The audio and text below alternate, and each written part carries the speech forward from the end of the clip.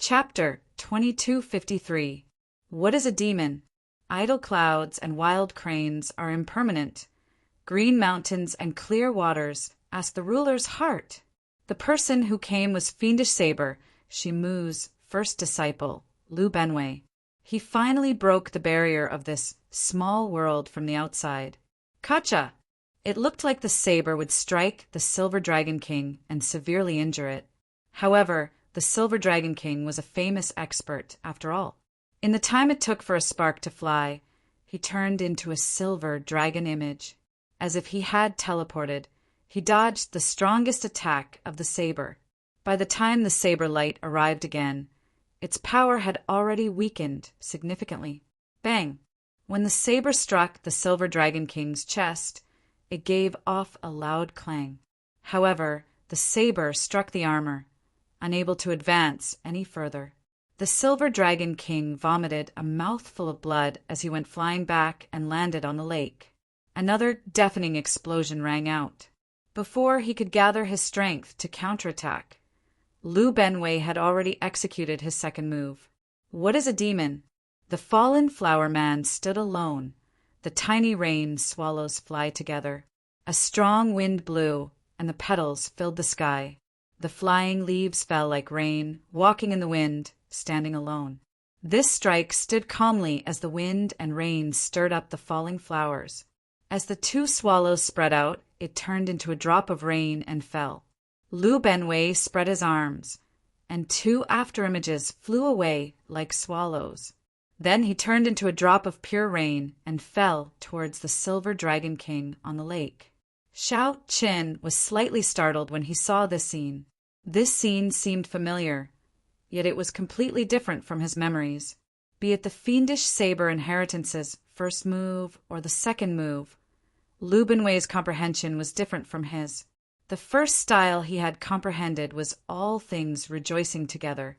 He wanted to be at peace with the clouds, wild cranes, green mountains, and clear waters. Everything in the world was at his disposal, and there was no distinction between them. Lu Benwei used this to question the heart of the ruler, to ask himself, and also to ask his opponent. In the second style, what Xiao Qin comprehended was a sense of pride, a sense of persistence, and a sense of tyranny that looked down on the 9 heavens. Raindrop breaking the vault of heaven. Lu Benwei, on the other hand, comprehended a kind of indifference. Transcendence from the mundane world. The wind blows, the clouds do not sway. My heart is like me, and does not follow the heavens. The two different comprehensions were evenly matched. As long as it was suitable for him, it was fine. After using it, there were two completely different images, causing everyone's eyes to light up. However, given Lu Benwei's current cultivation as a 6-vein sovereign emperor, the might of the Fiendish Saber Inheritance was much greater than Xiao Qin's. Given Xiao Qin's current cultivation, even if he executed the Fiendish Saber Inheritance, he would find it hard to truly injure the Silver Dragon King.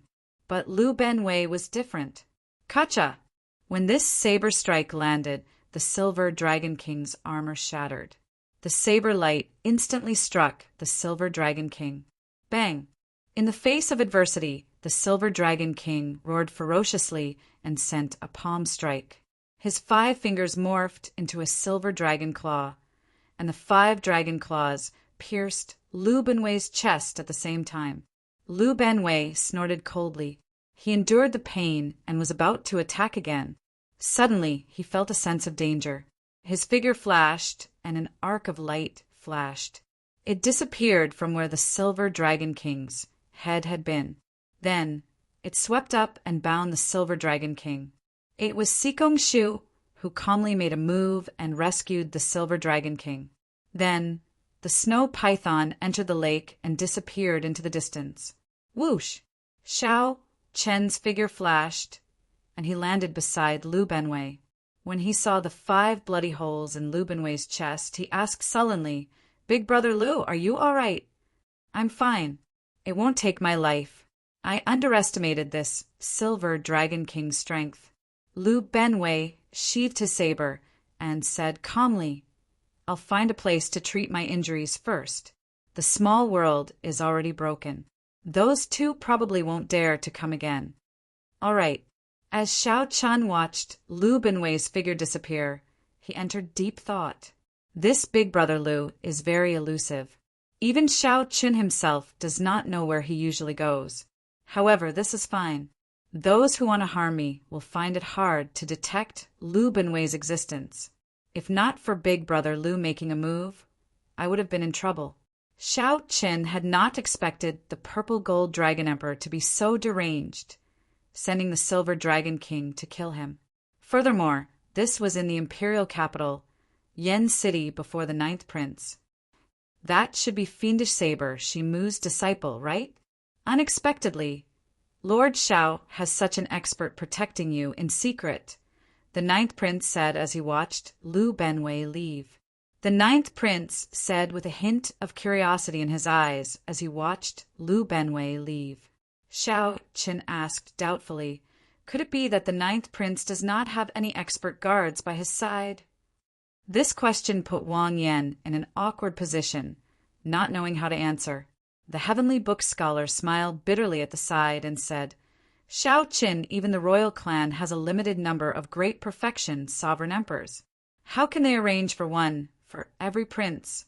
Aside from a few favored princes, the royal clan will not arrange for a great perfection sovereign emperor to protect them. Actually, they use their own influence to recruit them. However, if you want to recruit a great perfection sovereign emperor, you will have to pay a significant price. Even if the ninth prince succeeds in recruiting the great perfection sovereign emperor, the ninth prince can only protect him at important moments. They cannot possibly be by the prince's side at all times. So that is the case. This dispelled Xiao Chun's doubts about why he did not see any experts by Wang Yan's side in the earlier battle. This made sense. Even in Yen City, how many great perfection sovereign emperors could there be? It would be even more difficult for a great perfection sovereign emperor to accompany a prince at all times. What a pity for my brothers. Their deaths were not worth it. Displeasure flashed in Wang Yan's eyes. When the shock waves from the earlier battle swept out, not even the corpses of his secret guards remained. Sorry, I implicated the ninth prince this time. Xiao Chun felt somewhat apologetic. Sikong Shu and the Silver Dragon King's target was him. Those secret guards were just collateral damage. It's not really implicating. In the end, it is because I do not have any authority in the imperial capital. If it were first brother or eighth brother, those two would not dare to mess around. Wang Yan showed a calm expression, not showing any intention of blaming Xiao Chun. The heavenly book scholar said from the side, it is possible that there are other princes behind this matter. Without the princes taking care of this, the heavenly book scholar would not have been able to deal with this. Without the prince's help, Sikong Shu and the Silver Dragon King would not be able to silently lay a small world in the Mirror Lake. First brother's wedding is approaching, and there are more people from all walks of life in the imperial capital. This is probably just the beginning, Wang Yan said with a drawn-out sigh, not feeling surprised. After some thought, Xiao Chun said, Ninth Prince, I think I can agree to what you said earlier. When Wang Yan heard that, he asked softly, You mean you agree to come to the ancient Yen Emperor tomb with me? Yes. However, I have a request. What request? Speak. After Xiao Chun finished speaking, the ninth prince thought for a while before saying, All right, I can promise you that. As long as you agree to come to the ancient Yen Emperor tomb with me, you will be my guest. That's good. Goodbye. After Xiao Chun turned around, he quickly left, not lingering. The heavenly book scholar and the ninth prince entered deep thought as they watched Xiao Chun leave. Unexpectedly, this is what he needs me to do for him. Changji, is it good for him? The ninth prince Wang Yan asked, feeling confused. The heavenly book scholar shook his head and said, There are no benefits at all. He might even end up dead. I cannot figure out this person, nor can I divine, Wang Yan said calmly. It does not matter. Given this, there is no need to worry about him cultivating a demonic Tao cultivation technique.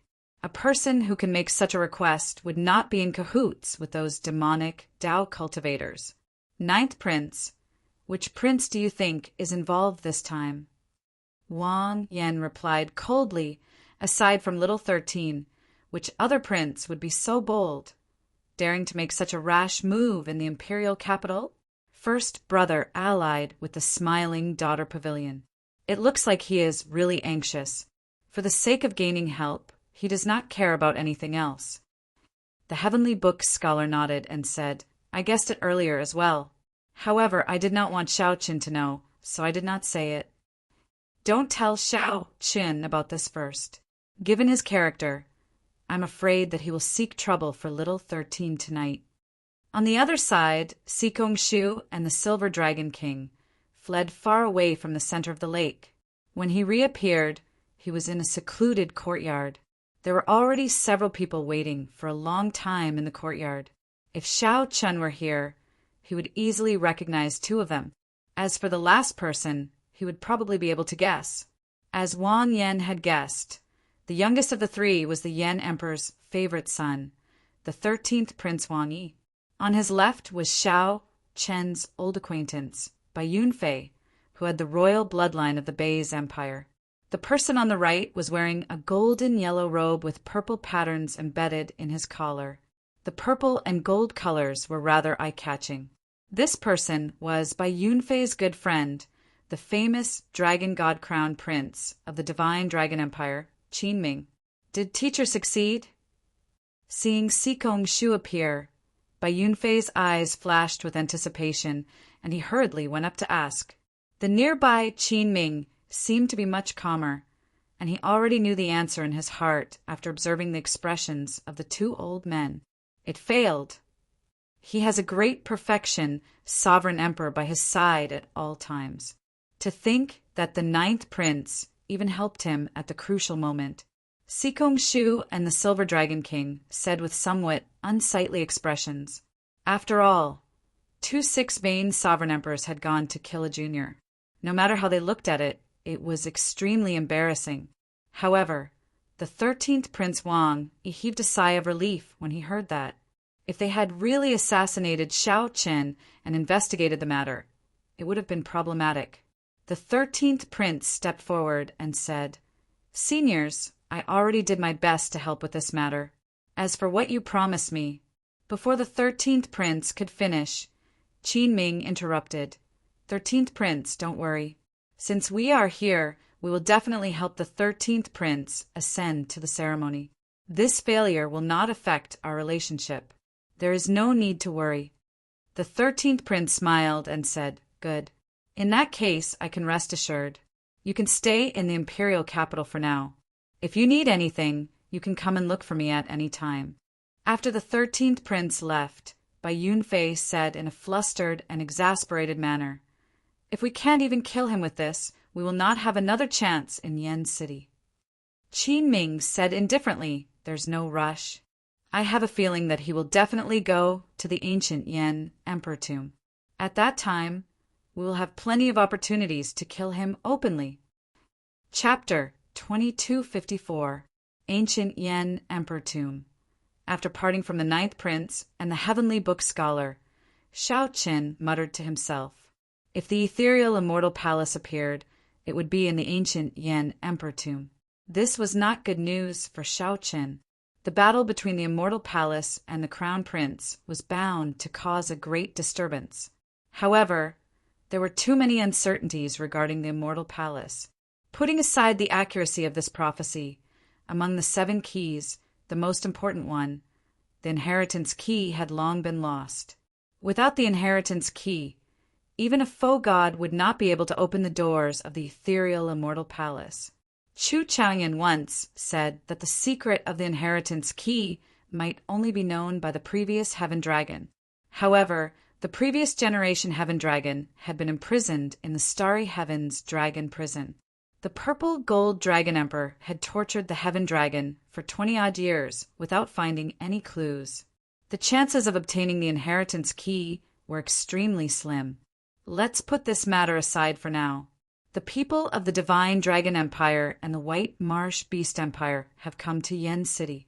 The people of the Profound Heaven Holy Land and the Universe Origins sect will probably join in the excitement, especially the Sacred Son of the Profound Heaven.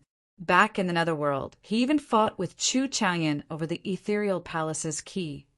Xiao Chen entered deep thought as he thought to himself, if I include the experts of the Azure Lotus Church and the Xuewu dynasty, the number of factions that will come because of the ancient Yen Emperor tomb is somewhat frightening. Of the 8 super factions of the Great Thousand Realms, almost everyone except the Pirate Alliance was present. Currently, of the known keys, Xiao Qin had one, Yuan Zhen had one, Chu Chaoyan had one, and the First Prince had given one to the Azure Lotus Church. Excluding the inheritance key, there were still 2 keys that had yet to appear. His head was about to explode. All the clues were in a mess, and his thoughts were in a mess. Xiao Qin shook his head and stopped thinking about these troublesome things. He started thinking about today's battle. In the battle at the center of the lake, Xiao Qin finally experienced the strength and terror of the older generation sovereign emperors. His divine energy was stable, his cultivation was strong, and he grasped a soul tool. Due to Xiao Chen's age, his accomplishments in the Dao domain made others look up to him. His cultivation stagnated, unable to advance, so he could only increase his strength in other aspects. The Dao domain was undoubtedly a good breakthrough point. As long as he had enough time and his talent wasn't too bad, he would definitely be able to break through. Apart from forbidden techniques, I don't seem to have many other methods. However, as long as I don't get trapped in his pocket dimension, I should be able to leave if I want to. Xiao Qin muttered in a low voice. Condensing a small world was not an easy task. Even the Silver Dragon King relied on a secret treasure to do so. Furthermore, it was very unstable. He carefully took stock of his trump cards. Aside from the forbidden god-demon body unsealing technique, he did not have any other trump cards. Perhaps he could use the 10,000 Dragons art and the Divine Lightning Talisman. The former could activate the potential of the Royal Blue Dragon bloodline limitlessly. Xiao Chen could only use less than 1% of the Royal Blue Dragon bloodline's power. If he could successfully break through to the second layer, he would experience a huge leap and achieve a qualitative change. The 10,000 Dragons art had a total of 5 layers. Breaking through the bottleneck of the second layer was considered great perfection. However, Xiao Chen had only just started cultivating the second layer and was far from reaching the peak. He was even further from breaking through. As for the Divine Lightning Talisman, he took the risk to use it today, giving Xiao Qin a huge, pleasant surprise. However, its power was too berserk. Xiao Chen could not control it freely despite its strong might, greatly reducing its destructive power. If he could control some of the Divine Lightning Talisman's power, it might be possible for Xiao Qin to break the small world maintained by the Silver Dragon King's Pearl. The Dao domain required time or a fortuitous encounter to improve. Within a short period, Xiao Chen had only 2 choices when facing the pressure of the older generation sovereign emperors. One was to cultivate the 10,000 Dragons art, and the other was to control the Divine Lightning Talisman. After thinking for a long time, Xiao Qin decided to control the Divine Lightning Talisman first. The 10,000 Dragons art would take its time. He immediately stopped hesitating. Xiao Chen took out the Icefire Lotus platform and sat down cross-legged. Then he sank his consciousness into his soul pool. In the vast and boundless soul pool, the Blue Dragon Divine seal shone resplendently and dazzlingly. The sun and the moon shone together on the divine seal, illuminating the sky. Under the illumination of the light, 3 glistening ripples appeared on the soul pool surface. These were the 3 divine veins that represented Xiao Chen's soul energy cultivation. After Xiao Chen refined the 3 divine veins, they looked like 3 slender dragon images burning with a faint divine flame as they continuously swam around the Blue Dragon Divine Seal in the soul pool. As the dragon images swam around, They continuously infused the soul energy in the soul pool into the blue dragon divine seal. It went on and on without end. Shao Chen only needed to control the divine seal to erupt with soul energy, driving the sun and the moon's radiance to bring out the 3 divine vein images. In the next moment, Shao Chen's consciousness entered the blue dragon divine seal. The blue dragon divine seal's light twisted and changed, turning into a human figure that looked like Shao Chen. In that instant, Shao Chen felt like he was in a vast and boundless soul pool, looking boundlessly mysterious. Whoosh! In the soul pool, the clone formed by the divine seal looked straight into the depths of the soul pool. It's really hidden deep. I can't see any trace of the divine lightning talisman at all. I have to make a trip down. After thinking for a while, Shao Chen's figure flashed, creating ripples as he dove into the water. When one entered the depths of a cultivator's soul pool, one would discover that the soul pool was even vaster than the ocean. However, less than 1/10,000,000th of the soul pool could be used by a cultivator. Most of the area was forbidden.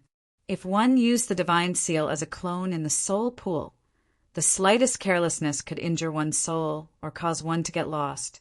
Normally speaking, no one would take the risk of entering the soul pool unless it was absolutely necessary. However, Shao Chen had no other choice. For the sake of controlling the divine lightning talisman, he had to give it his all. Shao Chen continuously dove into the soul pool. The bottom of the netherworld spring was incredibly cold. Soon he felt uncomfortable all over, and the dragon's seal clone slowly dimmed. The surface of the pool seemed to be sparkling, but in its depths there was an endless darkness. It was deep and silent, swallowing everything, unfathomable like the human heart. Boom! Just as Shao Chen could not hold on any longer, an electric light flashed in the darkness. His face immediately lit up in joy. However, before Shao Chen's joy faded, it froze. That electric light turned into a weapon and charged at his clone. He hurriedly dodged and narrowly avoided the attack. As he dove deeper, the number of electric weapons he encountered increased. He had to be even more cautious. After about 15 minutes, the darkness before Shao Chen vanished. Under the illumination of the electric light, the pool water turned a transparent gold. I see you again. A talisman lay quietly at the bottom of the water far in front. Shao Chen did not dare to approach. If he did, he would definitely turn to ashes, his soul scattering. Compared to when he first saw the divine lightning talisman in the Kunlun realm, Shao Chen was much calmer now. Back then, Shao Chen did not dare to try to control this divine lightning talisman that the Immortal Epic's Thunder Ancestor left behind. Now, he wanted to try and control the divine lightning talisman. This was the divine lightning talisman that the Thunder Ancestor condensed from the 10,000 tribulation divine lightning of the Immortal Epic. Back then, when immortals underwent their lightning tribulations, they all materialized this talisman. The Thunder Immortal Ancestor controlled the tribulation lightning essence and all the lightning phenomena in the world. He was the essence of the Tao of Thunder. If he died, the Tao of Thunder would collapse and no cultivator in the world would be able to use the power of thunder. Now that this was the martial epoch, the might of the divine lightning talisman naturally could not compare to the Immortal Epic. However, once it was completely released, it would still be earth-shattering and intimidating. As long as Shao Chen could control 1,000th of its power, he could severely injure a great perfection, sovereign emperor. Although the divine lightning eye could safely use the tribulation lightning's energy, it was not as good as directly controlling it. I need to fuse a strand of the divine seal's origin into this talisman. Xiao! In the blink of an eye, a ray of light shot out from his finger. As the light shot out, Shao Chen's incarnation became noticeably dimmer. It looked like this strand of divine seal's origin energy would enter the talisman after dodging the countless electric lights. Cassier! A weapon made of divine lightning broke the divine seal's origin energy. In reality, Xiao Chun vomited a mouthful of blood, and his complexion instantly paled. Again, after staring for a while, Xiao Chun flicked his finger again, sending out another strand of Divine Seal's origin energy. Pu Ci. He failed again. In reality, on the Icefire Lotus platform, Xiao Chen's body gave off many distorted images of his 3 spiritual souls and 7 physical souls. One last chance. Go all out. Without hesitation, Xiao Chen sent out another strand of Divine Seal's origin energy. If he failed again, his soul would suffer severe injuries. At best, he would need to recuperate for 10 years. At worst, his soul would scatter. Rumble. However, this final attempt did not disappoint Xiao Chen. That strand of Divine Seal's origin energy dodged the electric lights that the talisman sent out and entered it. A smile appeared on Xiao Chen's face as he felt the Divine Seal's origin energy slowly merging with the talisman. The instant the merger was complete, Xiao Chen roared ferociously.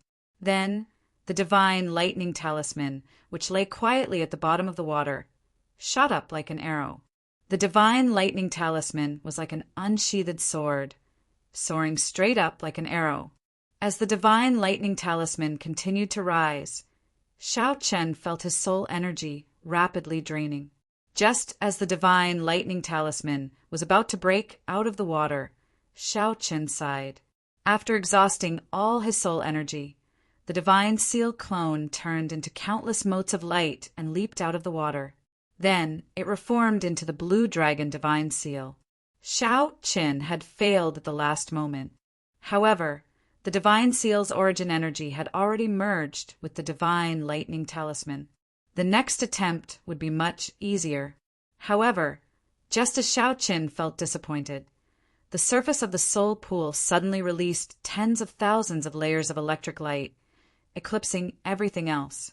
A careful look revealed a sharp edge of the Divine Lightning Talisman, looking like a flower bud waiting to bloom. On the lotus platform, Xiao Chen rejoiced. He opened his eyes, and a brilliant light flickered in them.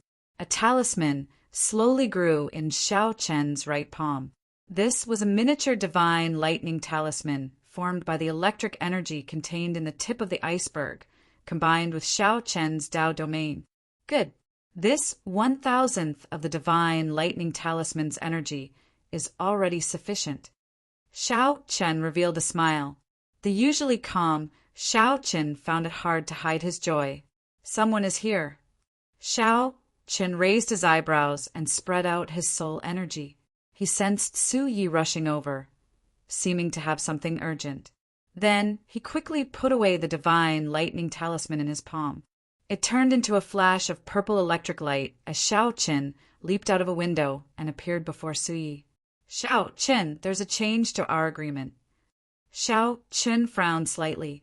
What happened? Su Yi smiled softly and said, It should be something good. Ling, you just told me that headliner Ling Long invited him to meet her outside the city alone. Xiao Chen's expression immediately changed drastically. Damn it, that fool got fooled. There are only a few days left to the wedding. How can the smiling daughter pavilion let Ling Long go?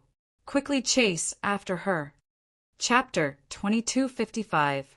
On the streets of the imperial capital Yen City, Ling Yu looked like he had been reborn. A smile appeared on his face as he dashed through the crowd. Occasionally, he even knocked over some people. After apologizing, he continued on his way. Wait for me. Wait for me. This time, I will not disappoint you. Ling Yu repeated these words in his heart.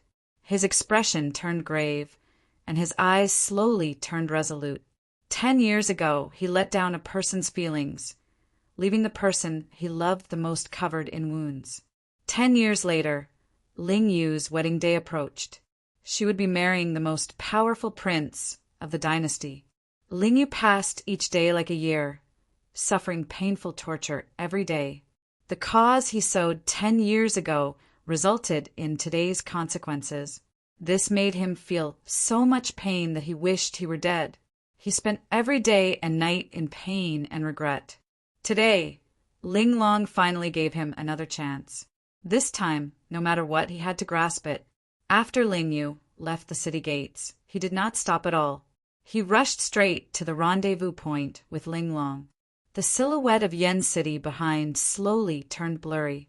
Then he finally saw the figure of a beauty at the endlessly gushing flaming river, dressed in a red dress. Her slender figure looked at Jiang He in silence. Ling Long.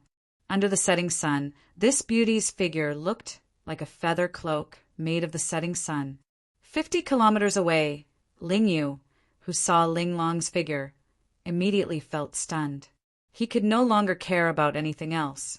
He ran at full speed and arrived before Ling Long in a moment.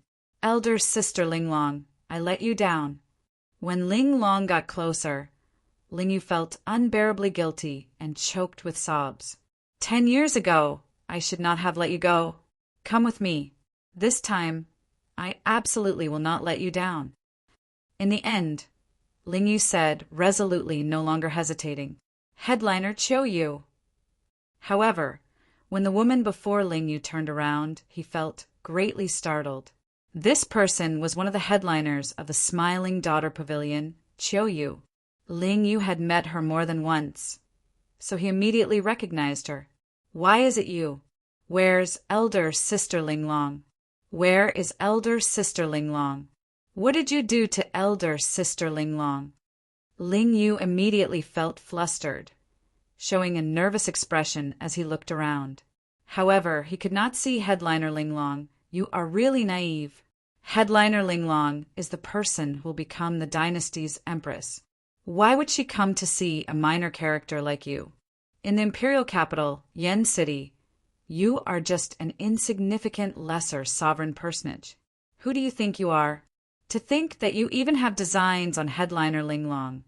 Chiu Yu revealed a mocking expression as she mocked. "Headliner Ling Long asked me to give you this sword. The first prince already knows about the matter between you and headliner Ling Long. If you do not wish for her to suffer in the future, then take your own life." What? Falling from heaven to hell? Ling Yu was instantly stupefied. He was completely stupefied, not knowing what to do as he held the sword that Chiu Yu handed him.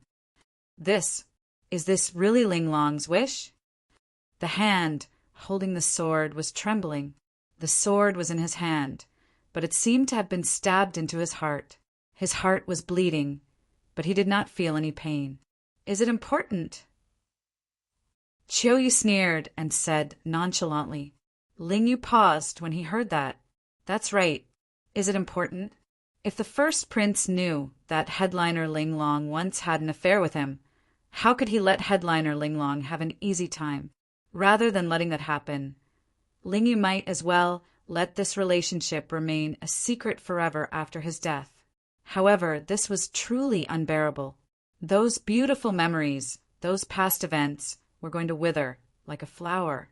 This sword was most definitely not handed over by headliner Ling Long. Elder sister Ling Long could not even bear to let me shed tears. How could she let me bleed and die? Suddenly, the confusion on Ling Yu's face vanished. A sharp expression appeared in his eyes as he looked straight at headliner Chiu Yu. This gaze was pure and sharp. Hidden in this gaze was the unyielding pride and sharpness of a youth. For some reason, Chiu Yu felt some fear. She could not help taking a few steps back. Ling Yu's aura surged as he took a few steps forward. Then he smiled self-mockingly. "It looks like an insignificant person like me has some sense of existence, making someone feel threatened. Let me guess. Is it the first prince or your pavilion master Yang?" Chiu Yu's expression changed slightly. Then she said sullenly, "Ling Yu, are you still dreaming? Your mistake is loving someone you should not love. Today you must die. Letting you commit suicide is just to lessen your pain." "Ha ha ha ha. Wrong, wrong, wrong." Ling Yu reared his head back and laughed maniacally, appearing maniacal. "I have missed out on many things in my life. However, meeting headliner Ling Long was the best decision I made in my life. In this imperial capital, Yen City, I, Lingyu, do indeed have a lowly status. However, what does liking a person have to do with status and status? Back then, my mistake was that I paid too much attention to this, resulting in the current situation. You madman! Stay away from me. Seeing Ling Yu's somewhat crazed state, Chiu Yu threw a palm strike at him in a fluster. The headliners of the Smiling Daughter Pavilion were not weak. Chiu Yu was a sovereign personage in the first place. In her desperation, she used her full power in this palm strike. Scram! Ling Yu snorted coldly. A golden light flickered in his eyes as he activated his great, desolate Ian bloodline. His aura flourished, bursting out with a might that rivaled that of a sovereign emperor. Pussy-eye! Chiu Yu vomited a mouthful of blood as she went flying back. Heavy shock flashed in her eyes. All along, Ling Yu had been chased away by the guards in the Smiling Daughter Pavilion several times without retaliating. The impression Ling Yu gave Chiu Yu was that he was incredibly cowardly. She had never expected Ling Yu to have such a disposition and strength. Chiu Yu immediately understood why headliner Ling Long took a liking to this youth back then. Don't worry, I will kill myself with this sword that you gave me. I, Ling Yu, have never been someone who fears death. I am not dying because of you. I just do not want Martial Uncle to take risks for me. I do not want everyone to make up for the mistake I made back then. As Ling Yu looked at Chiu Yu, heavy disdain flashed in his eyes. Although Ling Yu was lowly, he had never lived an ignoble existence in this world.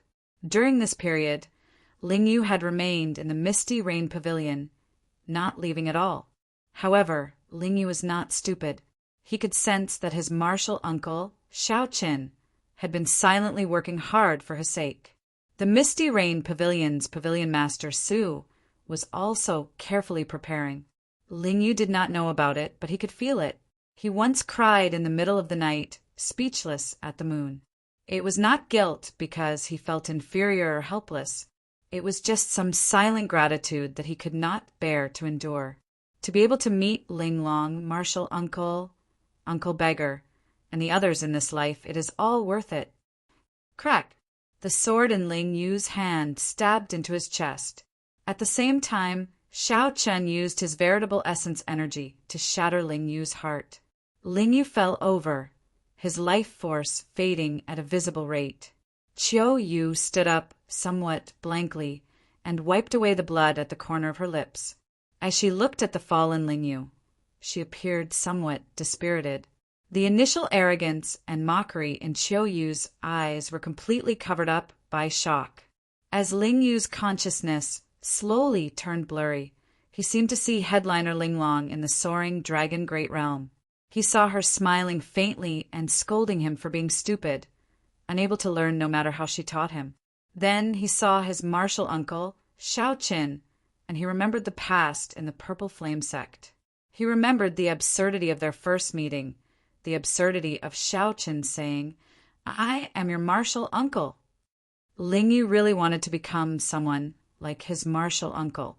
If he were his martial uncle, perhaps he would have brought elder sister Ling Long away 10 years ago. Goodbye, elder sister Ling Long, goodbye, martial uncle. Little Ling Yu, I will repay all the favors in my next life. You did well. He committed suicide. No matter what, the first prince cannot be blamed for it. Furthermore, the Smiling Daughter Pavilion will not be implicated. This fellow is rather courageous. Such a result is a happy ending for everyone. Many blood-sucking vines shot out from the ground, flickering with crackling electric light. Then, the blood-sucking vines gathered and formed an old man. This old man was the mysterious man shrouded in bloody shadows who fought with Xiao Qin for the 5-element divine lightning back then. Due to a fortuitous encounter, he obtained the blood-sucking vines and obtained another opportunity. I thought that this fellow would run. Unexpectedly, I was overthinking. Let's go. The blood-sucking vine old man grabbed headliner Chiu Yu. Then, after a few leaps in the air, he landed on a fortress ship in the middle of the river. There were already people waiting on the fortress ship. One of them was no stranger to Shaoqin. It was the Black Lotus Church's Holy Son, Mingxian. The blood-sucking vine old man nodded slightly to indicate that the matter was settled. Then, the Holy Sun Mingxian sent a voice projection. The mysterious person sitting on the ship stood up and walked to the bow. Then he looked coldly at the body in the distance, whose blood had yet to turn cold. Whoosh! Whoosh! Whoosh! When Shaoqin and Su Yi, who had rushed over, saw Ling Yu lying on the ground, their expressions changed drastically. Ling Yu no longer had much life force left. His breathing was weak, and he was somewhat powerless to reverse the situation. Su Yi checked Ling Yu's pulse with her finger. After a while, she shook her head at Xiao Chen with a somewhat dispirited expression. When Xiao Chen looked up, he discovered a fortress ship heading for Yen City in the middle of the river. A person stood at the bow of the ship, looking in this direction expressionlessly. The first prince, Wang Fei. Xiao Chen could no longer suppress the murderous intent in his heart. He soared into the air, wanting to give chase. Martial uncle, don't chase. Don't chase. Don't take risks for Ling Yu. Ling Yu cannot bear it. Let me rest in peace. In my next life, I will be your martial nephew again and properly serve you. However, Ling Yu firmly grabbed the corner of Wang Fei's clothes. It was like he had the final radiance of the setting sun. Wang Fei's soft voice was barely audible, making one feel heartache. Wang Fei held on tightly, not daring to let go even for a moment. Xiao Qin felt a pang in his heart. He looked up at the sky, but could not bear to lower his head and look at Ling Yu one last time. He feared that he would not be able to hold back his tears. Let go. Martial uncle promises not to chase. The instant Ling Yu spoke, he closed his eyes and let go of Xiao Chen's clothes. Chapter 2256. In the flaming river, the fortress ship carrying the first Prince Wang Fei and the others gradually moved further and further away. Then it disappeared from sight, since he had already promised his little martial nephew. Xiao Qin naturally would not chase after him. At the shore, Ling Yu no longer had any vitality left. Naturally, one short sword could not take the life of a sovereign personage. However, if a person wanted to die and committed suicide, even a deity would not be able to save him. Xiao Qin squatted down and looked at Ling Yu's corpse, which had yet to turn cold, wordlessly.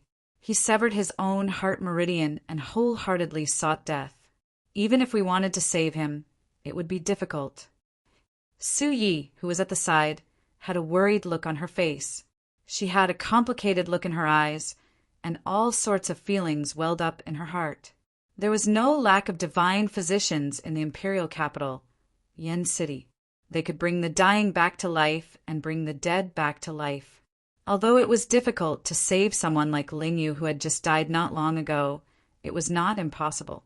One just had to pay a sufficient price.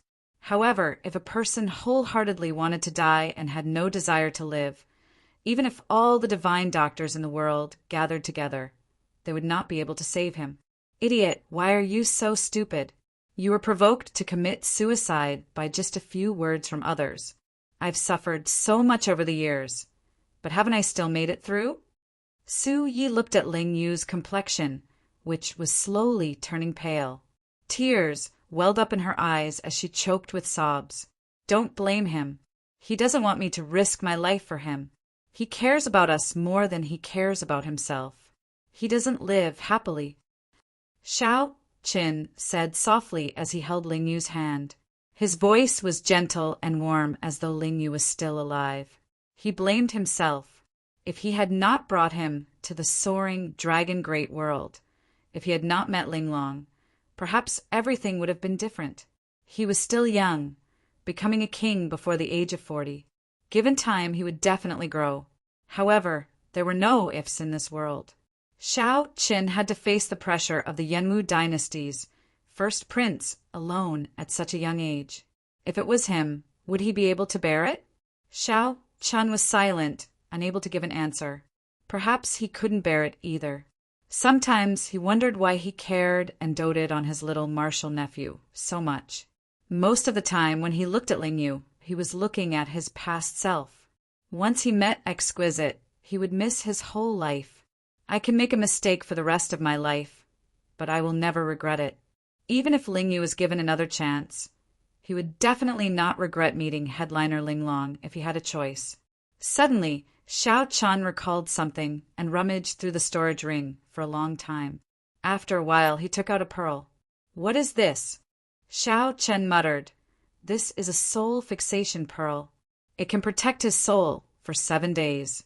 If I have the chance, I really don't want to use this treasure." The soul-fixing pearl was the congratulatory gift that the ghost race's Qing Qing gave to Xiao Qin during his king conferral ceremony in the Kunlun realm. "What happens after 7 days?" Xiao Chen said unhurriedly. "This is the reason why I don't want to use it, because I don't know what will happen after 7 days. So. Someone had arrived. Xiao Qin and Su Yi raised their brows and turned their heads to look. A slightly sloppy figure, as light as a swallow, rose and landed in the air. A moment ago, Xiao Qin was extremely far away. In the next second, he arrived before Lingyu. The beggar's hair was disheveled, and his face was covered in dirt. Xiao Qin could not see the beggar's expression. "I just made a trip to the hidden spirit temple. This time, Big Brother will not be able to save you." The beggar's eyes filled with surprise, sorrow, and helplessness. Before Xiao Qin and Su Yi could ask, the beggar seemed to think of something. A light flashed in his eyes as he quickly left. Senior! Su Yi stepped forward and shouted a few times at the beggar's departing figure. The beggar did not even turn his head back. After a while, he vanished from the two's sight. Su Yi appeared disappointed, showing a sad expression. The two were not fools. Naturally, they could tell that this beggar possessed a special skill and was rather strong. However, they did not know how high this beggar's cultivation was. They could not help but hold on to some faint hope. Xiao Chen said softly, "Let's go back. If he can save you, he will definitely do so." 5 days later, the blazing sun hung high in the imperial capital Yen City.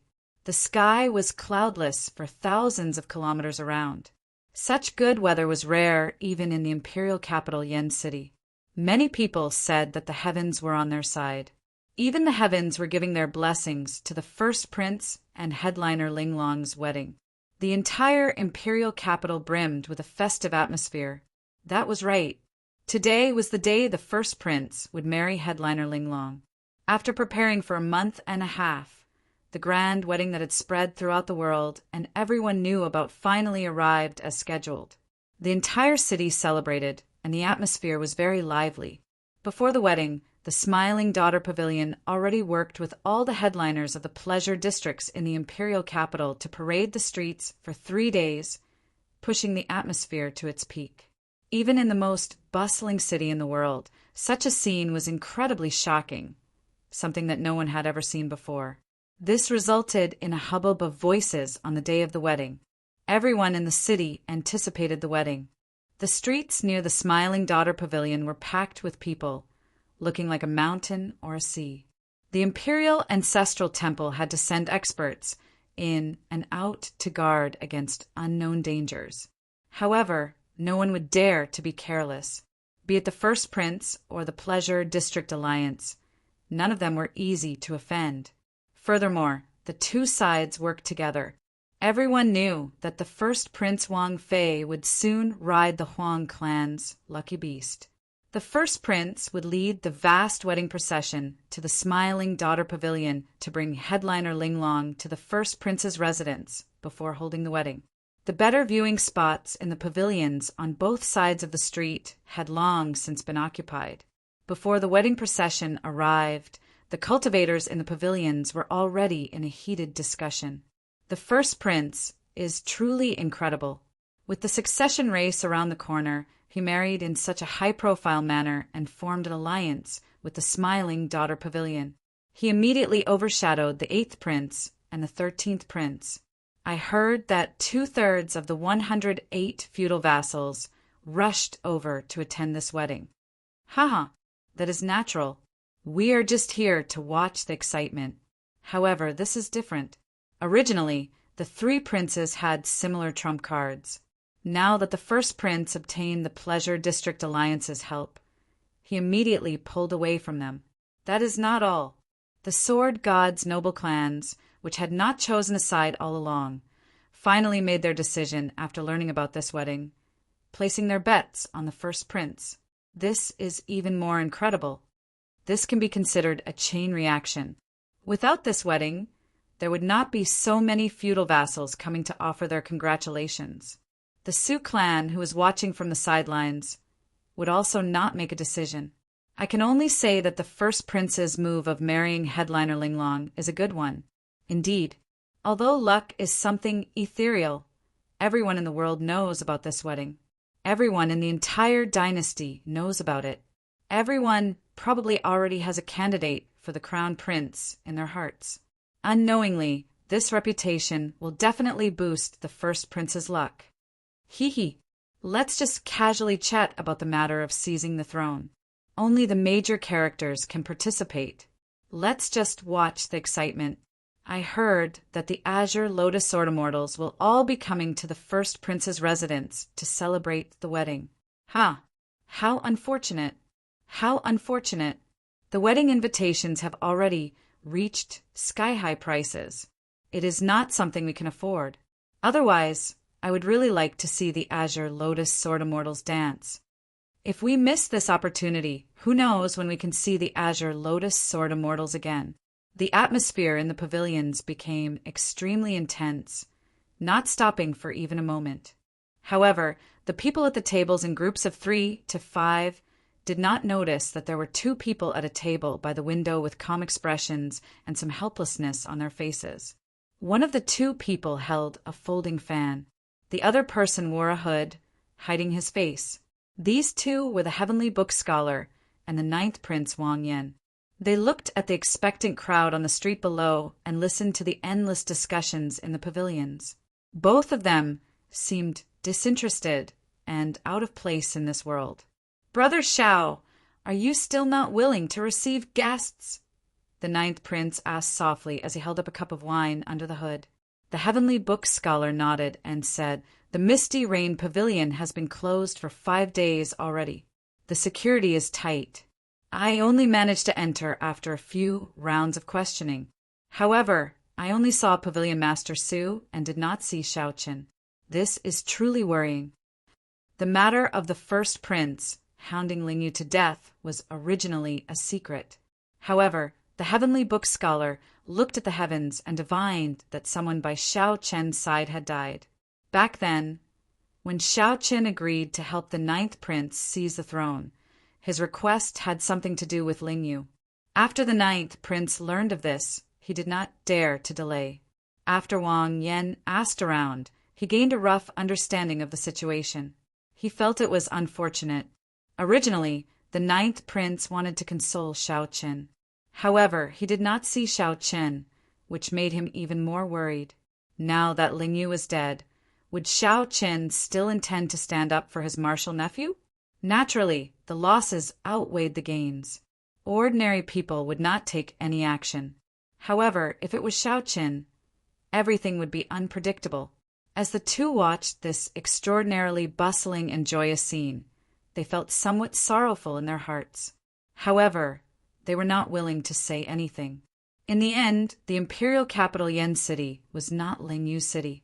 At the very least, no one would care about the death of an insignificant person.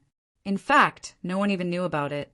Everyone was waiting in anticipation for the first prince to appear and bring them the grandest wedding in the history of the dynasty. Chapter 2257.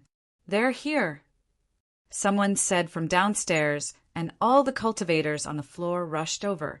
All of them rushed to the railings in front of the windows, craning their necks in anticipation. In the distance, 2 snow-colored azure phoenixes were leading the way, and they were slowly approaching. Azure wands were holy beasts with the bloodline of the phoenix holy beast. They had been known as auspicious beasts since ancient times. They were rare and symbolized pure and beautiful love. Now, they were auspicious beasts that the royal clan reared. Furthermore, these two snow-colored azure wands were unusual among azure wands. Their feathers were pure white, like the evening snow of the Tian Shan Mountains, untainted by dust. There was a male and a female, a perfect pair. Rumor had it that when the Yen Emperor and Empress got married, they used these two snow-colored azure wands. It would be impossible for a regular dynasty disciple to borrow them. The cultivators of the imperial capital had not seen snow-colored azure wands in pairs for many years already. The azure wands spread their wings and flew low, releasing a holy light from their bodies. Everywhere they passed, 7-colored auspicious signs descended, shining with spiritual light. This bathed the procession in light, draping them in colorful clothes made of auspicious signs. The procession looked brilliant and vibrant, making them look extraordinarily valiant and boundlessly handsome. This made the entire procession stand out from the masses, radiating light. Behind the snow-colored azure wands were pairs of dainty women riding red-crowned cranes. They smiled as they scattered 7-colored spirit pills along the way. Naturally, the spirit pills of the princes were of extraordinary grade. Those who managed to snatch them all rejoiced. What a grand display! The first prince is really generous. These are all rank 5 heavenly pills. If those sage monarchs consume them, they will be overjoyed. Even sovereign emperors would not dare to casually waste them. Where is the first prince? Why don't I see him? There's no rush. The procession is very long. I heard that it is 50 kilometers long. We will have to wait a while before we can see the first prince. The 50-kilometer-long procession, bathed in 7-colored, auspicious signs, headed for the smiling daughter pavilion before everyone's eyes. The procession moved very slowly. Occasionally, it had to stop to accept the congratulatory gifts from the feudal lords and ancient noble clans, showing off its might to the world. The cultivators in the pavilion only saw the first prince's true appearance after 4 hours. Surrounded by the crowd, a man riding a tall steed, covered in flames, slowly appeared in front of the crowd. The horse's long hair seemed to be burning fiercely like fireworks. Its eyes revealed a mighty gaze, and its body was suffused with an ancient divine might. A fire Qilin. Is that the legendary divine horse with the Qilin bloodline? It really is this divine horse. I heard that the Yan Huang founding ancestor rode this horse and conquered the entire Yanwu dynasty. I didn't expect it to still be alive and used by the first prince as a mount for his wedding. This is an extraordinarily extravagant gesture. The first prince truly treats headliner Ling Long well. I have nothing to say about it. In front of the window, the 9th prince smiled bitterly under his hood. The war horse that Yan Huang used to conquer the country, the fire Kirin, has not appeared for 1,000 years. It actually appeared at a wedding. How ironic. To the 9th, the Qilin's son 9th. To was the daughter, the Qilin. If it appeared one day, aside from a battlefield, no other place could match its stage. The heavenly book scholars said, softly, be quieter. The first prince is coming. Congratulations, first prince. I hope that the first prince and Ling Long will be together for 1,000 years, forever united. Boom! When the first prince appeared on the 5-kilometer-long street, thunderous congratulations rang out at the same time. This scene was very shocking. The words of congratulations drowned out all the clamor. Even the auspicious clouds in the sky scattered. Blessings rang out, echoing in the clouds. The first Prince Wang Fei wore golden battle armor and a scarlet cloak, bathing in 7-colored auspicious signs. As he rode the fire Qilin, the first prince looked handsome and extraordinary. He looked like he had already become the crown prince of the dynasty, exuding a vast imperial might. The first prince smiled, showing joy on his face. As he looked at the cultivators on both sides, he nodded slightly. Whoosh! Whoosh! Whoosh! Delicate palace maids flew over on red-crowned cranes and scattered 7-colored heavenly pills. Among the large number of rank 5 heavenly pills, there were rank 7 heavenly pills. This immediately caused another commotion. Those who managed to snatch rank 7 heavenly pills rejoiced, unable to stop smiling. Reporting, Qi Province's Marquis Qingping has sent a congratulatory gift, a 100,000-year-old herb king. Right in front of the wedding procession, a fast horse galloped over, and when it approached the procession, as it approached, the cultivator on the horse knelt on the ground and offered a gift to the feudal lords. After receiving the congratulatory gifts, the wedding procession continued forward, heading for the Smiling Daughter Pavilion. The heavenly book scholar said with some dissatisfaction, "He is not the crown prince yet, and he is already putting on an even grander show than Yan Huang's. To think that all the feudal lords are offering him gifts on the street." The 9th Prince Wang, Yan, remained silent. Naturally, he understood the first prince's intentions. The first prince wanted to use this wedding to let the world know of his, Wang Fei's, power. Since ancient times, there had been very few people who provided timely help. However, there had never been a lack of people who added flowers to embroidery. With such momentum, the various feudal lords and noble clans who were wavering would definitely side with him. This would make his momentum truly unstoppable. It was easy to imagine that after this wedding, even the 8th prince and the 13th prince would be left far behind by the first prince. As for the other princes, there was no need to mention them. First brother is really going to become the crown prince. The 9th Prince Wang, Yan, sighed softly. He did not have much of an obsession with the crown prince position.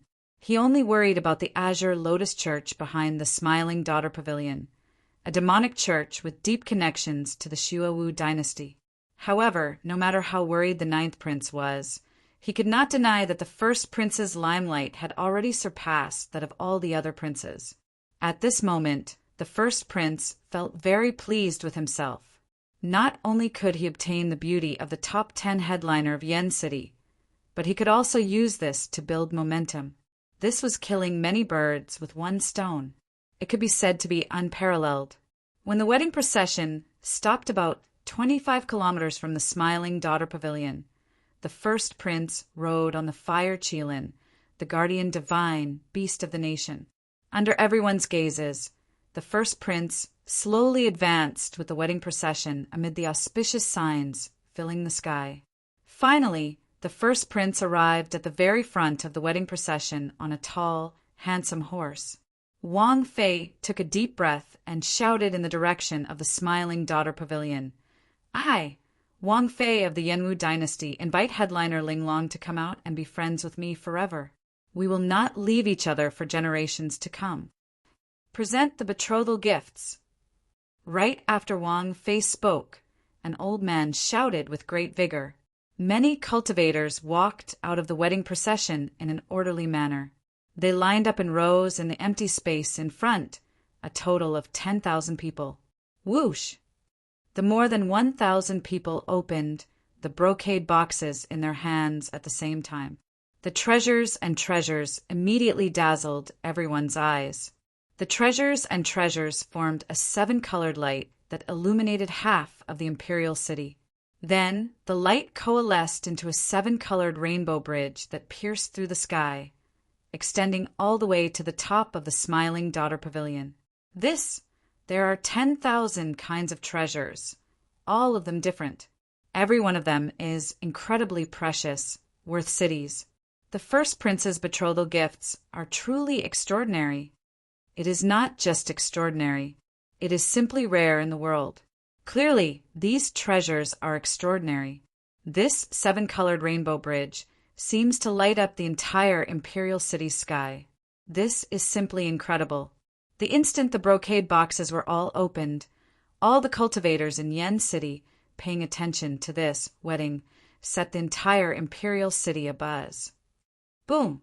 When the seven-colored rainbow bridge extended to the top of the Smiling Daughter Pavilion, the hundreds of windows on the majestic top floor of the Smiling Daughter Pavilion opened. The entire Smiling Daughter Pavilion seemed to burn with a fierce flame.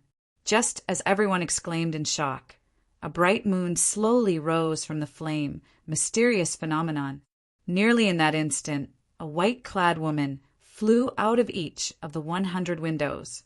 She held a basket in her left hand and a sword in her right, flying together with the moon. She looked extremely beautiful under the moonlight, stunning the world. It's the Azure Lotus Fairy, to think that they all came out. This is too beautiful. I no longer have any regrets being able to witness this scene in my life. All sorts of praises rang out endlessly. All the cultivators who saw this scene were stunned by the group of white-clad women dancing under the moon. Before everyone's anticipation, headliner Ling Long walked out of that bright moon with a veil over her head. Then, she slowly landed on the seven-colored rainbow bridge. The rainbow bridge looked solid. A hazy moonlight covered headliner Ling Long. The instant she appeared, the entire world sank into absolute silence. It was like all the light in the world focused on her. Ling Long was like a fairy walking out of the moon palace, descending to the mortal world step by step. At this moment, Wang Fei, who originally only treated this as a show, felt a ripple in his heart. Light flickered in his eyes. Ling Long did indeed possess outstanding beauty and air. She was a peerless beauty, inspiring one's imagination. I want the world, but I cannot lack beauties. Wang Fei revealed a faint smile on his face. Only then can this be considered perfect. However, something strange happened just at this moment. Suddenly, a vast and majestic Swana sound rang out in this absolutely quiet world. This tune appeared very abruptly. There was no warning at all, no indication at all. Just like that, it was grand and majestic, containing a trace of solemnity and desolation. It ignited everyone's anticipation as it appeared abruptly. This was a tune that no one had experienced before. It appeared just like that, catching everyone off guard. Dang! Dang! Dang! When the Swana sound turned deep and deep, the sound of metal clanging rang out. Lofty sentiments and hot-bloodedness instantly surged in everyone's hearts. Soon after, many pipa sounds rang out at the same time. The fingers of the musicians moved quickly, and the pipa sounds were like 10,000 rivers moving at the same time, each wave louder than the last, each faster than the last. The lofty sentiments and hot-bloodedness in everyone's hearts seemed to turn into a river, gushing towards their hearts. This made their hearts pound endlessly, like they would leap out of their chests at any moment. Whoosh! Whoosh! Everyone's gazes immediately shifted away from the peerless Ling Long. No matter how reluctant they felt, they could not stop the hot-bloodedness in their hearts from gushing out. Only such a soul-stirring tune could make people's gazes shift away from Ling Long's stunning figure. The 100 Fairies of the Pear Garden. When the crowd saw the 100 fairies of the Pear Garden, they exclaimed in shock. However, what was even more unbelievable was that these 100 fairies of the Pear Garden were all wearing white mourning clothes, without exception. Today was the first prince's grand wedding. Why did the 100 fairies of the Pear Garden come in mourning clothes? The impact of this was like a horrifying wave, questioning everyone's heart. Chapter 2258. Unexpectedly, at the grandest moment of the wedding, when everyone was attracted by headliner Ling Long's beauty, the 100 fairies of the Pear Garden performed a song with a majestic aura that made everyone's blood surge. Wearing mourning clothes, the 100 fairies of the Pear Garden performed a song with a majestic aura that made everyone's blood surge. An invisible barrier stood between the ice coffin and this sun, splitting the sky into two extremes.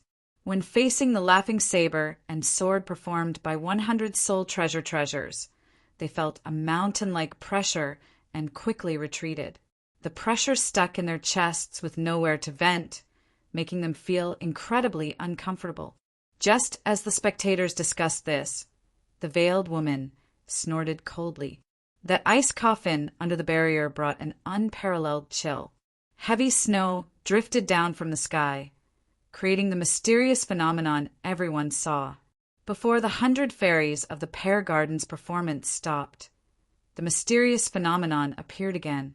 Heavy snow drifted down from the sky. The white jade capital in the sky, the 5 cities in the 12 pavilions. Immortals touch my head, tying my hair and receiving eternal life. The veiled woman stopped walking and pulled up her veil, looking over with her pretty eyes. The first prince's expression remained calm. No fluster could be seen on his face. In mere moments, the snow covered the ground. A thick layer of silver instantly covered the surrounding 5,000 kilometers. Fortunately, the 2 sides only fought near the Smiling Daughter Pavilion. Otherwise, half the city would have been torn down. Kong Feiyun, one of the few royal clan experts in the Imperial Ancestral Temple, was in the imperial capital. The veiled woman shouted, and the white-clothed women around her began to sway. They used sword lights to form a budding, powerful peony. When they spread their arms at the same time, it looked like the peony was blooming. Just as the flood was about to crush the Smiling Daughter Pavilion, a shout resounded in the clouds. However, this hot-bloodedness contained a trace of tragedy. The newcomers were actually the 100 fairies of the Pear Garden. Furthermore, all of them wore mourning clothes. The first prince had already set up many guards on both sides of the street. He had also hidden several experts. While everyone was caught off guard, the 2's figures clashed, and their sabers and swords hummed.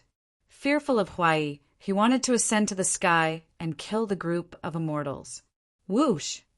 Wang Yan's expression turned grave as he said, "I know that. However, why did this golden crow come to my imperial capital, Yen City? Furthermore, it appeared at Big Brother's wedding, and that ice coffin?" He took off his hood, pushed through the crowd in front of the window, and looked up at the sky. The 100 fairies of the Pear Garden were already arriving at the Smiling Daughter Pavilion. Before the 100 fairies of the Pear Garden could answer, they saw the flood of people arriving at the Smiling Daughter Pavilion. That is, Wang Yan was stunned, feeling some disbelief. How terrifying! A battle between peak sovereign emperors is probably only at this level. Countless petals fell from the sea of flowers that covered Yen City. It was like a storm, densely packed and falling towards the 100 fairies of the Pear Garden. This caused all the swordsmen within 10,000 miles to raise their eyebrows. High up in the sky, in the distant streets, a piercing light lit up the sky as if 2 suns had appeared in the sky. What were they here for? No one knew, but they were definitely not here to congratulate him. So. Clang! The newcomer showed a calm expression on his face. He held a sword and stood on flowing light, looking like an immortal as he soared through the air. The 100 fairies of the Pear Garden, who were still 50 kilometers away, were immediately ambushed. In the pavilions on both sides of the street, a horrifying sovereign emperor's might spread out from this person. This person was actually a terrifying 6-vein sovereign emperor expert. This sword strike scattered the various mysterious phenomena, shocking the surroundings. Such a scene looked incredibly horrifying, eliciting startled cries. The genuine fairy basket in Wang Yan's hand suddenly flew out, and countless flowers flew out. A sea of flowers covered Yen City, covering the sky and sun. This superior-grade soul tool that had been passed down for hundreds of thousands of years erupted with its startling might and pressure. The fight between the 2 quickly reached a startling level. Gasp! Just as everyone cheered and sighed that this sword finally arrived, a saber light appeared in this shocking world. A saber light appeared, and a saber hum tore through the clouds, turning the world black and white. Aside from the Smiling Daughter Pavilion, all the other buildings within 5,000 kilometers collapsed, turning into rubble. Just as the flower petals filling the sky were about to swallow up the 100 fairies of the pear garden, the music changed wildly. This was a poem, a legend. It was grand and imposing, shocking everyone and making their blood surge. An old man dashed out from beside the first prince and bellowed. The 9th Prince Wang Yan revealed a confused expression in the pavilion. What's going on? Are the 100 fairies of the pear garden going to rebel? Now, it suddenly started snowing heavily, and the coldness of the snow could be felt.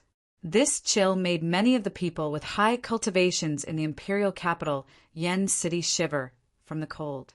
Sword light spread out, sweeping out in all directions. These thousands of sword lights shattered the scattered, mysterious phenomena. There seemed to be an ice coffin hovering under the sun. There was no need to report. With the first prince's cultivation, he could clearly see the scene in front. The 100 fairies of the pear garden moved like a hot knife through butter. The ensemble was like 10,000 rivers flowing together, appearing unstoppable. A figure in colorful clothes soared into the sky from the Smiling Daughter Pavilion. It was the Smiling Daughter Pavilion's pavilion master. She held a sword in one hand and the authentic fairy basket in the other. On the Rainbow Bridge, headliner Ling Long instantly paled. Her body even wobbled somewhat. The 100 fairies of the pear garden, Su Yi, remained calm in the face of danger. She pressed her index finger on the zither strings and started to vibrate endlessly. Immediately, the tune of the ensemble changed. The heavenly book scholar at the side said softly, "Your Highness, that is the golden crow, a holy beast. There is no need to doubt it. However, this holy beast is still young. It is not as scary as the legends make it out to be. However, it still cannot be underestimated." All the cultivators in the imperial capital Yen City were startled. The two sides had only exchanged blows for a moment, but they already caused huge destruction. Ling Long, who was on the Rainbow Bridge, felt her heart skip a beat. The uneasy mood that she had been feeling for the past few days reached its peak at this moment. The flute music, the zither, and the pipa changed. Rumble! At the same time, miserable cries rang out. These were the guards of the 100 fairies of the pear garden who had charged over. Before the guards could get close, the sound waves shattered their internal organs. They bled out of their 7 orifices and died, a cruel sight to behold. The instant Xiao Qin and Chu Chaoyan passed each other, they exchanged glances and smiled. "Your Highness, should I make a move?" Boom! Immediately, a sword intent tore through the air like a rainbow. All the elegance of the world seemed to focus on this sword light. Many cultivators wearing battle armor leaped out and drew their weapons. Surging with killing chi, they charged at the 100 fairies of the pear garden. Azure water, orange light fills the clear sky. Linglong Pagoda's full moon hangs. Under the lead of the veiled woman, all the azure lotus sword immortals danced in the air. Just at this moment, a flash of sword light appeared in the sky, appearing at the perfect time. This sword light appeared when everyone's blood surged and their chests felt blocked, but they had nowhere to vent it. The 100 fairies of the pear garden, you are seeking death. To think that you dare to cause trouble at the first prince's wedding. It's Kong Feiyun, the Imperial Ancestral Temple's Senior Kong. With Senior Kong around, the 100 fairies of the pear garden should not be able to cause much trouble. Falling dust peony, falling petals profusion. The vast and unrivaled 100 fairies of the pear garden faced resistance for the first time. Su Yi, who was playing the zither, leaked out a corner of her lips, and her complexion paled slightly. The black-clad Kong Feiyun behind her said sullenly.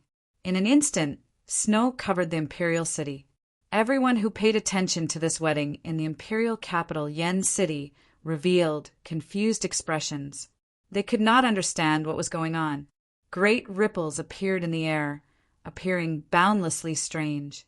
They were waiting for a sword, waiting for a sword that could save the world, waiting for a sword that could clear everyone's hot-bloodedness and impulses.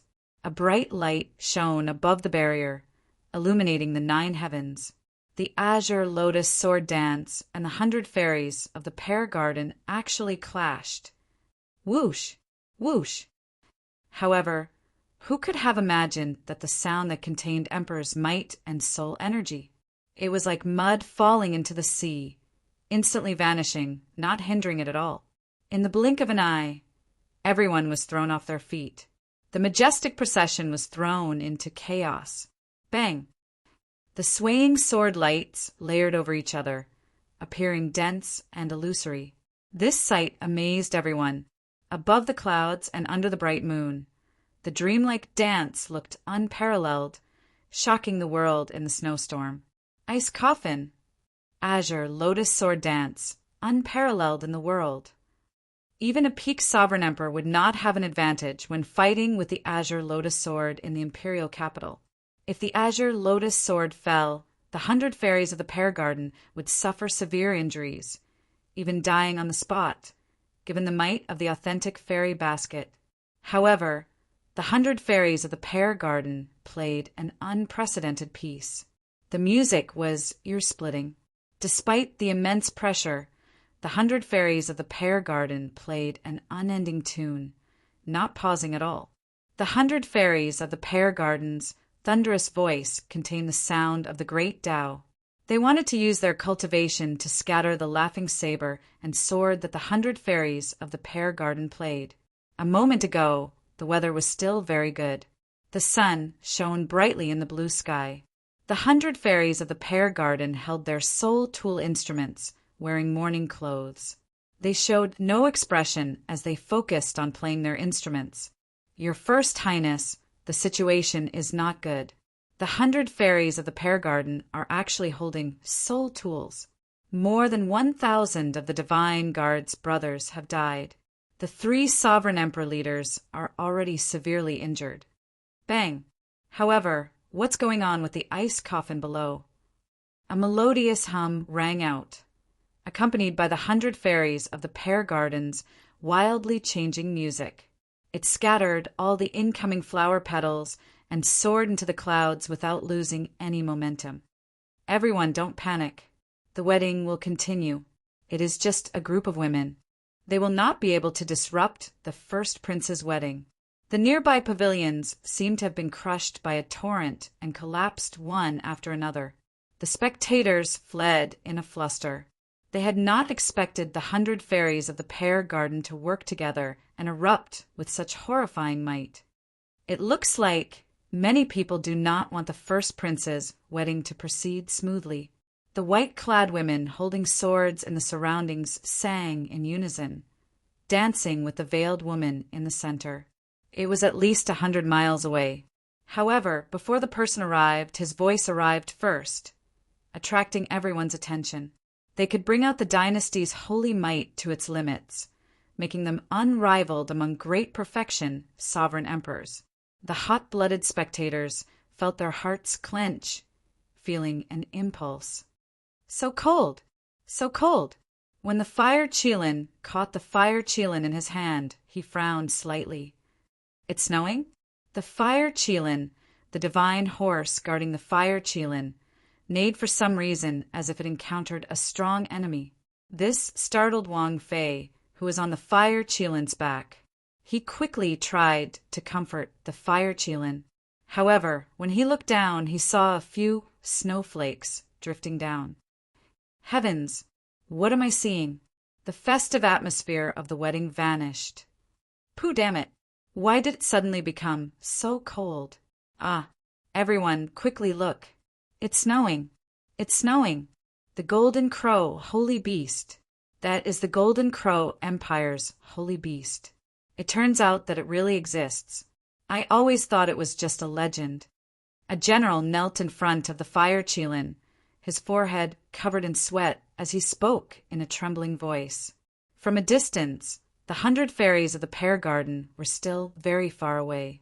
In the next moment, the generals pushed off the air at the same time. One saber, and one sword charged towards the top of the Smiling Daughter Pavilion without hesitation. Did you all notice that the Yen Emperor has not made a move yet? The other peak factions that can stop this storm have not made a move either. Something seems strange here. Flower petals fell from the sky. Each petal was like the scythe of the Grim Reaper. No one could stop them from falling.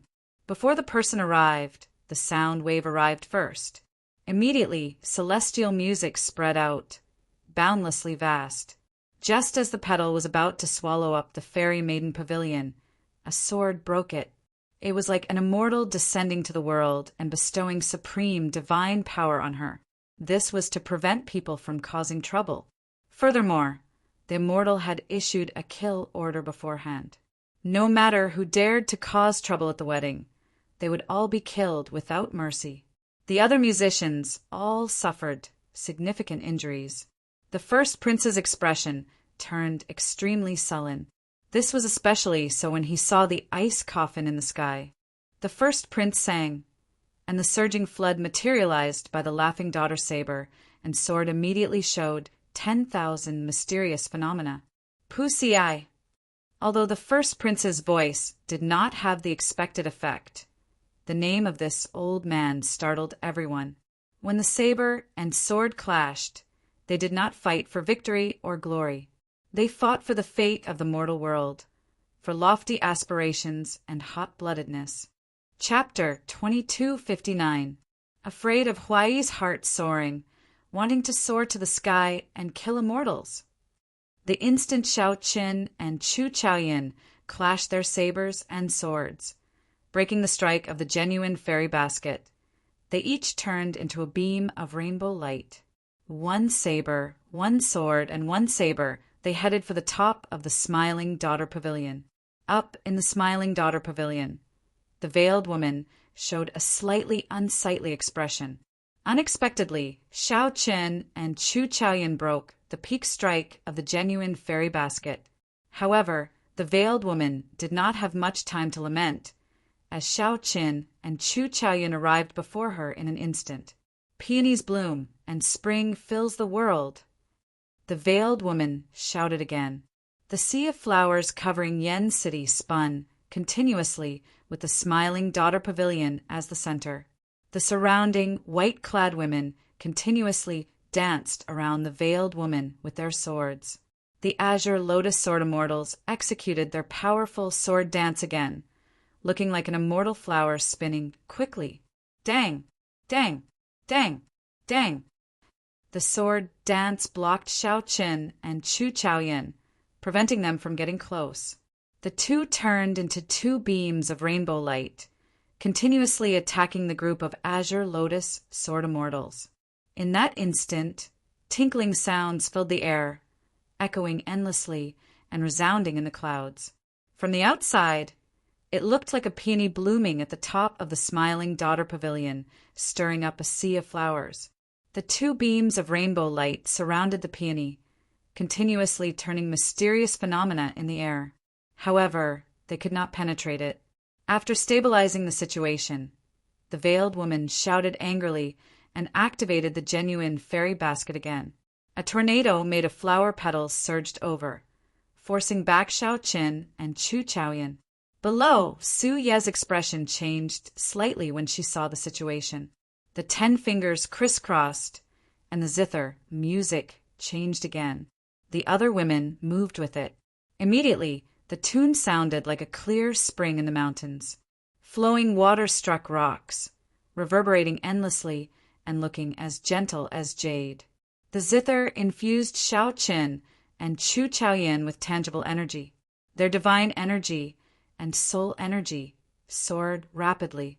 It was so much so that one could see with the naked eye that wisps of spiritual light formed by the tune entered their bodies.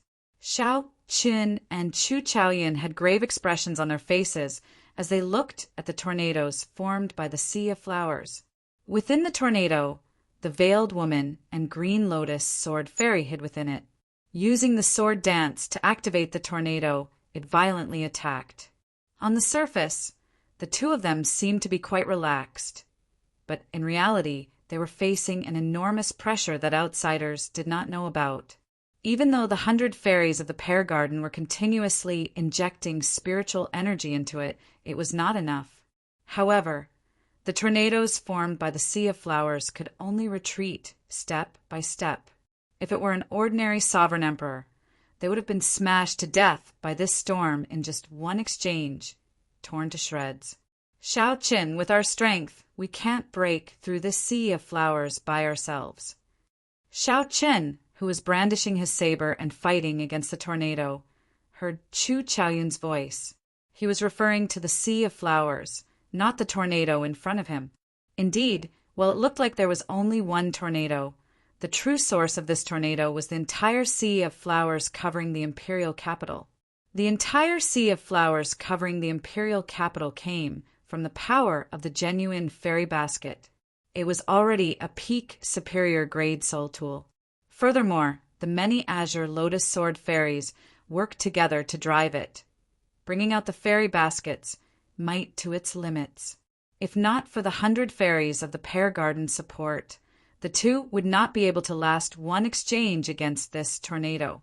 The azure lotus sword fairy took the initiative to attack. She stirred up the sea of flowers and materialized the tornado, bringing out the true fairy basket's might to its limits. The storm slowly surged forward. The 100 fairies of the pear garden relied on Shao Qin and Chu Chaoyun to hold on. If Shao Qin and Chu Chaoyun could not hold on, the 100 fairies of the pear garden would not be able to escape destruction.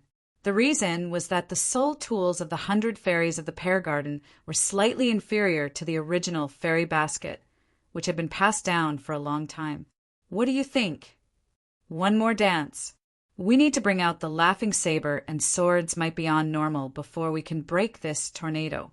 After that, we need to take down that veiled woman in one go. Otherwise, we do not stand much of a chance of victory. All right. Shao Qin did not hesitate, choosing to trust Chu Chaoyun unconditionally. The two exchanged glances. Immediately, a kind of tacit understanding passed through each other's hearts. A clash of sabers and swords required extremely high tacit understanding for perfect execution. Such tacit understanding could only be achieved by trusting one's life and death to the other. Everyone watched as the azure lotus sword fairy pushed Shao Qin and Chu Chaoyun back like a hot knife through butter. The two of them suddenly made an action that shocked everyone. At the same time, they stopped using the weapons in their hands to block the tornado. Just as everyone cried out in shock, the tornado looked like it would swallow up Shao Qin and Chu Chaoyun. Then, Shao Qin and Chu Chaoyun turned into two beams of rainbow light again, clashing with this tornado. The two brought out their saber great Dao and sword great Dao to their limits. Before the tornado formed by flower petals, the two's auras flourished.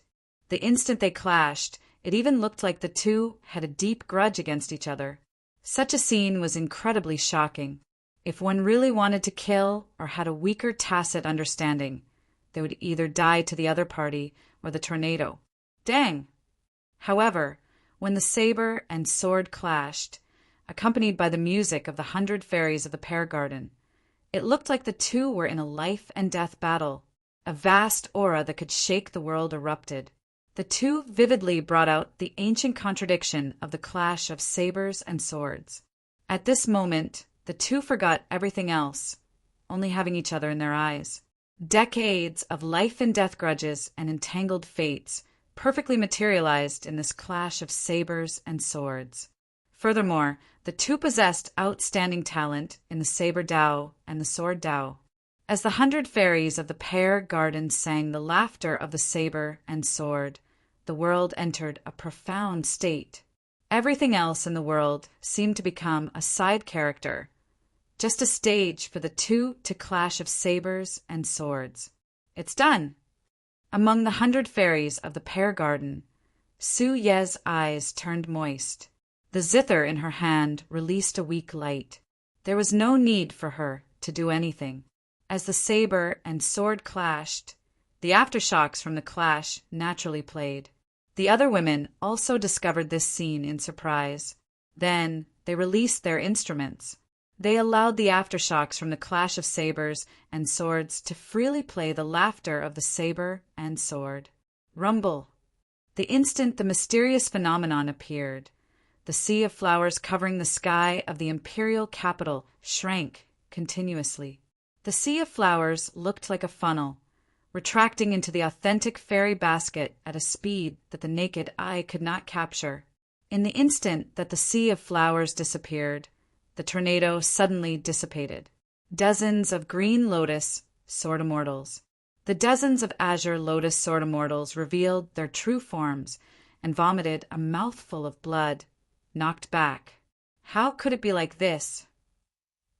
The veiled woman paled, and blood leaked out of a corner of her lips. This was completely unexpected. To think that the azure lotus sword immortals would lose to the 100 fairies of the pear garden in such a sorry state before everyone. Now, Xiao Qin and Chu Chaoyan separated from each other again. Each of them transformed into a streak of light and charged toward the green lotus sword fairy. The moment the flower blooms, it illuminates 3 lives.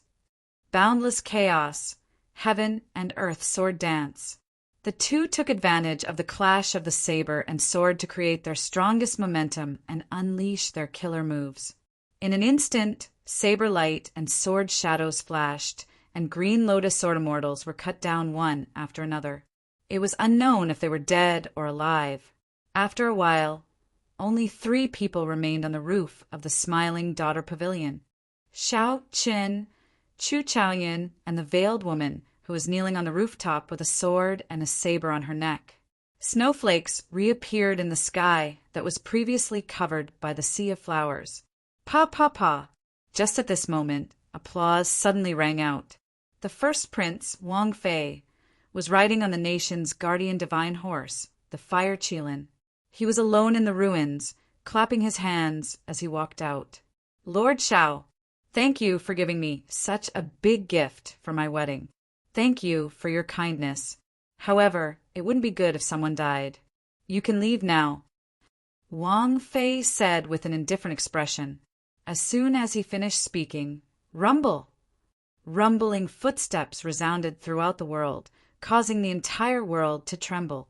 Countless armored figures surged over from all directions, surrounding the smiling daughter pavilion and the 100 fairies of the pear garden in 3 layers inside and 3 layers outside. The encirclement was airtight. Xiao Qin looked around. Banners fluttered and people moved. This Wang Fei actually mobilized the entire divine guards while the 2 sides were fighting. I wonder if the 100 fairies of the pear garden still have the strength to fight and break out of my divine guards' encirclement? The first prince, Wang Fei, said indifferently as he looked coldly at the exhausted Su Yi and the others, speaking calmly. It's over. The first prince's move is truly unrivaled. He mobilized the entire divine guards. No wonder he did not make a move earlier. It turns out that he was preparing this trump card.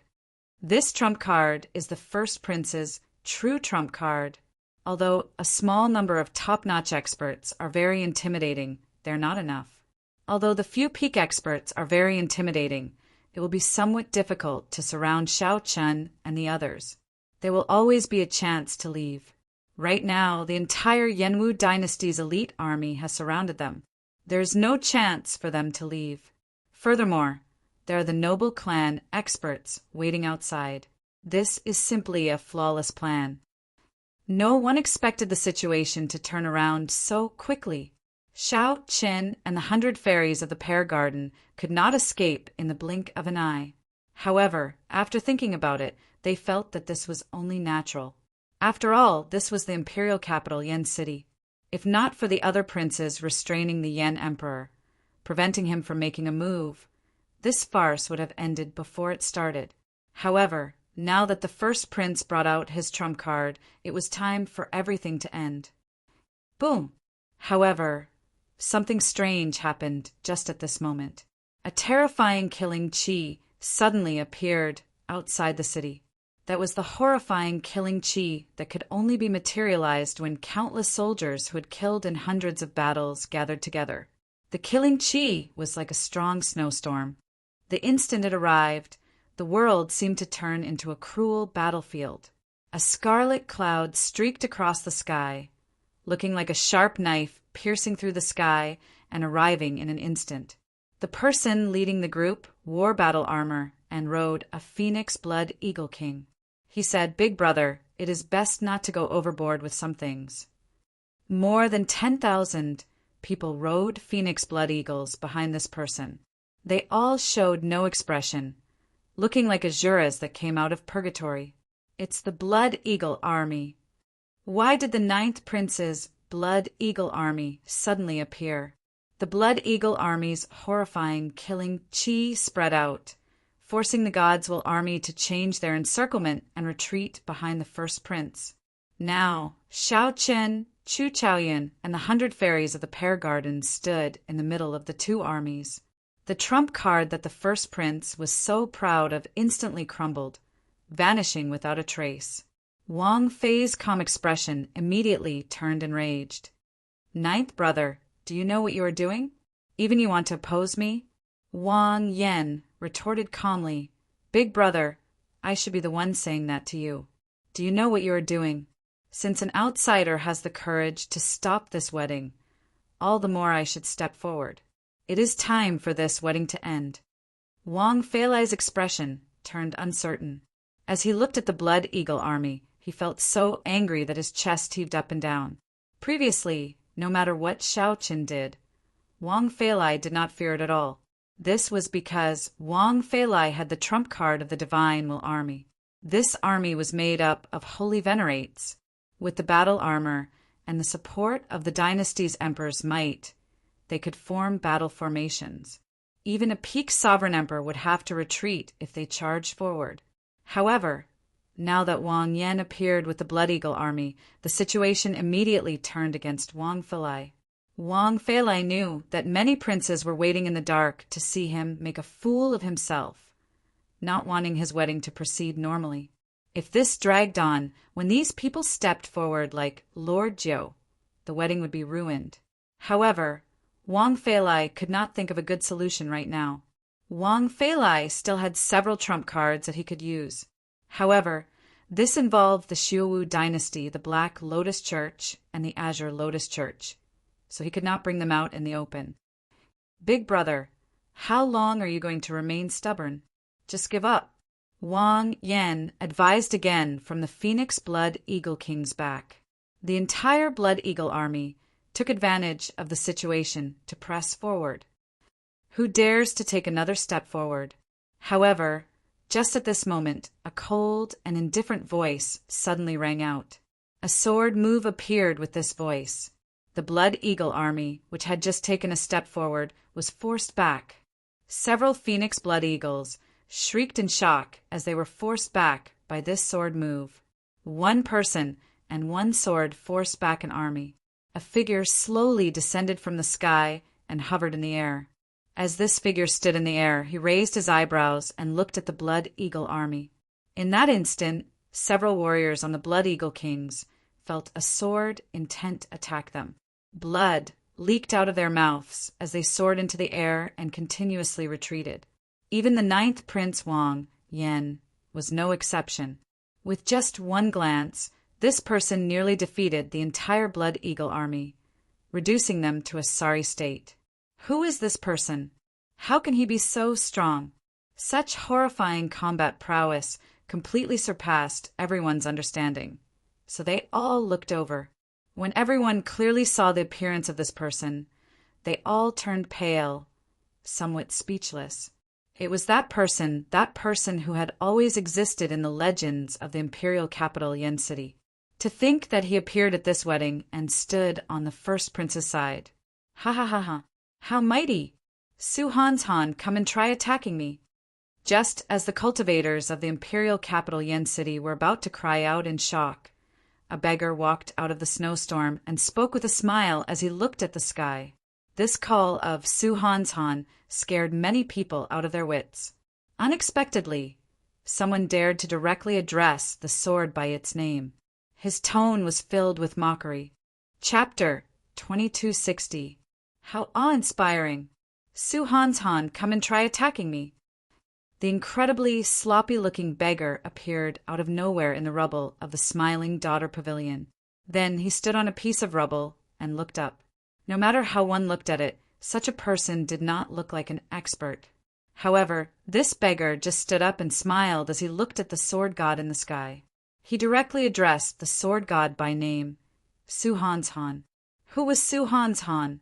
Probably every cultivator in the imperial capital Yen City had heard of his name. When he was very young, his elders had told him about his deeds over and over again. Su-Han's-Han was the pride of the Yenwu dynasty, a living legend. His name resounded like thunder, but few people had seen him in person. However, the moment he appeared, he hugged his sword and raised his eyebrows, scaring away the Blood Eagle army. There was no need to guess his identity. Aside from the sword god, Su-Han's-Han, no one else in the imperial capital Yen City possessed such strength. Many people had seen his portrait before. However, when they saw his true appearance, they did not dare to cry out, fearing that they would profane this person. This was especially so for the swordsmen present. They were already incredibly excited. Just seeing him once made their blood surge. Several people even knelt and worshipped him, all because he was the sword god, Su-Han's-Han. Everyone thought that the first prince's wedding would be settled after the sword god appeared. Who could have imagined that a beggar would appear out of nowhere and call out the sword god's name in a carefree manner, not showing any fear? Who is this beggar? He even dares to call out the sword god's name. Is he tired of living? Damn it, he is simply profaning the sword god. Some people did not understand, and some were upset. However, Su-Han's-Han did not make a move. He once said that no one dared to take a step forward. In that instant, no one dared to move. Su-Han's gaze forced back the entire Blood Eagle army. However, when this beggar appeared, Su-Han's did not make a move. The strangeness of this immediately inspired speculation. At the top of the Smiling Daughter Pavilion, Shao Qin, who already despaired, immediately felt some hope when he saw the beggar appear. However, he found this inconceivable, too shocking. The other party was Su-Han's, the sword god, Su-Han's. What gave the beggar the confidence to stand out? You are here to join in the excitement as well. However, something even more inconceivable happened. Su-Han's actually attacked the beggar. His tone was as if he was talking to someone of the same generation, and it instantly caused an uproar. This beggar was actually old friends with Su-Han's. You can join in, but I can't. Hee, if we're talking about connections, I'm more involved than you.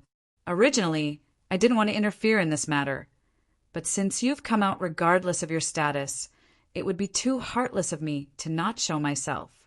The beggar covered his face with his hands and combed his messy hair.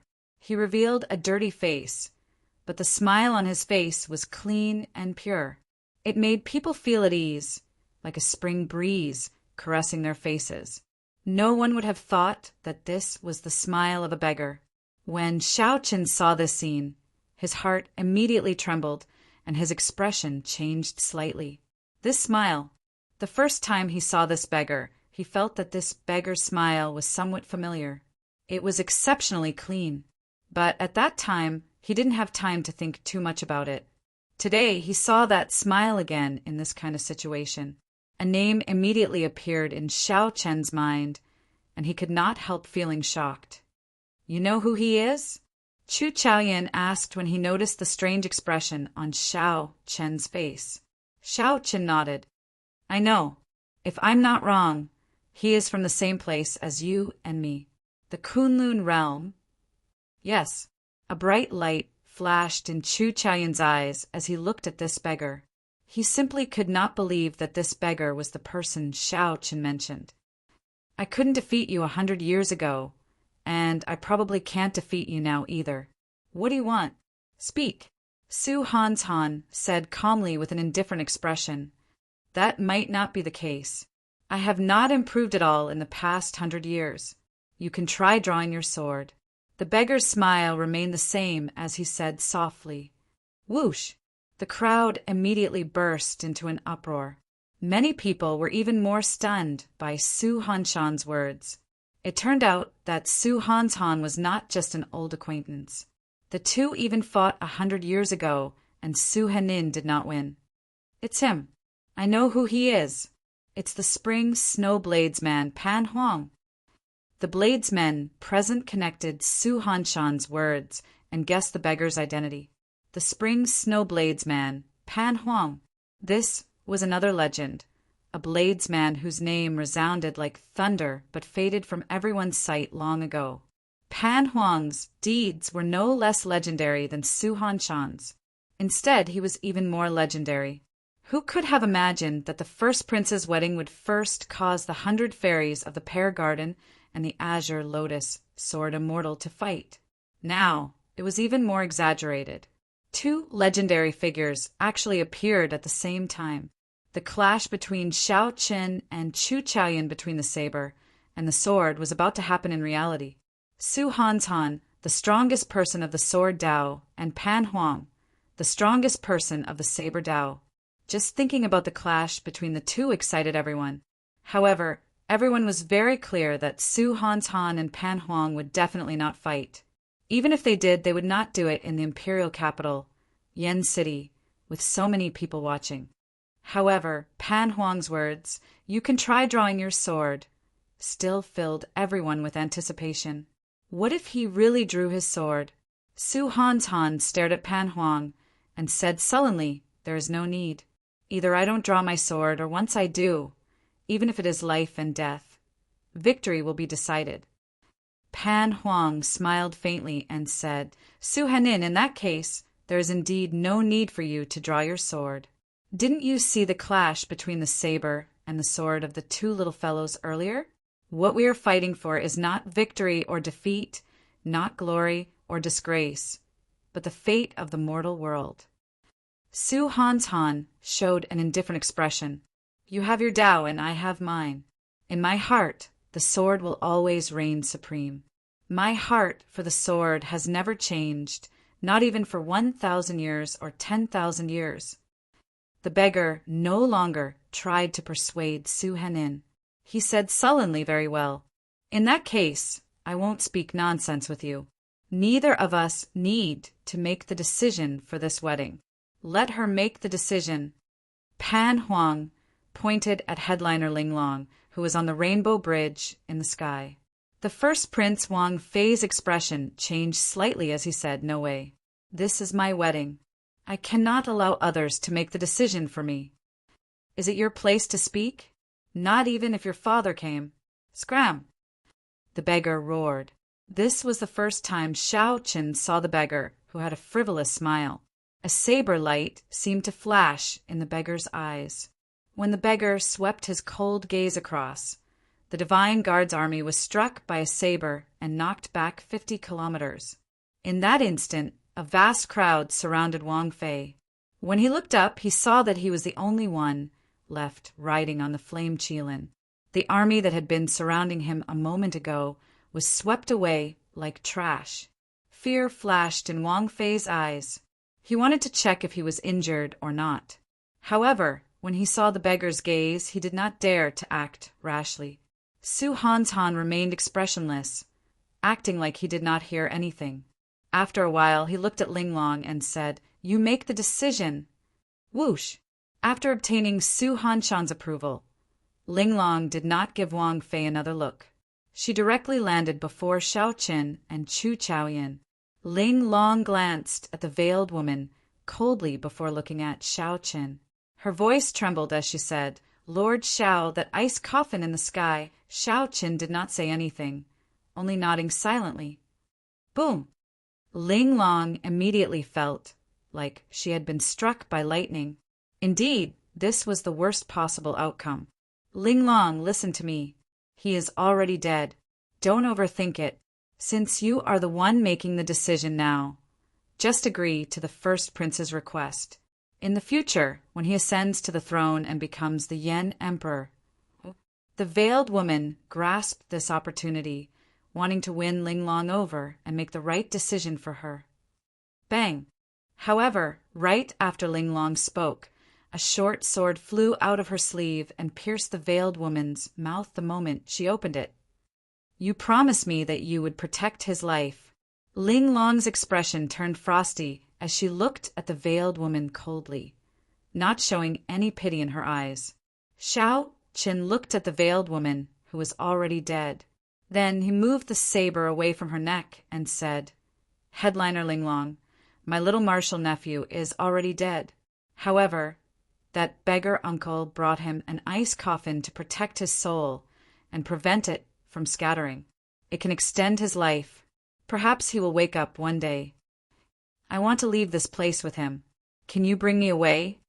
Linglong sounded fatigued. There was no sorrow or pain in her eyes, but it made one's heart ache. Sure, I'll get the golden crow to bring you away. Before everyone's eyes, Headliner Linglong soared into the sky and mounted the golden crow above the clouds. Then she left with the ice coffin. From start to end, Linglong did not even look at Wang Fei. Wang Fei, who was on the fire Qilin, flushed. He felt like someone had slapped him swollen. To think that he could not even defeat a dead person. On the day of his wedding, a dead person snatched away his bride. This was definitely the greatest joke since the establishment of the Yanwu dynasty. Chapter 2261. The first prince watched helplessly as his bride rode away on the divine bird, the golden crow. At this moment, many princes snickered in their hearts. The first prince knew that his father would not appear to uphold justice for him after such a huge commotion. He also knew who was the one who had done this. His father doted on little 13th the most. He refused to believe that little 13th did not do something this time. The 8th prince probably put in a lot of effort as well. The imperial ancestral temple's imperial patriarch still did not arrive. Barring any surprises, little 13th prince must have done something. However, the one that enraged the first prince the most was the 9th prince. To think that the 9th Prince Wang Yan directly led the Blood Eagle army to Yen City, standing out to oppose him. If not for the Blood Eagle army putting the first prince in the most dangerous situation, Su Han's Han would not have appeared. If Su Han's Han did not show up, that Pan Huang would not show up either. However, there were no ifs in this world. Everything had already happened and could not be undone. The Smiling Daughter Pavilion's pavilion master died, and Headliner Linglong chose to leave. Only Wang Yan remained in the vast rubble. He was like a joke, receiving everyone's pity and mockery. This wedding caused a huge commotion. Practically everyone in the world paid attention to it. Everyone knew about it. The entire imperial capital paid attention to it. The 100 feudal lords and 18 noble clans all came to offer their congratulations. Wang Yan showed off his luck, appearing awe-inspiring. However, everything changed now. Wang Yan got slapped in the face again and again. In the end, he could not even compete with a dead man. Linglong chose to leave with Ling Yu's ice coffin, not even willing to look at Wang Yan. The country and beauty became nothing. Su Han's Han looked around. However, he did not look at the dispirited Wang Fei. Instead, his gaze fell on Sui. Whoosh!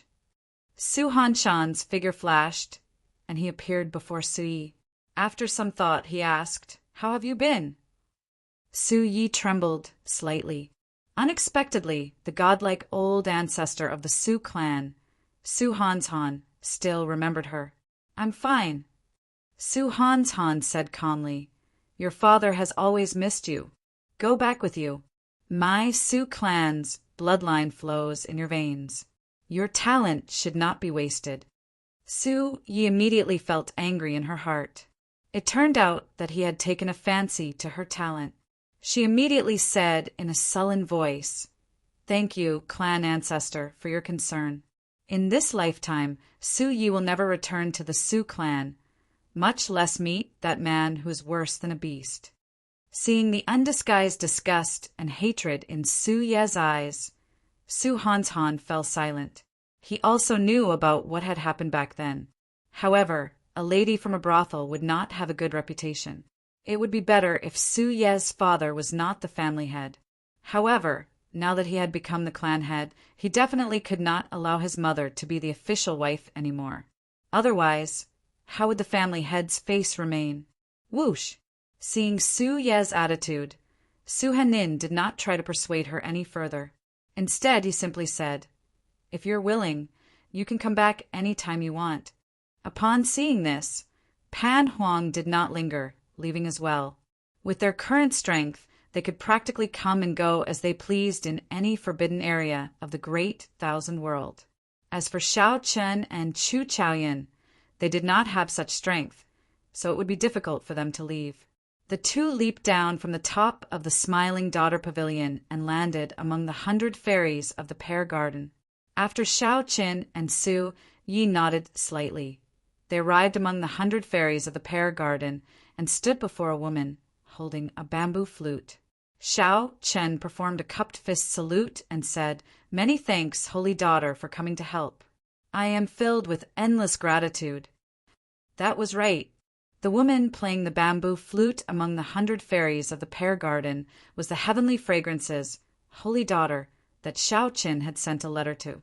However, her face remained shrouded in a layer of fog, making others automatically overlook her. Furthermore, she hid among the 100 fairies of the Pear Garden, so she did not attract much attention. In fact, no one even knew about her. However, this was in line with the Holy Daughter style. The Heavenly Fragrance Holy Land had always been neutral, not getting involved in any disputes. Coming to help was already the Holy Daughter's bottom line. Young Master Xiao is too polite. My Heavenly Fragrance owes you a debt of gratitude. How can I not come? The Heavenly Fragrance's Holy Daughter smiled faintly. She clearly stood in front of Xiao Chen, but she gave off the feeling of being 500 kilometers away, as distant as that. The Holy Daughter gave off a natural sense of distance, preventing others from getting close. Xiao Chen, the Imperial Ancestral Temple's Patriarch's people, are here, Su Yi said as she pointed to a group of black dots rapidly flying over from the distance. When Xiao Chen looked in the direction of Xiao Chen's finger, he saw the Imperial Ancestral Temple's patriarchs with extraordinary cultivations. Xiao Chen was not surprised by the appearance of this group of people. In fact, he even felt that they were a little late. Presumably, the prince, who was secretly helping, saw that the wedding had been destroyed. There was no need to continue helping to block the Imperial Ancestral Temple's patriarchs. Just let them come and cause trouble for Xiao Chen. So. In the blink of an eye, this group of people led by the Imperial Ancestral Temple's Imperial Ancestor appeared before Xiao Chen and the 100 fairies of the Pear Garden. "Greetings, Patriarch." Xiao Chen cupped his hands and said, "Lord Xiao, how impressive. Come with me. You are the Heavenly Alliance's envoy inspector, so it is not convenient for me to kill you. I will discuss this matter with your Alliance Master before deciding how to punish you." The Imperial Ancestral Temple's Imperial Ancestor looked coldly at Xiao Chen, showing no expression on his face. The Imperial Ancestral Temple's Imperial Ancestor did not give Xiao Chen a chance to explain, nor did he intend to waste his breath. Needless to say, after causing such a huge commotion, nearly tearing down half of Yen City, Xiao Chen had definitely caused a great disaster. No matter how good the reason was, there was no way to explain what happened before Xiao Chen. The Imperial Ancestral Temple's Imperial Ancestor wanted to take down Xiao Chen, but Xiao Chen was not in the right. Even if he brought this matter to Hua Tianyang would not side with him. Xiao Chen looked around, hoping to see the beggar's figure. However, there was no trace of the beggar at all. If Pan Huang were here, the Imperial Ancestral Temple's patriarchs would not dare to ask. However, Pan Huang clearly did not want to care about this matter. Since Su Hanshan left, the Imperial Ancestral Temple's patriarchs left as well. "Count me in. If you want to take him away, then take me away, Xiaoqin said as he stepped forward. Chu Chaoyin smiled faintly and stepped forward. The Imperial Ancestral Temple's Imperial Ancestor focused his gaze on Chu Chaoyin. Then he said, I advise you not to be a busybody. We are not seeking trouble for you on account of the Universe Origin Sect. Don't go overboard. The Imperial Ancestral Temple's sect master was well aware of Chu Chaoyun's identity and background. He was a Taoist of the Universe Origin Sect. Although he was an accomplice to Xiaoqin, he was not the mastermind. Thus, he didn't want to ask too much about it. However, he didn't expect the other party to take the initiative to interfere. Count me in too. Whoosh! A petite figure flashed and appeared beside Xiaoqin. It was Ao Jiao, who had arrived with the golden crow. Sun Goddess. Senior, there is indeed nothing wrong with taking young Master Xiao away. However, since he was going to be punished, it had to be fair and just. The first prince killed young Master, Zhao's martial nephew, for no reason. He had to pay with his life. If young Master Xiao did not die, today's matter would not have happened. The heavenly fragrances, holy daughter, said softly as she walked over while holding her flute. Who are you? The Imperial Ancestral Temple's Imperial Ancestor was enraged.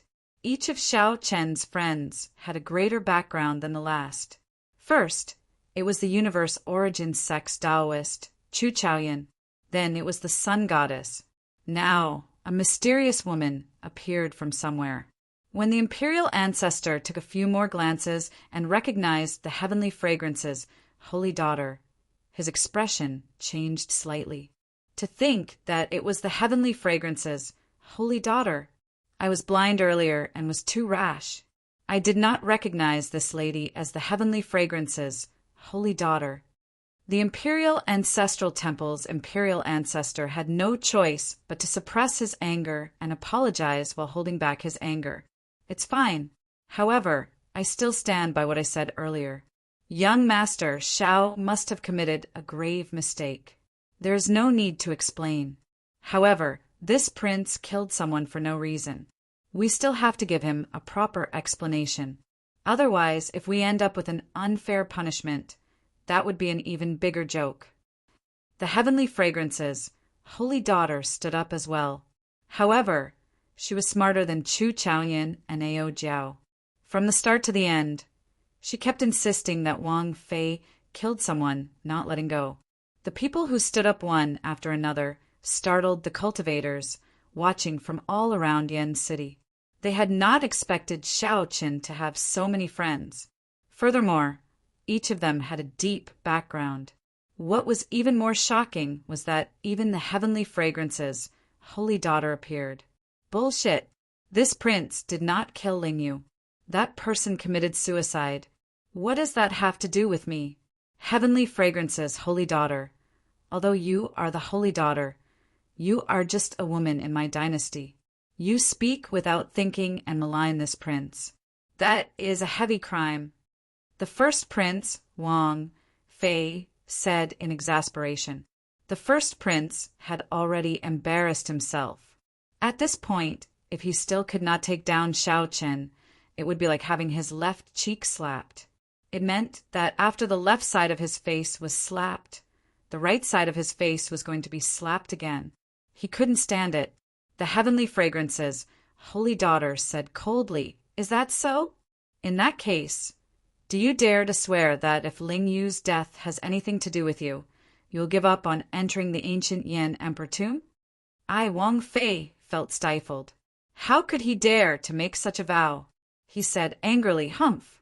I can't be bothered to speak nonsense with you. Imperial ancestor, take down this brat. Disrupting the prince's wedding is equivalent to insulting the royal clan's dignity. He deserves death. May the Lord Buddha show mercy. This humble monk, Yin Qin, is here on my master's orders to capture Xiaoqin and bring him back to the hidden spirit temple for punishment." Just as the Imperial Ancestral Temple's Imperial Ancestor hesitated and the two sides entered a stalemate, a Buddhist proclamation rang out in the air. a Buddhist name rang out from nowhere, and a youthful monk turned into a beam of silver light and descended from the sky. Chapter 2262. This humble monk's Dharma name is Yen Qin. On my master's orders, I am here to bring Shao Qin back to the hidden spirit temple to receive punishment. The instant the Dharma name rang out, a silver light tore through the sky. The light descended together with the voice. It was a young monk with red lips, white teeth, bright eyes, and a handsome appearance. He still looked like a child. This was clearly a young novice monk, but he addressed himself as a humble monk. This was a rather comical scene. Unfortunately, this little monk was simply too handsome. He gave off a rather adorable feeling. The imperial ancestral temple's imperial ancestor frowned and said, "Little monk, this is not a place you should be. Quickly leave." Yen Qin said gravely, "Greetings, imperial ancestor. This is the abbot's personal token, and this is my master's token, Su Yan's. Imperial ancestor, please take a look." One was from the hidden spirit temple's abbot, and the other was from the venerable Su Yin. Imperial ancestor. Anxiety flashed in the first Prince Wang Fei's eyes as he tried to advise the imperial ancestor not to care too much and directly take down Shao Qin. Don't be impatient. Suspicion flashed in the imperial ancestral temple's imperial ancestor's eyes as he received the two tokens. After a while, his expression changed drastically. The abbot's personal token stated that Shao Qin caused havoc in Yen City at the foot of the Spirit Mountain, affecting several temples and destroying incense offerings. His crimes were unpardonable.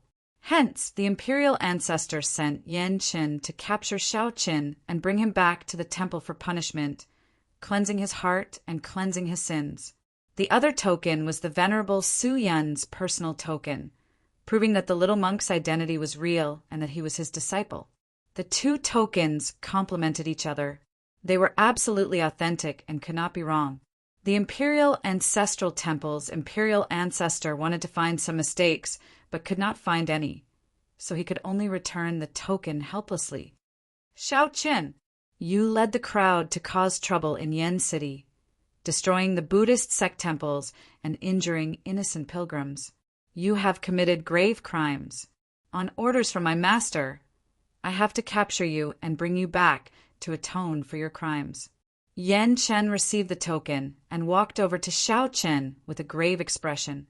Then he asked, "Do you admit to your crimes?" The bystanders felt somewhat embarrassed. Shao Qin had caused such a huge commotion, nearly destroying half of Yen City. Many of the first prince's subordinates had died. Finally, the hidden spirit temple wanted to take Shao Qin away for destroying the temple and injuring pilgrims. On the surface, it looked like he wanted to punish Shao Qin. In reality, he was clearly trying to absolve Shao Qin. Shao Qin indeed should not have destroyed the temple. After being taken away by the imperial ancestral temple's imperial ancestor, who knew if Shao Qin could return, the little monk appeared the right time. Naturally, Shao Qin had no reason to reject this favor. Pa! Yen Qin leaped up and ferociously smacked Shao Qin's head. He said angrily, "There is no sincerity at all. You are really sinful." The slap stunned Shao Qin somewhat. Then, Yen Qin quickly took him away, leaving behind a group of dumbfounded people. The sect Qin Yen Yen Shao is Yen Qin. Yen Qin. Yen. Yen. Yen Yen. Qin. Yen. Yen. Yen Qin. Qin. Yen. Yen. Yen Qin. Yu. Yen. Yen King. Only then did everyone startle to their senses. Then they recalled the silver light that appeared when the little monk appeared. It really was the little demonic monk Silver Saber. Imperial ancestor, there might be a trap. That little demonic monk Silver Saber has a bad reputation and is not well liked in the temple. How could the abbot hand such an important matter to him? The first Prince Wang Fei said seriously as a brilliant light flickered in his eyes. The imperial ancestral temple's imperial ancestor reacted and looked around. However, Xiao Chen and the little monk were nowhere to be seen. Outside the city, pa, pa, pa, Xiao Chen continuously smacked the little monk's bald head. Then he said softly, "You are so impudent. To think that you dare to hit Big Brother in front of everyone. Ouch, ouch, ouch. Big Brother, stop hitting me." The little monk held his head with both hands as he dodged left and right, crying out in pain. Xiao Chen withdrew his hand and said, "Your token should be fake, given how you are in such a rush to leave, it seems." Yan Qin smiled and said, "The token is indeed fake. However, the part about destroying the temple and harming the devotees is just something I made up. Master only wanted to meet you, so he got me to invite you over. Before I left the mountain, I did not know that you caused such a huge disaster. Hence, I could only make up a reason to bring you away." Xiao Chen laughed hoarsely. "You are rather smart. Let's go. I also want to take a look at the Hidden Spirit Temple. The top holy land of the Buddhist sects, the Hidden Spirit Temple, ruled over all the Buddhist sects in the world. Xiao Chen had a fate with Buddhism. This was especially so since Xiao Chen cultivated the Mahamaya abstinence violation saber technique, a Buddhist sect forbidden technique. Perhaps he could make some breakthroughs in the Hidden Spirit Temple. The two did not dare to linger for too long. They quickly rushed to Spirit Vulture Mountain outside Yen City.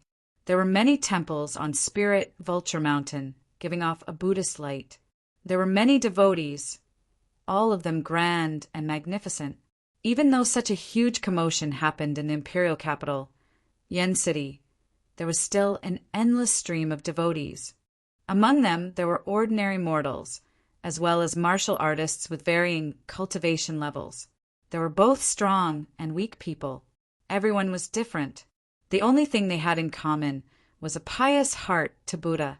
At the foot of the mountain, Xiao Chen looked at this sacred mountain from a distance. He felt the vast and deep power of faith contained in the mountain. That was a kind of power that was as vast as the sea, containing countless inheritances and opportunities. The endless stream of devotees accumulated the power of faith. The Buddha accepted the power of faith and enjoyed the incense. Then it passed on to the devotees, forming an orderly cycle. This cycle repeated endlessly, accumulating endlessly. This resulted in the scene that Xiao Chen saw right now, vast and unfathomable. The sea of faith formed by the incense felt as weak and insignificant as an ant in the depths of it. Of course, ordinary people could not sense the profoundness of this. What they directly felt was the Buddhist light supporting them, calming their bodies and minds, making them even more pious. After walking along the mountain path for a while, Xiao Chen saw many temples along the way. These temples were hidden in the forest, burning incense and giving off a dense Buddhist light. This made Spirit Vulture Mountain look like it was bathed in Buddhist light. Walking in it gave off a wondrous feeling of entering a place of bliss. The colossal golden body of the Kasapa Buddha stood at the summit of the mountain. A bright light shone behind it, guiding all the devotees down the mountain.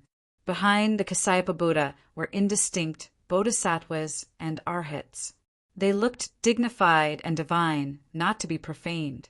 I heard that the Hidden Spirit Temple is not among these mountains. Even if ordinary people searched the entire mountain range, they would not be able to find it. In that case, is it in the Buddhist light of the Kasapa Buddha? Xiao Chen guessed that the Hidden Spirit Temple might be in the secret realm of the Buddhist light behind the Kasapa Buddha. One needed a certain identity to enter.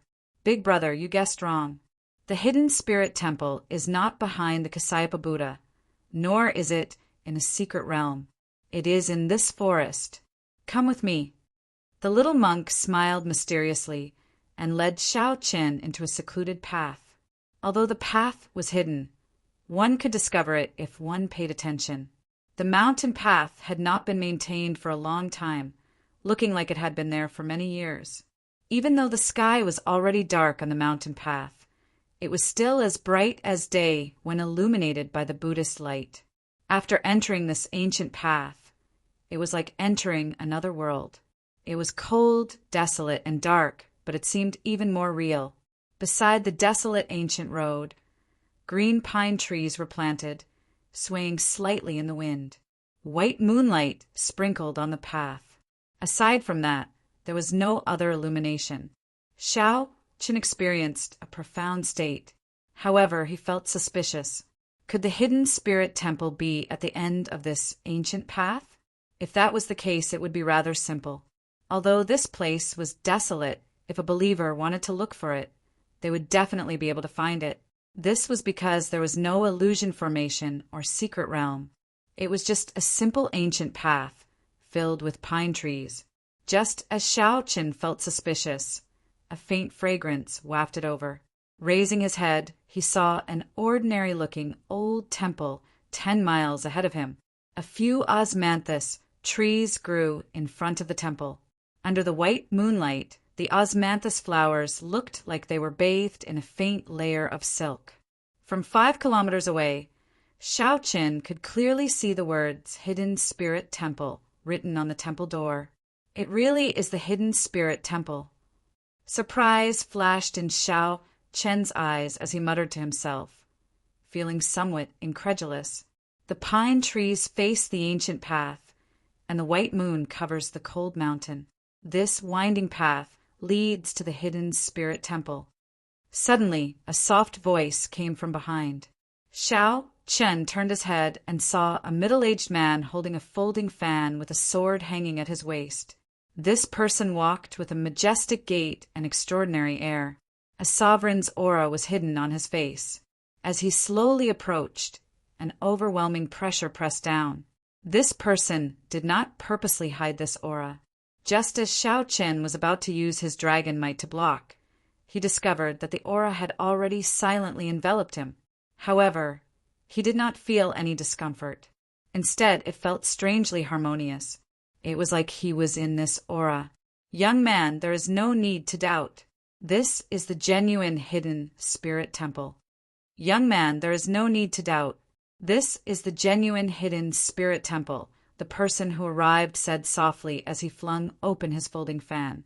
Xiao Qin asked cautiously, "Which expert of the royal clan are you?" This person's strength was unfathomable. His sovereign's might was much stronger than that of the many princes. Xiao Qin had just caused a huge commotion in Yen City and got into a conflict with the royal clan's people. When he suddenly saw a royal clan expert, he could not help but be cautious. "Who are you? Are you the Heavenly Alliance's Xiao Qin? The Dragon Race's Xiao Qin? Or is it the Bladesman Xiao Qin who raged because of my martial nephew?" The middle-aged man smiled faintly and countered with a question. While Xiao Qin hesitated, the middle-aged man smiled and said, "So, there is no need to mind who I am.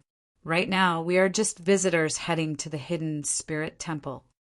After saying that, the middle-aged man headed straight for the temple without waiting for Xiao Qin's reply. As Xiao Qin looked at this person's back, he muttered, "How strong! He gives the feeling that he is undefeatable. Isn't that obvious? He is the current Yan Emperor.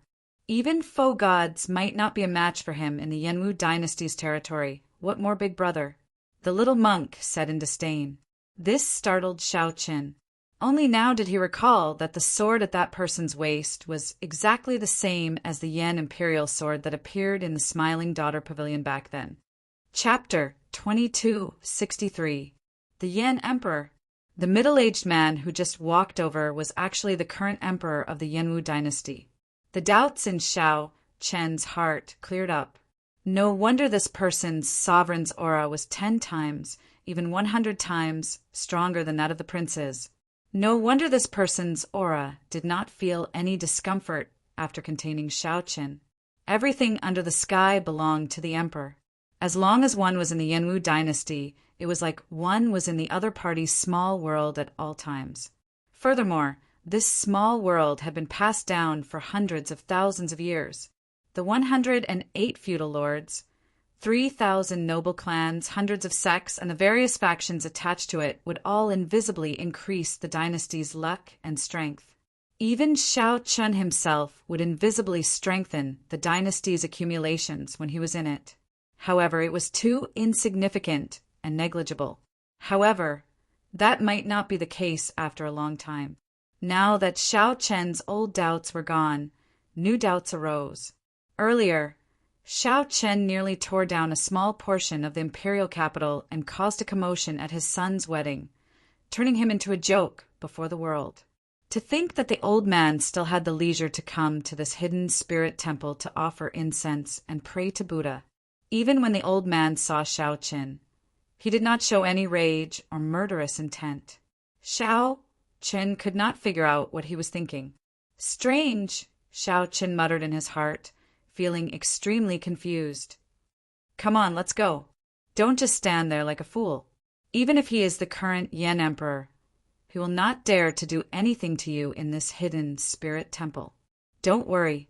The little monk quickly consoled Shao Chen, thinking that he feared the Yan Emperor and did not dare to climb the mountain. Shao Chen did not worry about his safety in the hidden spirit temple. He just felt some doubts, so he did not explain and let Yan Chen continue leading the way. After a while, they traveled 5 kilometers in an instant. The fragrance from before drifted over with the wind, faintly drifting over. When they arrived before the temple, the moonlight illuminated the osmanthus tree. However, they could not smell any osmanthus fragrance. The ancient road in the pine forest fills the cold mountain with white snow. The winding path leads to the hidden spirit temple. Shao Chun recited the poem that the Yan Emperor recited. As he looked at the simple signboard in front of the temple, he still felt some disbelief. To think that this place was the hidden spirit temple, not to mention the majestic temples on the mountain. Even the guest halls at the foot of the mountain were much better than this hidden spirit temple. Returned to the natural state, Shao Chen's brows furrowed slightly. Returning to one's true nature was about being casual and natural. Deliberately making it so simple and crude would instead seem pretentious. Given the hidden spirit temple's status and strength, a grand and imposing temple made it seem more natural. Isn't this hidden spirit temple very hard to find? Why did the other pilgrims say that they couldn't find it anywhere? Could it be that this is some kind of forbidden area? Shao Chen asked, unable to suppress the doubts in his heart. The little monk smiled faintly and said softly, "This place is really not a forbidden area. When ordinary worshippers come in, the senior and junior brothers in the temple will also treat them with courtesy." He explained the Buddhist scriptures, served tea, and was very polite. However, do you think that these people really think that this is the hidden spirit temple? They probably just think that it is a temple with the same name. Don't overthink. I know you are very disappointed. However, this is really the hidden spirit temple. I grew up here, just like my family. I won't lie to you. Yan Chen's youthful face filled with smiles. He probably felt happy to be able to bring Shao Chen to his home as a guest. As Yan Chen entered the temple, other monks occasionally passed by. When these monks saw Yan Chen, they would respectfully greet him as little martial granduncle before quickly leaving. These junior brothers and senior brothers must have already experienced the little demonic monk Silver Saber's bad luck. Yan Chen felt somewhat embarrassed. Every time this happened, he would laugh loudly and quickly introduce the temple to Shao Chen, changing the topic. Void Cloud Hall? Shao Chun thought to himself when he saw the words on the courtyard wall after arriving at a backyard near the mountain. It is clearly a courtyard, but it is written as a hall. This is rather interesting. Shao Chun thought about how grand and majestic the Heaven Dragon Hall was. This courtyard before him could not compare at all. My master stays here. Come, I'll bring you in. When Shao Chen entered the courtyard, the ground was covered in fallen leaves. When he stepped on them, they rustled like he was walking on snow. Although the courtyard was simple and crude, it wasn't small. Just the adjacent wing rooms alone numbered quite a few. 2 people were currently playing Go under an old tree in the courtyard. One of them carried a sword. His facial features were sharp like they were carved by a knife. He looked extraordinarily handsome and gave off an extraordinary air. When Xiao Chen looked carefully, he felt startled. Isn't this Su Han's Han whom I just met? The person across from Su Han's Han wore embroidered robes. His sleeves looked as gaudy as a skirt. The skin on this person's face was smooth and tender, and his exquisite facial features formed a handsome face. However, this person did not give off a distant feeling. Instead, he appeared very gentle. Coupled with that smooth and tender face, he gave off a surprisingly gentle feeling. This person was currently hesitating, frowning slightly, not knowing where to place his ghost stone. Hey, why does this person feel somewhat familiar? However, I cannot recall where. As Xiao Chen pondered, that person raised his head and looked at Xiao Chen. Then his frown relaxed, and his eyes narrowed as he revealed a smile. In that instant, it felt like winter had passed and spring arrived quietly. A smile contains spring, but this spring is not that spring. It was a gentle spring breeze that melted the ice and snow. Hundreds of flowers bloomed in the spring breeze. Xiao Chen was stunned on the spot. His heart felt like it was in the wilderness. 10,000 horses were galloping and whistling past. It was like heavenly thunder rolling endlessly. This is Uncle Beggar? No, this is the spring snowbladesman, Pan Huang. These were 2 completely different styles. What was even more inconceivable was that the 2 seemed to have arrived at the hidden spirit temple one after the other. Little brother Xiao Chen, unexpectedly, you also came to the hidden spirit temple. When Pan Huang saw Xiao Chen, his eyes lit up and he prepared to walk over. But just as he was about to get up, Su Hanshan's sword landed on his shoulder, forcing him back down. Hurry up and make your move. I want to have a better view. If you want to give up, admit defeat first. Su Han's Han said indifferently with a calm expression. Xiao Chen felt that the atmosphere was a little awkward and didn't know how to deal with it. Who are the 2 of you? Why are you in my master's courtyard? This is not a place where visitors can enter. Quickly leave. Quickly leave. Doubt flashed in the little monk's eyes. As he looked at these 2 strangers, confusion flashed in his eyes.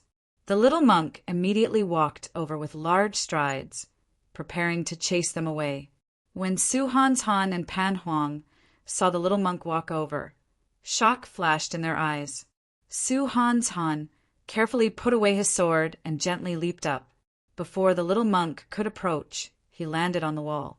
Pan Huang's figure flashed, appearing like he teleported to the wall. The 2 seemed to fear this little monk somewhat. It was like Pan Huang could see the bad luck the 2 carried and did not dare to touch him. What a fast movement technique! Yan Chen's eyes lit up as he continued to give chase. Don't be rude. Xiao Chen was about to remind Yan Chen when a shout stopped him. It was Venerable Su Yin. Xiao Chen had met Venerable Su Yin once at the Soaring Dragon Marquis's residence. The 2 could be considered to have met before. Master. Yan Chen leaped up and landed before Venerable Su Yin. Then he pointed at Su Han's Han and Pan Huang and asked, Who are these 2? They are the abbot's honored guests. They are here to rest for a while. You startled them. Haha. Venerable Su Yin is joking. It can't be considered startling. Is this that child from back then? With one look, he truly lives up to his reputation. Pan Huang and Su Han's Han had already landed again. As they looked at Yan Chen, they showed curious expressions. That's good, then. Benefactors, please go about your business first. I have to entertain Benefactor Xiao. After some pleasantries, Venerable Su Yin led Xiao Chen into a tea room in the hall. Then, Venerable Su Yin personally brewed tea. Benefactor Xiao, how have you been? Looking at the time, it has been 10 years since we last met. Venerable Su Yin smiled softly as he served a cup of brewed tea. After receiving the teacup, Shao Qin did not rush to taste it. After some thought, he said, "Many thanks for Venerable's help this time. Otherwise, we would have been in trouble." Since Su Hantan and Pan Huang were both here, Venerable Su Yin was not as ignorant as the little monk claimed. "You are too polite. However, since you are already here, you should stay in this hidden spirit temple for a few days. Even without this matter, I would like to invite Benefactor Shao to stay for a few days." Venerable Su Yin smiled faintly as he spoke unhurriedly. Shao Qin entered deep thought. The other party should have other intentions. However, since Ranwei said so, he would not ask further. At the same time, in the hidden spirit temple's main hall, after the Yen Emperor offered incense alone, he looked at the Kasayapa Buddha image. Then he picked up a bamboo lot and asked, "Is my lot good or bad?" Whether the Yen Emperor was willing or not, the result of the lot would implicate the entire Yenwu dynasty. It was unavoidable. The hidden spirit temple's abbot, Su Yi, walked out from the side and received the bamboo lot. After a while, he sighed softly, "The worst lot." Chapter 2264. The Worst Draw. The Yen Emperor's elegant face changed slightly as he said softly, "Venerable, you are not joking, right? The worst draw. My Yenwu dynasty is flourishing with luck. For the past 500 years, I have worked day and night to expand my territory. Since I ascended to the throne, I have not lost a single inch of my territory. I even subdued several outer region great realms that the Shuawu dynasty controlled. The dynasty's luck fell to rock bottom in my hands, then returned to its peak. Now everything is peaceful. How can there be such a thing as the worst draw?" Since the Yen Emperor came to the temple to draw lots, he had to be planning the nation's luck. From the moment he ascended to the throne, his fate had become tightly tied to the Yenwu dynasty. The Yen Emperor's tone contained heavy dissatisfaction and some doubt. Venerable Su Yi said calmly, "May the Lord Buddha show mercy. A monk does not lie. Benefactor Wang, you took time out of your busy schedule to come here alone to offer incense and draw lots. I believe you must have sensed something. As the current Yen Emperor, you already come into contact with the supreme heavenly Tao. Your intuition is right." The Yen Emperor's expression turned grave. After some thought, he asked, "How severe is this bad draw?" "Seeing nothing." Abbot Su Yi pressed his palms together and murmured softly, "Seeing nothing?" The Yen Emperor muttered to himself. Then his expression changed drastically. "Seeing nothing? Does this mean that the entire dynasty is going to be destroyed?" However, in the blink of an eye, he felt that this was somewhat impossible. The dynasty was flourishing now, with deep accumulations. If there was a great calamity, even if the dynasty's luck was damaged, it should not fall. However, when the Yen Emperor thought about how unsettled he had been for the past year, the shadow in his heart hard to erase. At the Yen Emperor's cultivation, he had the power of the dynasty's luck. His intuition for the heavenly Tao and fate was already very sharp. Such a situation could not have happened for no reason. However, the Yen Emperor could not accept the dynasty's destruction. The Yen Emperor's expression immediately changed, appearing conflicted. "Venerable, is there a way to resolve this?" A bright light flickered in the Yen Emperor's eyes as he revealed a hopeful expression. Abbot Su Yi shook his head and said, "Fate rises and falls. The cycle never ends. Everything in the world is destined. This is not your fault. The cause was planted 100,000 years ago. Then someone forcefully stopped it 50,000 years ago. It is impossible for someone to stop it a second time." The Yen Emperor felt stunned when he heard that. He did not believe it, feeling that the other party was just brushing him off. 100,000 years was too far away. What time was that? That was still the era when the Black Dragon King wreaked havoc. How could the Yenwu dynasty's fate be decided 100,000 years ago? He stared at the other party, and said, "Grandmaster, are you dissatisfied with some of the elders of the imperial family? Is that why you are unwilling to say more?" In the past few years, I've actually been quite dissatisfied with the elders in the clan. In the past, I was restricted by the throne and couldn't do many things. Now that I'm about to abdicate, I can do whatever I want before I leave. Many of the older generation experts of the royal clan were dissatisfied with the hidden spirit temple. They felt that they were always controlled by others. The hidden spirit temple had deep accumulations, but the royal clan could not control it. They had tried to infiltrate it several times, but they had failed.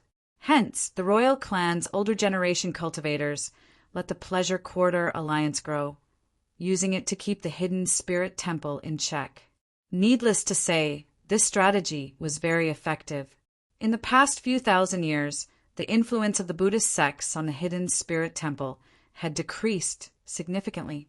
In the past, when Buddhism was at its peak, even the heir to the throne had to submit to Buddhism, requiring the hidden spirit temple to recommend him. Now, although the hidden spirit temple's influence was still significant, it could no longer compare to its peak.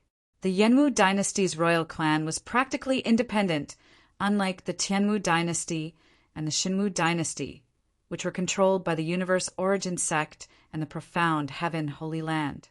The Yan Emperor's words hinted to Abbot Su Yi that as long as he was willing to help the Yenwu dynasty clear this calamity, the Yenwu dynasty would be able to return the Buddhist sects to their peak. It could allow the Buddhist sects to return to their peak. This was a huge temptation. Abbot Su Yi shook his head and said, "The cause and effect from 100,000 years ago was already set. Benefactor, there is no need to feel so conflicted. No one can avoid this calamity. The Yenwu dynasty cannot avoid it, the hidden spirit temple cannot avoid it, and the world cannot avoid it either. The cycle of fate never ends. What does the Yenwu dynasty count for before the world? Just treat it normally." The Yen Emperor felt as if he had been struck by lightning. He was stunned. He understood what Abbot Su Yi meant. The Yen Emperor also knew that the cause and effect were set 100,000 years ago. Then, someone forcefully stopped it 50,000 years ago.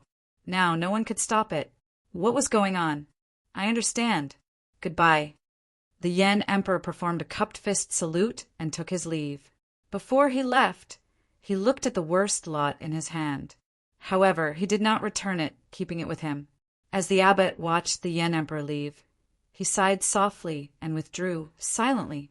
Inside the hall, the golden image of the Kasayapa Buddha shone brightly with a smile on its face. It was like it had seen through everything and was detached from it. Naturally, Shao Chun did not know what happened here. After Shao Chun tasted tea with Venerable Su Yin, he saw that Pan Huang was still under the tree. Before Pan Huang could play the ghost stone in his hand, sword god Su Han's Han was nowhere to be seen. Su Han's Han probably could not stand Pan Huang's shamelessness and could not be bothered to play anymore. Without the sword god around, it was much easier for Shao Chun to face Pan Huang. Without any hesitation, Shao Chun walked over with large strides. "Little brother Shao Chun, you came at a good time. Help me see if this game can continue." When Pan Huang saw Shao Chun, he invited him to sit down with a smile. This form of address scared Shao Chun half to death. In the past, when he was still a beggar uncle, he naturally didn't feel uncomfortable calling him that. However, now that he knew that the other party was Pan Huang, how could Shao Chun dare to accept this form of address? In the Kunlun realm, Shao Chun had received the Saber Sovereign Medallion. It was also because of the Saber Sovereign Medallion that he comprehended the Saber Tao. Without this Saber Sovereign Medallion, it would be nearly impossible for him to surpass Prime and leave the Kunlun realm. Pan Huang was like Shao Chun's ancestral master. It was truly frightening for such a person to call Shao Chun little brother. "Senior, please don't call me that. I really don't deserve it. Actually, I am also from the Kunlun realm." Senior Pan Huang should recognize this Saber Sovereign Medallion. After Shao Chun spoke, He took out the saber sovereign medallion. When Pan Huang saw the saber sovereign medallion, he did not feel surprised. He smiled faintly and said, "As you wish. However, I do not like others calling me senior.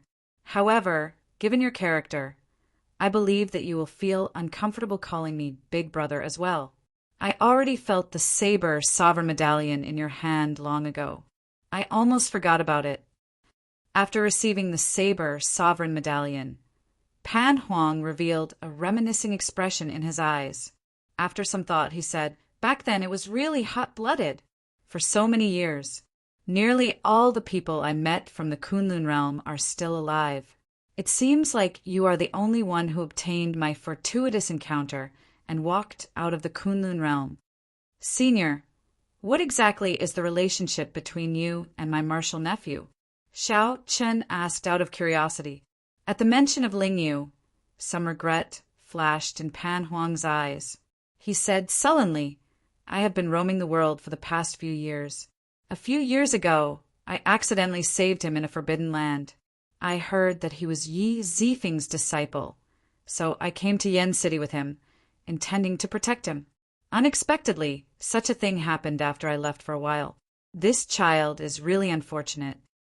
It turned out that it was not that complicated. The reason was actually so simple. At the mention of Ling Yu, Xiao Qin could not help feeling sad in his heart. However, headliner Ling Long's final decision still gave Xiao Qin some comfort. At the very least, it proved that bringing Ling Yu to the soaring Dragon Great realm back then was not wrong. He did not love the wrong person. "Do you know why the hidden spirit temples people sought you out?" Since Ling Yu's topic was somewhat heavy, Pan Huang changed the topic after returning the saber sovereign medallion to Xiao Qin. Xiao Qin shook his head and said, "I feel that Venerable Su Yin has something else to say. However, I do not know what the deeper meaning is." Pan Huang smiled and said, "They probably want the old abbot to tell you that they sought you out for the ancient Yen Emperor tomb." "The ancient Yen Emperor tomb? However, I already promised the 9th prince. Could they be preparing to support the 9th prince's ascension to the throne?" Xiao Qin asked, confusion flashing in his eyes. "No, the hidden spirit temple does not care who becomes the next Yen emperor. They only care about the ethereal immortal palace. In reality, even if the Yenwu dynasty is destroyed, the hidden spirit temple will not care too much," Pan Huang explained softly. "However, this time we have to pay attention to it. To think that the first prince allied with the Azure Lotus Church. If the ethereal immortal palace really appears and the wings of time lands in the Azure Lotus Church's hands, the hidden spirit temple will not be able to sit still." A brilliant light flashed in Xiao Chen's eyes. After some thought, he said, "So they want to work with me at the very least to prevent the wings of time from landing in the Azure Lotus Church's hands." "Smart," Pan Huang praised softly with a faint smile. Chapter 2265. Xiao Chen thought about Pan Huang's words. If the hidden spirit temple invited him for a chat because of the ancient Yen Emperor tomb, then what about Yuan Zhen? What about Yuan Zhen? If Xiao Chen recalled correctly, Yuan Zhen also had an ethereal immortal palace key. Furthermore, he was the strongest true inheritor of the hidden spirit temple. Could it be that they did not know that Yuan Zhen already had an ethereal immortal palace key? Strange. I should wait for the abbot to come before asking. Setting this matter aside for now, Xiao Chen asked, "Senior, how much do you know about the ancient Yen Emperor tomb?" Pan Huang scratched his head and replied after some thought, "Let me think. I entered the ancient Yen Emperor tomb once. However, that was a long time ago. The ancient Yen Emperor tomb is a secret realm of the royal clan. It gathers the luck of the entire Yenwu dynasty. The entire dynasty's accumulations are gathered here. There are many inheritance treasure troves that are opened only during the succession race. If I recall correctly, every prince has a quota for the succession race. They can bring their guests in to help them fight for luck and become emperor. However, These guests are not allowed to be older than 500 years old. Aside from that, there are no other requirements. Finding this strange, Xiao Qin asked, "Not allowed to be older than 500 years old? Why is that?" Pan Huang smiled and said, "Just think about it. There are inheritance treasuries everywhere. What if an overly strong old monster comes? What if an overly strong old monster came and wiped out all the inheritances? If he wanted to kill, he could kill all the princes. Haha. Then the entire dynasty would have no successor." Xiao Chen understood. The human heart was unfathomable. It was necessary to make such a rule. However, the intensity of the competition in there is flabbergasting. Everyone knows the benefits of the ancient Yin Emperor tomb. Every time the succession race takes place, all the experts under 500 years old of the Great Thousand Realms, or rather, the entire martial epoch, gather in Yen City to fight for these few slots. The various noble clans and sects of the dynasty have been making preparations long ago, focusing on nurturing talents under 500 years old. Even if the prince they support does not become the crown prince, they can take away the inheritances they obtain in there. The ambitious princes with high statuses visit everywhere, searching for experts throughout the entire martial epoch. It can be expected that every prince's retainer is definitely an expert among experts. Xiao Chen was slightly startled. He had long heard that the competition for the crown prince position was very intense. A sovereign emperor who would stir up the entire martial epoch. Now it looked like it was true. As Pan Huang said, the sovereign emperors who could get a spot would probably all have a powerful secret art. Pan Huang paused for a moment before smiling. "What are your thoughts on the ancient Yin Emperor tomb?" "Me? Yeah, what do you think?" Xiao Qin said after some thought, "I'm not very interested in the other inheritance treasure troves, but I won't despise them either. After all, no one would complain about having too many heavenly treasures. But the main focus would still be on the misty Immortal Palace." Pan Huang said indifferently, "The ethereal Immortal Palace's prophecies have never been accurate. I once chased after it twice but returned empty-handed." "Senior, are you also interested in the Misty Palace?" "Of course. The Wings of Time was the only transcendent grade soul tool in the current martial epoch. Which faux god would not care about it? However, I am not interested now. Not to mention the accuracy of the prophecies, it would be impossible for me to gather all 7 ethereal Immortal Palace keys, especially the inheritance key. Then, why is the Hidden Spirit Temple so nervous? It's better to be safe than sorry." Pan Huang raised his eyebrows and looked behind Xiao Qin. Then he said, "The abbot is here." When Xiao Chen looked back, he saw 3 old monks outside the courtyard. Their cultivations were incredibly horrifying, unfathomable. One of the 3 old monks wore a golden kasaya and held a Buddhist monk staff. If there were no surprises, this would be the Hidden Spirit Temple's Abbot Suyi. The one on the left was Su Yin. The one on the right was an old man that Xiao Chen did not recognize, looking at him with some hostility. Xiao Qin did not know where this hostility came from. He had never met these people before. "Benefactor Xiao, this is senior brother Abbot. This is this old monk's junior brother, Su Ming." Venerable Su Yin stepped forward and introduced the two to Xiao Qin. "You guys talk first. I'll take my leave." Pan Huang stood up and smiled faintly. Before he left, he sent a voice projection to Xiao Qin. "Ask for more benefits, and don't be soft-hearted. Don't think that this place looks simple. This poor monk is very rich." Xiao Qin felt speechless. This senior Pan Huang speaks without any scruples. He does not have the air of a senior expert at all. If this abbot knew about Pan Huang's voice projection, what would he think? "Greetings, seniors," Xiao Qin said calmly with a cupped fist salute. After Abbot Su Yi returned the greeting, he went straight to the point. "I believe you know that junior brother Su Yin invited you here because he has other matters to discuss. I am the one in charge of this matter, so let me do the talking. There is no harm in speaking. The ancient Yen Emperor tomb will open in 2 months.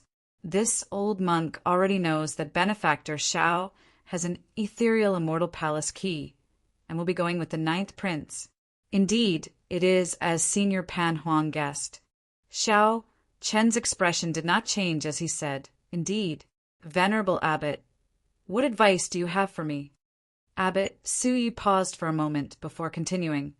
"If the ethereal immortal palace really appears, I would like to ask benefactor Shao to make a move and ensure that the wings of time do not fall into the hands of the demons." Shao Chen's heart skipped a beat. He looked at Abbot Su Yi and asked, "Senior, are you so sure that demons will enter the ancient Yen Emperor tomb?" Venerable Su Yin, who was at the side, said, "Some of the royal court's elders have been working with the Azure Lotus Church in secret for a long time. They are even bolder this time. To think that even the ancient Yen Emperor tomb, a forbidden land of the royal court, tacitly allowed them to enter. They think that no one knows. However, my hidden spirit temple naturally has a way to find out." Shao Qin frowned and said, "I don't understand. Isn't working with the Azure Lotus Church like asking a tiger for its skin?" The abbot sighed helplessly. "The people of the royal clan have their own way of doing things. They feel that they can toy with the Azure Lotus Church and use it to keep my hidden spirit temple in check. In reality, it is as benefactor Shao said. If this isn't asking a tiger for its skin, what is? However, there will always be people who think themselves clever, thinking that they can control everything. I understand." Shao Qin nodded to indicate that he understood. Perhaps to the royal court, the Azure Lotus Church and the Hidden Spirit Temple were not good things. Balancing the two sides was the best choice. However, Shao Qin had other doubts. Does the Hidden Spirit Temple know that Yuan Zhen has an ethereal immortal palace key as well?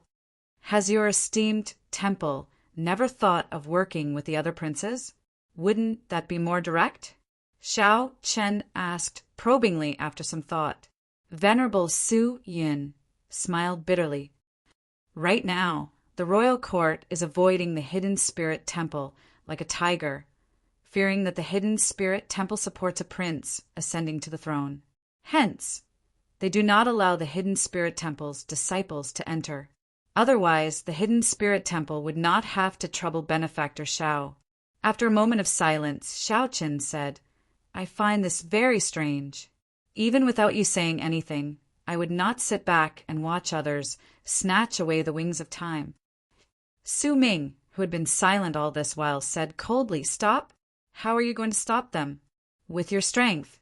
It would be pretty good if you don't lose your life. Shao Qin found this strange. The moment this Su Ming entered, his eyes showed some hostility. Now his words were also very blunt. Su Yun quickly said, Benefactor Shao, please don't take offense. My junior brother's words were blunt, but they were the truth. Senior brother Abbot sought you out because he worried that you and the 9th prince would not be strong enough to stop the Azure Lotus Church. So, Abbot Sui said, So, this old monk decided to lend you a hand. This is a Bodhi seed that has been placed at the summit of Spirit Vulture Mountain for 10,000 years. It has a strong suppressive effect on evil Buddhist sections. If the ethereal immortal palace really appears, Benefactor Shao can use this item to suppress all evil Buddhist sect experts. When Shao Chen received the scarlet Bodhi seed, he saw that it was a scarlet Bodhi seed. When he looked at it carefully, he discovered that the scarlet Bodhi seed had many tiny divine scripts carved on it, at least 10,000 of them. What is on it? The Kasayapa Buddhist scripture is a supreme scripture of the Buddhist sections. All heretics will be suppressed before this scripture. Those who are not strong enough might even turn to ashes on the spot. However, it is not very useful to those who are not of the Buddhist sections. This item is incredibly precious. If the ethereal immortal palace does not appear, please keep it. Abbot Su Yi instructed softly as he looked at the Bodhi seed in Shao Chen's hand with some reluctance. Xiao Chen smiled faintly and did not say anything more. Now that it was in his hands, there was naturally no reason for him to return it. However, this scarlet Bodhi seed was not enough to convince him. Xiao Chen said calmly, "I want another item." "What is it?" "A copy of the last 6 moves of the Mahamaya abstinence violation saber technique." Although rumor had it that the secret manual was lost and the hidden spirit temple did not have a complete copy, Xiao Chen did not really believe that. Since the original copy was missing, there should be a copy. Chapter 2266. After Xiao Chen made his request, the expressions of Abbot Suyi, Suyin, and Suming all changed slightly. A sinister look flashed in Suming's eyes. Not to mention that this is a Buddhist sect forbidden technique. It has already spread out. The Hidden Spirit Temple does not have a complete copy. Even if they did, they would not give it to someone who cultivates a demonic Tao cultivation technique and is plagued with sin. So that is the case. This old monk sensed the demonic Tao cultivation technique in Xiao Chen, which was why he was so hostile. Su Yin said slowly and softly, "Benefactor Xiao, please change your request. This request is too difficult." The Hidden Spirit Temple's abbot, Su Yi, looked at Xiao Chen. Although he did not say anything, his eyes conveyed the same meaning. "In that case, there is no need to negotiate. I do not care about other requests." Xiao Chen took out the scarlet Bodhi seed and handed it back. Then he prepared to take his leave. Abbot Su Yi received the scarlet Bodhi seed from Xiao Chen. Then he remained silent. Su Yun sighed softly at the side. As for Su Ming, he snorted coldly and said, "We are not asking him for help. There is no need to think so highly of him." Xiao Chen, who had already turned around, smiled coldly in his heart. "In that case, why did they ask me to come?" Su Ming needed to clarify this. To Xiao Chen, he was not obligated to help the Hidden Spirit Temple stop the Azure Lotus Church's people. Giving him the scarlet Bodhi seed to suppress the Azure Lotus Church was not a problem for Xiao Chen. After all, it was free. Since the other party invited him, Xiao Chen naturally had the qualifications to raise conditions. Furthermore, did this Su Ming really think that he was not a match for the Azure Lotus Church without the scarlet Bodhi seed? In that case, Su Ming underestimated Xiao Chen too much. "Benefactor Xiao, please wait." Just as Xiao Chen was about to leave the Su Yin Hall, Abbot Su Yi turned around and arrived before Xiao Chen, holding the scarlet Bodhi seed. "This item is a token of our temple's sincerity.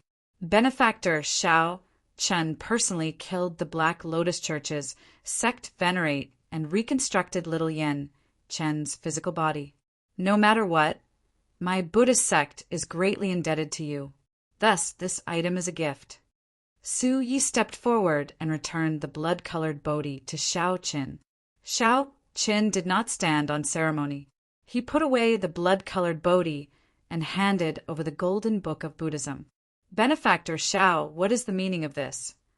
Venerable Su Yin asked after receiving the golden letter. Xiao Chen said softly, "Senior Su Ming seems to have a problem with me. I don't know if I can accept the so-called kindness, so I don't dare to be presumptuous. One thing for one thing." Xiao Chen still respected Venerable Su Yin and Abbot Su Yi. However, Su Ming treated them with hostility for no reason. This made Xiao Chen somewhat uncomfortable. It felt like he was deliberately taking advantage of the Hidden Spirit Temple. "Abbot Su Yi, you don't have to worry too much. The first prince and I will not rest until one of us is dead. If the Azure Lotus Church really wants to protect him, I have no reason not to kill them. So, even without your esteemed temple's request, I would still stop this group of people from obtaining the wings of time." Xiao Chen paused for a moment and said softly, "As for my strength, boom!" Before Xiao Chen could finish speaking, his entire body suddenly released a blue light. His chest looked transparent. It was crystalline and translucent, resplendent and dazzling.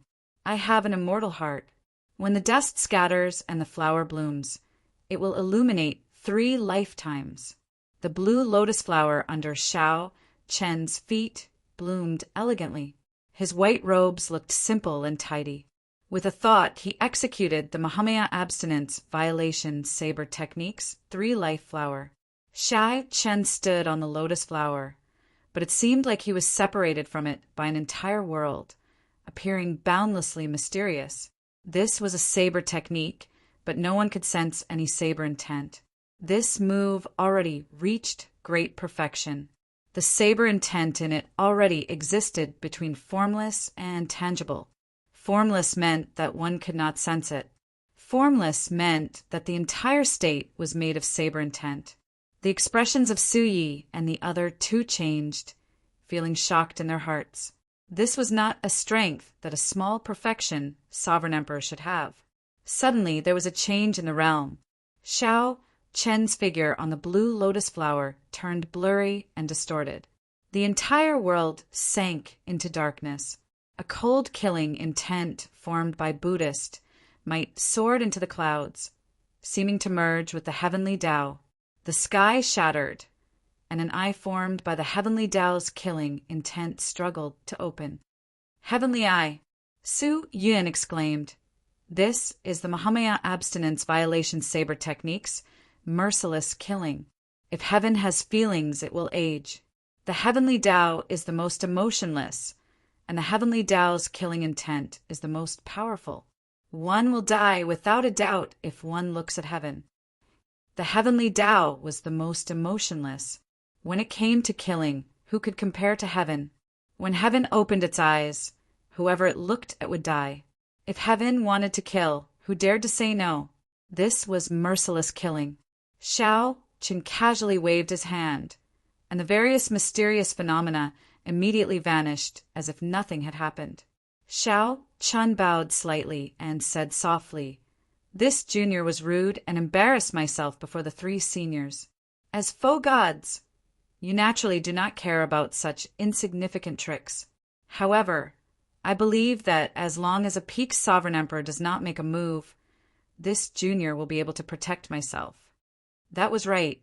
That earlier move was merciless killing, the Mahamaya abstinence violation saber technique's 6th move. Xiao Chen was not trying to show off on purpose. Doing so before 3 faux gods would appear to be overestimating his own abilities. However, Xiao Chen was truly unconvinced by this false reputation. Xiao Chen's expression showed that he wanted to take advantage of the hidden spirit temple. May the Lord Buddha bless me. Benefactor Xiao is too humble. Such skills are an eye-opener for us. Truth be told, aside from Mahamaya himself, no one in our temple can practice merciless killing. As for Benefactor Zhao's 3-life flower, it is even more astonishing. It seems to have already surpassed Mahamaya's. Abbot Su Yi praised Xiao Chen's 3-life flower more than the 3-life flower and merciless killing. This was because Xiao Chen had already practiced the 3-life flower to great perfection, nearly reaching perfection. He had already surpassed the Mahamaya abstinence violation saber technique's limits. As for merciless killing, it was because Xiao Chen had just reached small perfection and still had many flaws. One could tell that it was a little strenuous for him to use it. However, with the 3-life flower before him, Xiao Chen believed that great perfection was only a matter of time. "Junior brother, what do you think?" Venerable Su Yin asked Su Ming with a faint smile. Naturally, Su Ming felt very upset. He really wanted to say something insignificant, that it was merely SOSO. However, he clearly could not say such words. Saying it would be like slapping himself in the face. Hence, Su Ming showed a sullen expression and decided not to say anything. Seeing that Su Ming had nothing to say, Venerable Su Yin looked at the abbot and said, "Senior brother, I feel that there are some things that we should honestly tell Benefactor Xiao." Xiao Chen showed some doubt in his eyes, feeling somewhat confused. Su Yi thought for a while. Then he looked at Xiao Chen and said, "Actually, Benefactor, Xiao does not know this." This Mahamaya abstinence violation saber technique only has 9 moves. The last 3 moves are the result of Mahamaya's disguise, reversing the sequence. If anyone follows Mahamaya's instructions and practices the last 6 moves, they will fall into a state of madness. This is the reason why this technique is classified as a forbidden move. In terms of killing, there are actually several Buddhist sect martial techniques with even more ferocious killing intent than the Mahamaya abstinence violation saber technique. My Buddha is merciful. However, the merciful must be stained with blood. Otherwise, how can they illuminate the world and kill evil? When Xiao Qin heard that, he felt slightly stunned.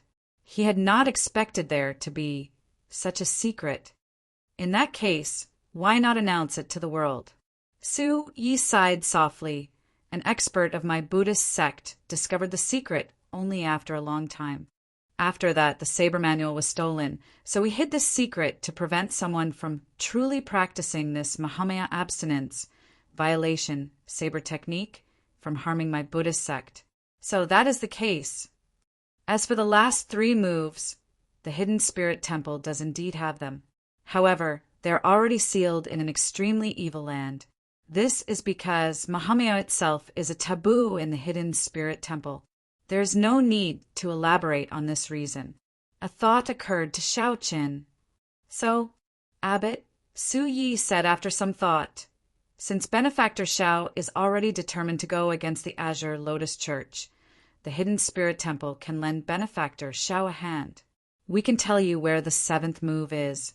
As for whether you can obtain it or not, that will depend on Benefactor Xiao's ability. It looked like the Mahamaya abstinence violation saber technique did have many implications. The hidden spirit temple could not possibly let Xiao Chun practice the complete version of the Mahamaya abstinence violation saber technique and tell him where the 7th move was. The hidden spirit temple also took a fancy to Xiao Chen's strength, allowing him to fight with the Azure Lotus Church's experts. The enemy of my enemy is my friend. Hence, they made an exception this time. Where is it? Xiao Chen asked. Abbot, Su Yi said after some thought, come with me. When Su Ming saw the situation, he felt dissatisfied. However, Su Yi and Su Yin already made up their minds. No matter how dissatisfied Su Ming was, he could not stop them. He snorted coldly and turned to leave. Chapter 2267. Su Ye's actions upset Su Ming, so he immediately left. When the two saw the situation, they felt somewhat helpless, but did not say anything. Venerable Su Yun consoled Xiao Qin, saying, Benefactor Xiao, there is no need to mind. Junior brother Su Ming is overly attached to the righteous and evil paths. He once had a great ambition to sweep away all the evil demons in the world and re-establish the orthodox Buddhist sect, bringing glory to the world. It is inevitable for him to feel some enmity for you. In reality, senior brother and I are not too attached to the righteous and evil paths. Whether there is a Buddha in our hearts or not, we follow our hearts. As long as one does not believe in an evil Buddha and has a fate with Buddha, we are all friends. Abbot, Su Yi added, that's right. Faith cannot be forced. The Kasayapa Buddha never said such a thing. Before he became a Buddha, the Kasayapa Buddha once cultivated a demonic Tao cultivation technique. However, at the final moment, he still became a Buddha and established the great cause of the Buddhist sect. Xiao Qin nodded in agreement. Being a Buddha did not mean that one would not make mistakes or be supreme. There was no need to force others to believe in it. As for false reputation, Xiao Chun was not surprised by this grand ambition of his. Since ancient times, there had been no lack of such fanatics. It was not just the Buddhist sect. There were many such ambitious people in the other sections. Under Abbot Su Ye's lead, Xiao Qin followed him to a small path that meandered upward. Unknowingly, they had arrived at the summit of Spirit Vulture Mountain. This was a cold, damp and dark, empty land. An unsettling and anxious atmosphere spread in the air. It was like all the sins of the world gathered here. Xiao Chen looked at the boundless darkness before him. The land seemed to be filled with sin and wildness, making him feel somewhat strange. Where is this? How can a pure land of the Buddhist sect have such a dirty place?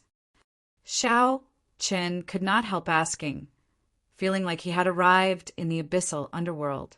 Venerable Su Yun asked after some thought, "Did you see the golden Kasyapa Buddha at the summit when you were at the foot of the mountain?" Xiao Chen nodded. "Naturally, I saw it. It would be hard not to see it. When one looked up, one could see the huge golden Kasyapa Buddha at the summit. Buddhist light shone, and auspicious signs filled the sky. That world was like a dreamland of heaven. It was just like the pure land of ultimate bliss mentioned in the Buddhist scriptures, causing one to yearn for it and feel reverence for it. At that time, Xiao Chen wondered if the hidden spirit temple was hidden in the small world behind the golden Kasyapa Buddha body. This is the world behind Kasyapa Buddha, where the sins of the greater 1,000 worlds are gathered.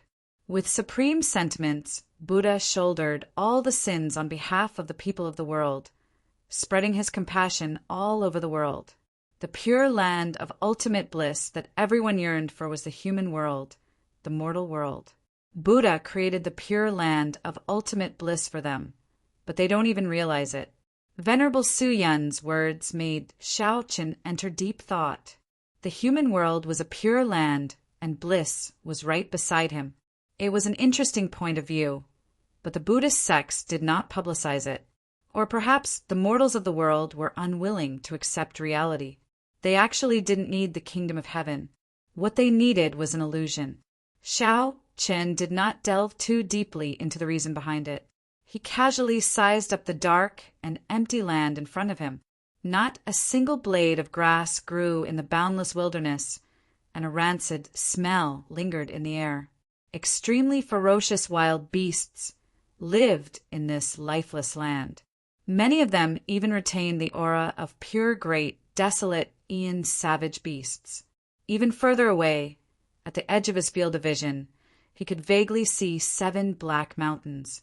Aside from ferocious beasts, he also saw several hidden spirit temple disciples undergoing experiential training here. They either tempered their Buddhist hearts, practiced magic skills, or hunted savage beasts. It looked like this place was no secret to the hidden spirit temple disciples. Do you see the 7 black mountains? The saber manual for the Mahamaya abstinence violation saber techniques 7th move is in those black mountains. The black mountains are forbidden lands of the Buddhist sections. I can only give you half a month. If you cannot find the saber manual, benefactor Xiao can only leave. Xiao Chen looked in the direction that Venerable Su Yun pointed. It was the 3rd mountain from the left. It was too far away, so he could not make out any mysterious phenomenon. I understand. Many thanks to the 2 seniors for giving me this opportunity. No matter what, I have to give it a try. Even though Xiao Chen knew that the hidden spirit temple might not be able to give him the saber manual for the final 2 moves, he still had to grasp this opportunity. Right now, Xiao Chen grasped the saber manual for the 6 moves, breaking the mundane, resolving the mundane, and entering hell were the moves he obtained by himself.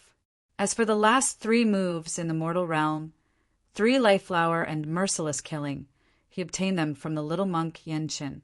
As for the final 3 moves, they were taboos among taboos within the Buddhist sections. They were stored in this extremely evil land.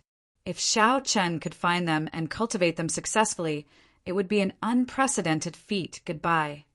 Xiao Chen turned around, performed a cupped fist salute, and left. The moment he turned around, he saw a Buddha statue, which stunned him for a moment. That Buddha statue was incredibly tall, but expressionless. Its entire body was pitch black, looking cold and emotionless. This Buddha statue was filled with might and pressure, not showing any benevolence or mercy. However, it was solemn and dignified, looking somewhat strange. Xiao Chen entered deep thought. This should be the golden body of that Kasyapa Buddha. However, everyone could only see its front. When the Kasayapa Buddha statue saw the resplendent golden light and the auspicious signs filling the sky, it smiled. Which one was the real one? Or rather, both sides were true bodies. Looking at it this way, one could understand why the Azure Lotus Church and the Black Lotus Church split from the Buddhist sect. Shaking his head, Zhang Xian turned around and continued on his way. At the same time, Su Ming showed an unsightly expression in the hidden spirit temple. He was clearly unhappy with Feng Zhang's senior brother's idea. Yuan Zhen sat quietly on the left, listening to Xiao Chen's rage. Grandmaster, there's no need to worry too much. Even if he went to the dark world, he might not be able to cross that sea. Even if he crossed that sea, he might not be able to ascend the Black Mountain. It would be even more difficult to find the saber technique manual. Yuan Zhen said softly after remaining silent for a long time. Su Ming shook his head and said, "You cannot underestimate this person. Previously, I did not look down on him too much, but I have to admit it. This brat's strength is somewhat terrifying. Even if you undo the seal, you might not be able to completely suppress him." Yuan Zhen nodded. "Martial ancestor is right." Su Ming said sullenly, "What I am angry about is not giving him the saber manual but senior brother Abbott's attitude. He is a yes man, completely lacking the dignity of a Buddhist sect leader. No wonder the Buddhist sect has been losing its prestige in the past few years. To be so polite to a sinful person, the evil sect will destroy it sooner or later." Yuan Zhen quickly said, "Martial ancestor, you cannot speak of this carelessly," Su Ming forcefully interrupted. "There's no need to worry. This time when you sneak into the ancient Yan Emperor tomb, if the ethereal Immortal Palace comes out, you must snatch the wings of time. Only with the wings of time can a Buddhist monarch truly break through the epic shackles and descend into this world. We need to start a new epoch. This group of people is too conservative. How can the orthodox Buddhist sect rise up in their hands?" A brilliant light flickered in Yuan Zhen's eyes as he said, "Martial ancestor, rest assured. This disciple will do his best to let a Buddhist monarch descend into this world." Su Ming looked at Yuan Zhen and smiled in satisfaction. "It looks like I was right to choose you." Xiao Qin had once stayed in the abyssal underworld for a few months. He was very familiar with such a dark and turbid environment. Furthermore, he cultivated a demonic Tao cultivation technique in the first place. Now he could change his divine energy Qi as he pleased.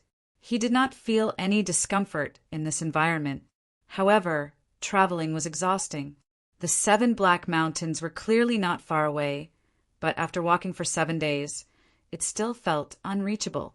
The journey was not difficult. However, the occasional ferocious beasts gave Xiao Qin a headache. The further he went, the stronger the ferocious beasts he encountered. During this period, Xiao Qin met several hidden spirit temple disciples and tried to converse with them. He tried to converse with them and gained some unexpected gains. These disciples did not treat him as an outsider, telling him about the situation here. For example, the 7 Black Mountains were a taboo. Even the strongest among them could only walk to a sea of bitterness and look at the 7 Black Mountains across the sea. After that, they could not proceed any further. However, no one could say for sure how far that sea was. Some said it was only 50,000 kilometers, some said it was 500,000 kilometers, and some said it was tens of millions of kilometers. One would have to walk for a year before reaching it. No matter what the answer was, Xiao Qin did not even see the shadow of that sea. Clearly, the Black Mountains were even further away. However, this place greatly suppressed the Tao domain. The laws of space and time were different. Even a simple jump drained a vast amount of divine energy. Hence, Xiao Qin could only continue walking in boredom. Fortunately, Xiao Qin's mental state was good enough. He could endure the boredom of this environment. On a certain day, Xiao Qin looked up and a light flickered in his eyes. When Xiao Qin squinted, he discovered that a bright sea had appeared in front at some point in time. In this gloomy and cold environment, The sea was exceptionally clear and could be discovered at a glance. Xiao Chen rejoiced in his heart. He could not help speeding up. Chapter 2268. It was a sea. Suddenly, a clear, jade-green sea appeared in the dark and desolate world. The seawater was pure, reflecting the 7 black mountains. Xiao Chen arrived at the seaside. Then he revealed a contemplative expression, remaining silent. Before he came, he had heard that a sea of bitterness was at the edge of this world. The hidden spirit temple disciples on experiential training here could not advance any further after reaching this place. While there were temple rules, the greater reason was that they could not go out. This sea was known as the Sea of Bitterness.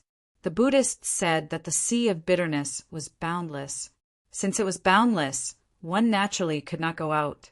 The 7 sufferings of the world were birth, old age, illness, death, hatred, love, separation, and unattainable. This vast sea gathered boundless suffering. Once, Xiao Chen had faced a sea of bitterness in the Kunlun realm. That sea of bitterness had a headless Kittagarbha bodhisattva. There were saber lights left by the Qing emperor and countless aggrieved spirits and malicious ghosts lingering in the sea of bitterness and agony. Xiao Chen was no stranger to the sea of bitterness. However, the sea of bitterness before him was different from the one he saw in the Kunlun realm. Firstly, there was no Kittagarbha bodhisattva or countless aggrieved spirits. Secondly, this sea of bitterness was clear and pure, with the 7 black mountains reflected in it. Xiao Chen raised his eyebrows slightly and looked at the other side of the sea of bitterness, at the 3rd black mountain from the left. That was his destination. The saber manual for the Mahamaya abstinence violation saber techniques, 7th move, was hidden there. 13 days of the half-month that Su Yi gave Xiao Chen had already passed. He only had 2 days left. If Xiao Chen delayed in this sea of bitterness, it would be practically impossible to obtain the saber manual. Hence, he could not step onto this sea of bitterness without being fully confident. Xiao Chen bent over and scooped up a puddle of clear seawater. They slid off his fingertips, one by one, dripping to the ground. Every drop of water had a vague reflection of Xiao Chen trapped in it. Strange, is this really a sea of bitterness? Xiao Chen felt doubtful, although the many hidden spirit temple disciples said that this was a sea of bitterness. Xiao Chen had seen it before. However, Xiao Chen, who had seen the true sea of bitterness, felt doubtful and did not dare to agree. Whoosh! Xiao Chen flicked his finger, and a saber light shot out. The saber light stuck close to the water and flew forward. Wherever he passed, waves would be stirred up. He pressed forward courageously, flying, flying, flying. They were always in sight, unable to fly out of the sea. Interesting. Below the Kasyapa Buddha's golden body, Su Yi and Yun, who were secretly observing Xiao Chen. Below the Kasyapa Buddha's golden body at the summit of Spirit Vulture Mountain, Su Yin and Su Yi, who were secretly observing Xiao Chen, revealed faint smiles. It looks like he can walk out of this. If he can't get out, he can't blame us for not giving him a chance. The 2 of them were more optimistic about whether Xiao Chen could obtain the saber manual or not. They were more relaxed. Yi, Xiao, and spirits would not. And would.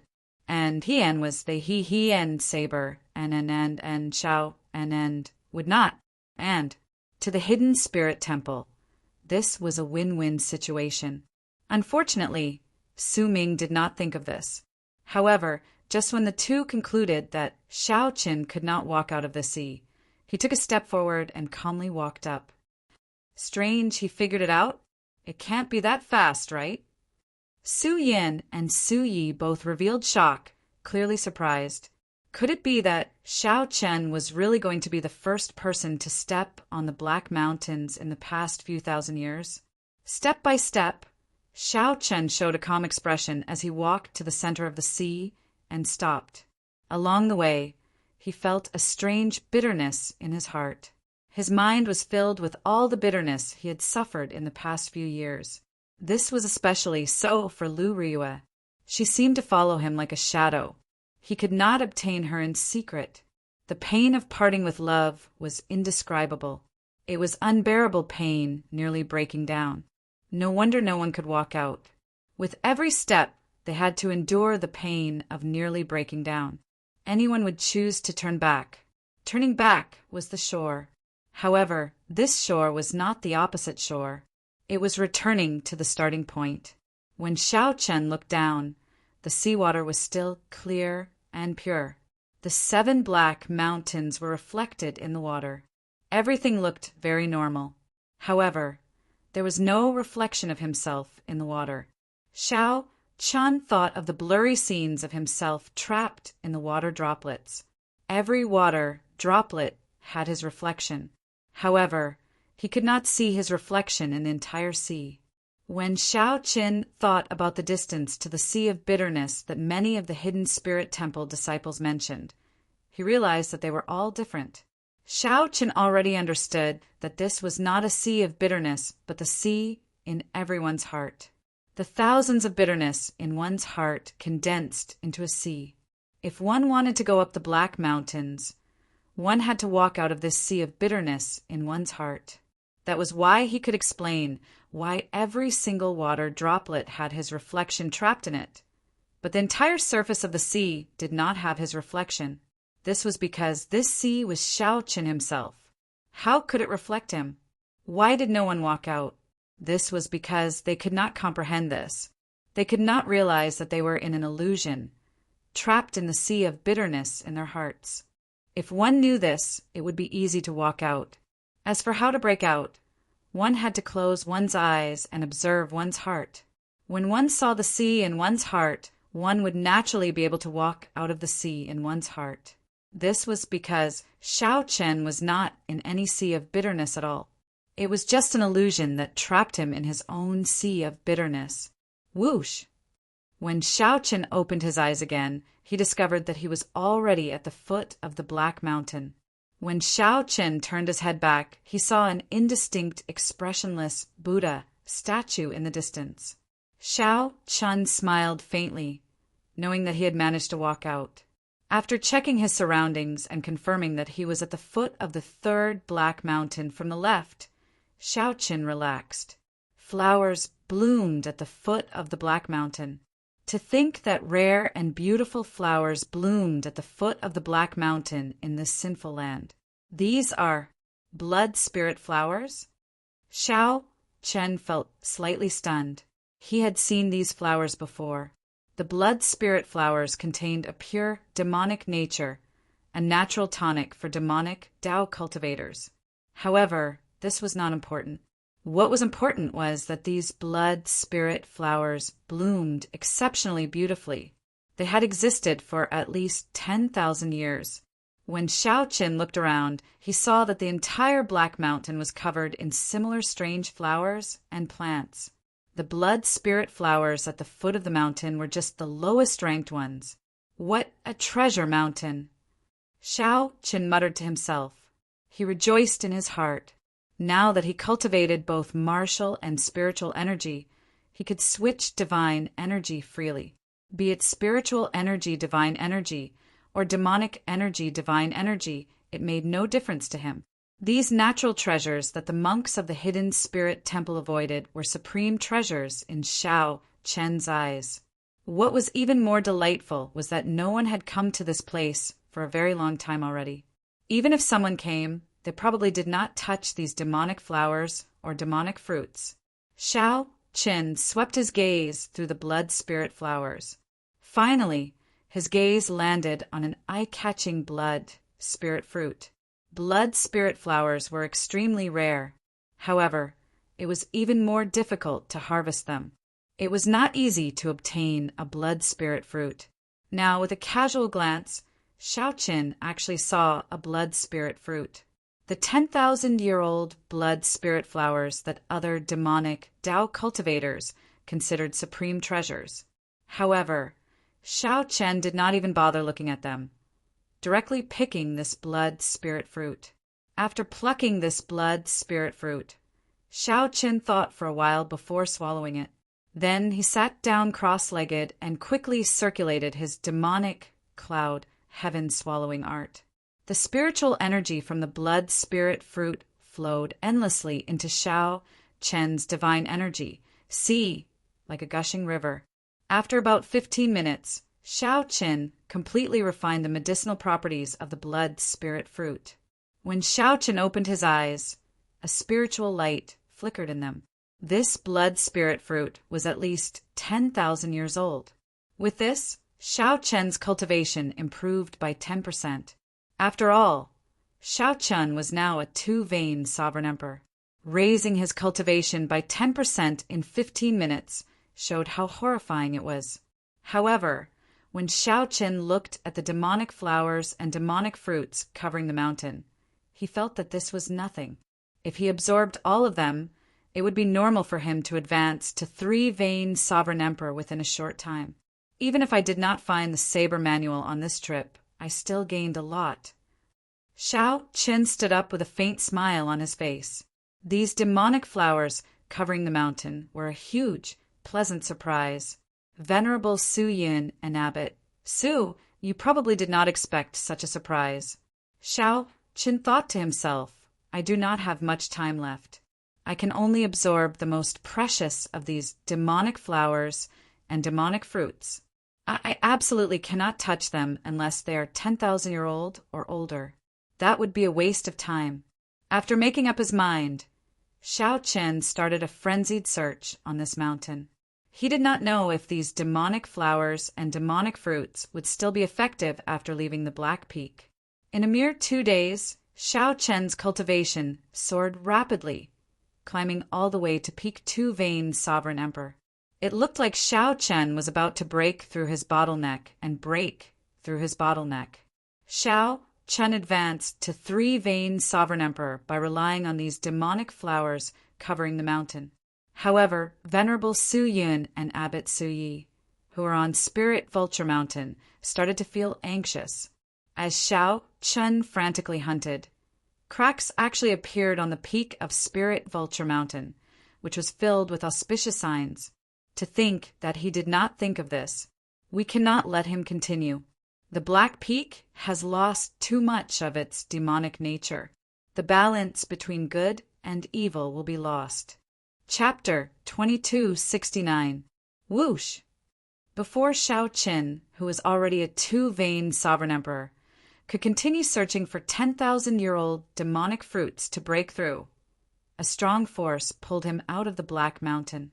An irresistible force pulled him out of the Black Mountain. When Shao Chen recovered his vision, he looked around and was surprised to discover that he had appeared at the summit of Spirit Vulture Mountain. He had actually appeared at the peak of the Spirit Vulture Mountain, and right beside him was the golden body of the Kasyapa Buddha, which was as tall as a mountain. In comparison, Shao Chen was as weak as an ant. When Shao Chen looked back, he saw Venerable Su Yin and Abbot Su Yi looking at Shao Chen uneasily. Shao Chen's eyes lit up like he understood something. After some thought, he said, Seniors, this junior's time to leave the Black Mountain should not be up yet. If I remember correctly, there is still at least one more day. Venerable Su Yin said awkwardly, That's right. Benefactor Zhao's time is not up yet. Then, why did you pull me out in advance? Shao Chen felt very upset. If he had stayed another day, he would have broken through the two-vein sovereign emperor bottleneck and reached three-vein sovereign emperor. Being forcefully pulled out of a bottleneck while being stuck at it was not a good feeling. Abbot Su Yi laughed, Ha ha ha. Benefactor is joking. This is the saber manual that Benefactor wants. You have already passed the test. There is no need for you to remain on the Black Mountain. Right after Abbot Su Yi spoke, he handed a jade strip to Shao Chen without saying anything. This, Shao Chen received the jade strip, feeling somewhat confused, not understanding its meaning. That's it, then. Benefactor, please leave the mountain. I'll leave the Azure Lotus Church's matters in the ancient Yen Emperor tomb to to Benefactor Shao. Before Shao Qin could say anything, Venerable Su Yin had already asked him to leave. But Venerable Su Yin supported Shao Qin and smiled. There are no buts. Don't you want the saber manual? I already gave it to you, so there are no buts. Come, I'll send Benefactor Shao off. Without giving Shao Qin a chance to speak, the two Buddhist sect powerhouses forcefully sent Shao Qin out of Spirit Vulture Mountain. After they left, they all heaved a sigh of relief, feeling extremely exhausted. How stupid to think that he did not think of this. He dual cultivates martial Tao and demonic Tao. Entering the Black Mountain is like a wolf entering a flock of sheep. If we let him stay here for a moment longer, the balance of good and evil will be lost.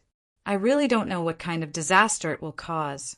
Venerable Su Yin sighed softly as he looked at the auspicious signs in the sky above Spirit Vulture Mountain, slowly mending. A trace of doubt appeared in Abbot Su Ye's eyes. He asked, "Junior brother, have you ever thought about why the two of us made such a mistake?" That's right. With our intelligence, logically speaking, we should have noticed this. Leaving out such a huge piece of information might be excusable for others, but anyone with a meticulous mind would make mistakes. However, to Su Yin and Su Yi this was not right. The two of them were faux God realm cultivators. Everything, no matter how big or small, would be imprinted in his mind. It was impossible for him to miss the information about Shao Chen's demonic arts. Suddenly, horror flashed in Venerable Su Yin's eyes. He said sullenly, could it be that he already broke the shackles of dual cultivating martial Tao and demonic Tao, causing us to forget that he cultivated a demonic cultivation technique? Dual cultivating martial Tao and demonic Tao gets harder the further one goes. It is a dead end. Even the Kasyapa Buddha gave up on his demonic Tao and demonic Tao the moment he became a Buddha. Since ancient times, no one has been able to completely merge martial Tao and demonic Tao. Abbot Su Yi said softly, if that is really the case, then it is somewhat terrifying. A person who can completely merge martial Tao and demonic Tao is equivalent to breaking the shackles of the entire martial epoch.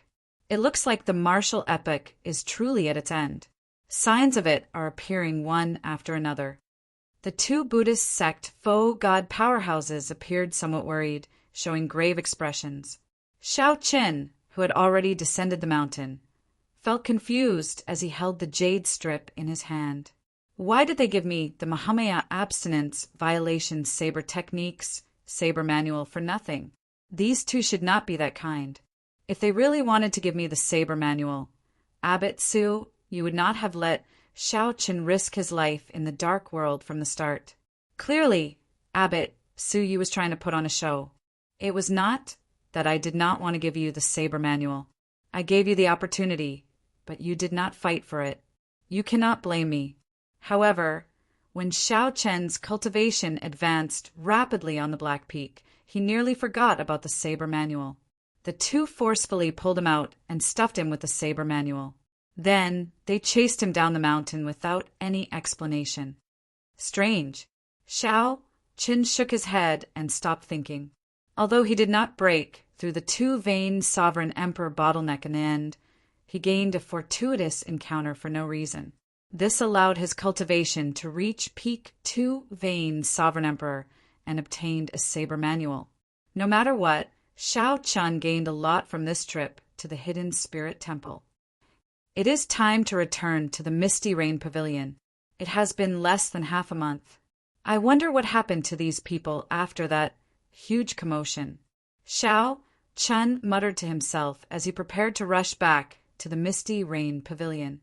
Just at this moment, a figure flickered endlessly in the air before landing firmly in front of Shao Qin. Benefactor Shao, how have you been? The person who arrived turned around. It was the mysterious Yuanzhen that Shao Qin had not seen for a long time. According to Su Yin and Su Yi, they did not know that Yuanzhen already had an ethereal immortal palace key.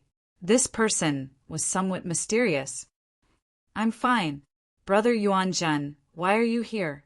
Xiao Chen replied casually. However, he kept his guard up and spread out his spiritual sense in all directions.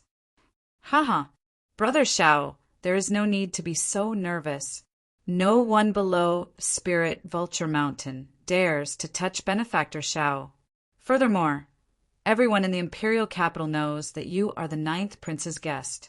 Who would dare to touch you? Yuan Zhen said softly with narrowed eyes. Xiao Qin felt excited. The competition for the prince's guest should have reached its most intense stage in the past half a month. Unexpectedly, the 9th prince took the initiative to announce that Xiao Qin was his guest. Brother Yuan Zhen, there is no need to worry. I am just cautious by nature.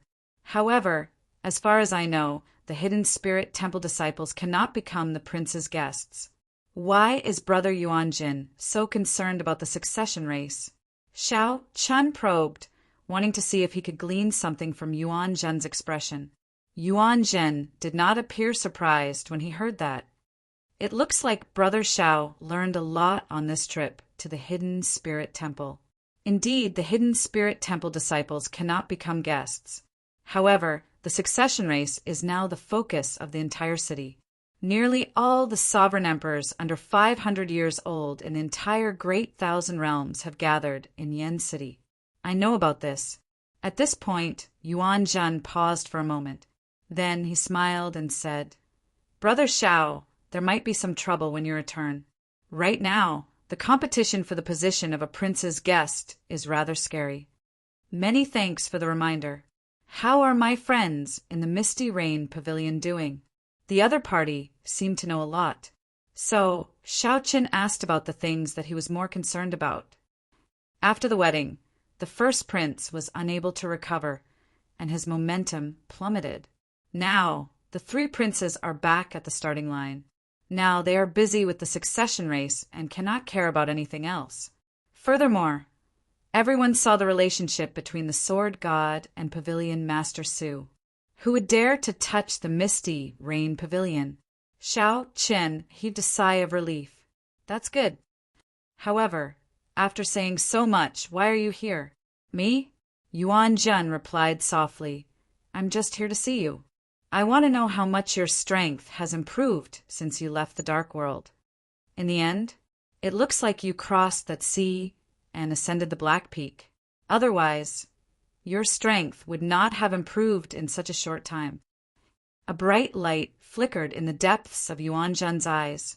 He keenly noticed Xiao Chen's improvement.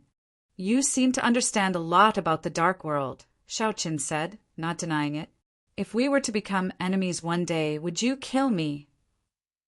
Yuan Zhen suddenly changed the topic and asked this question. Xiao Chen glanced at the other party and replied calmly, I will. In that case, I can rest assured because I will as well. Please don't show mercy.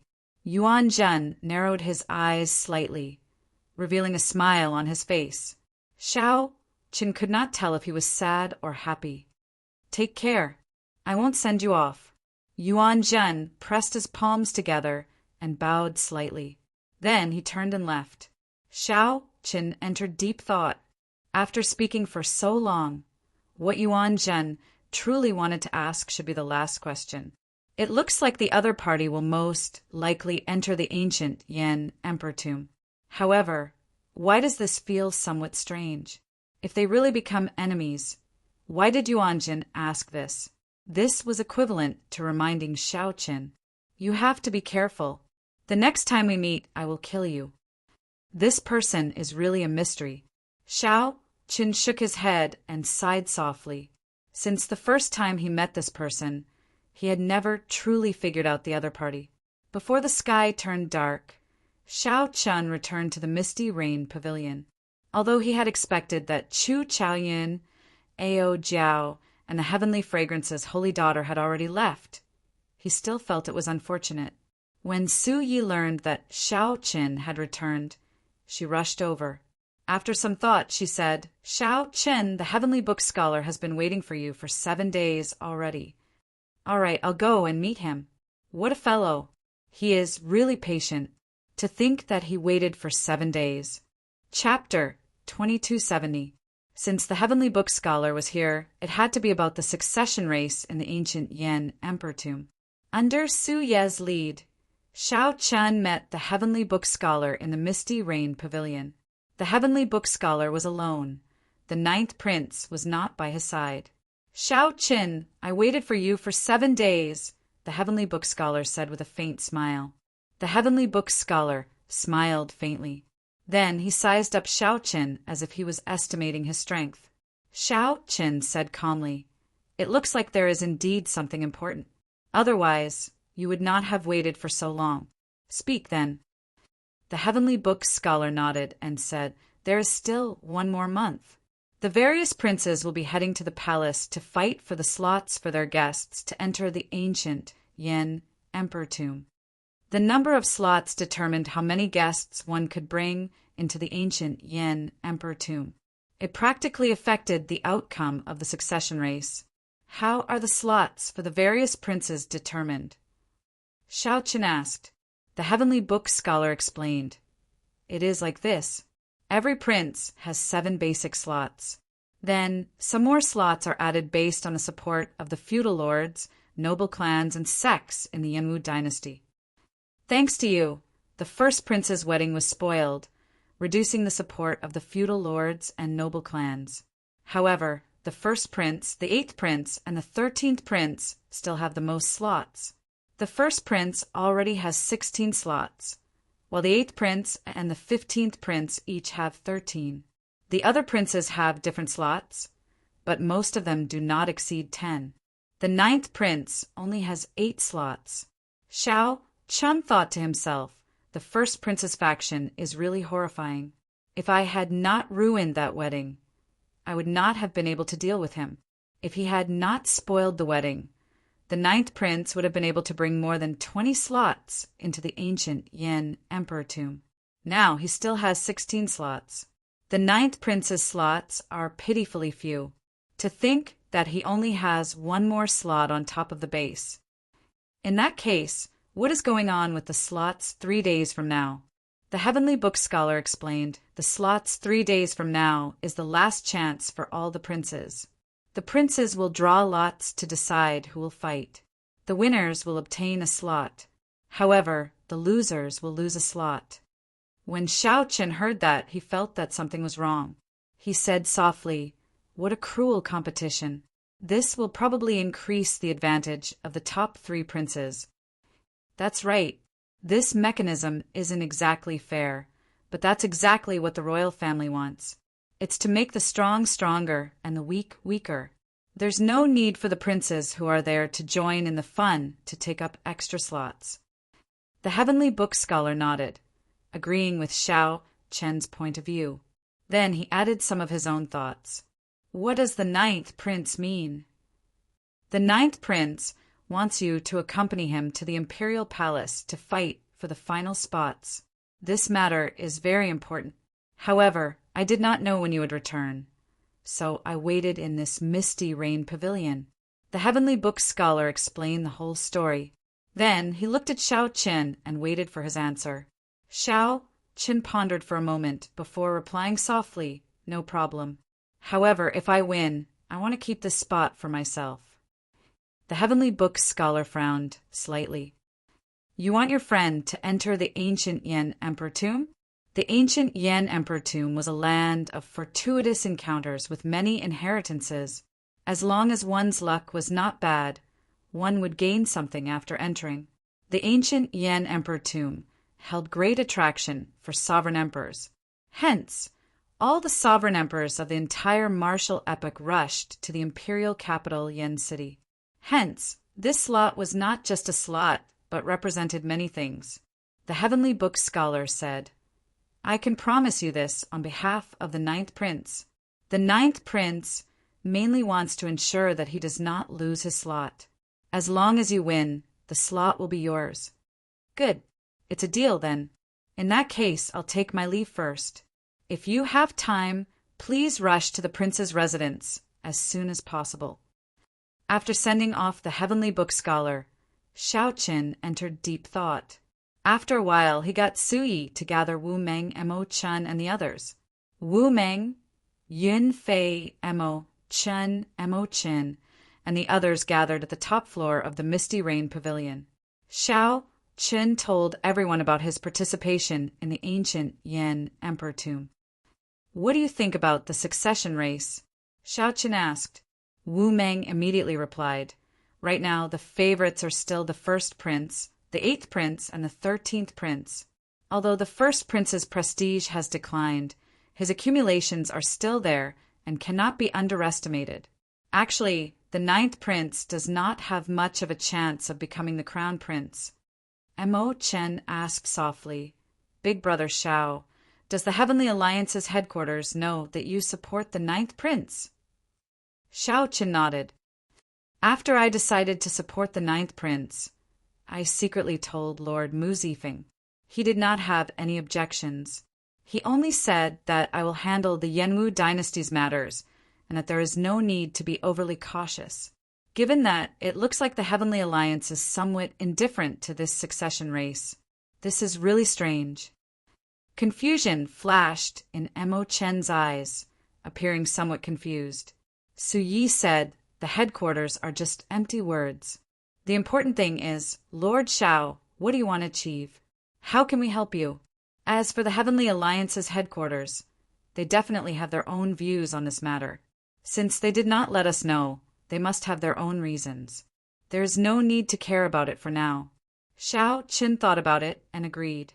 The Heavenly Alliance's headquarters would definitely not miss out on such a big show. However, he did not know what the Heavenly Alliance's headquarters thought, which was somewhat difficult to understand. After some thought, Shao Chen said, "Naturally, my first goal is the Wings of Time. The second goal is to support the 9th prince as the crown prince. As for the third goal, let's not talk about it for now." However, when Shao Chen mentioned the third eye, Su Yi noticed a faint murderous intent in Shao Chen's eyes. She nodded and said, "I understand. I will get the Misty Rain Pavilion to gather information about the ethereal Immortal Palace's key in Yen City.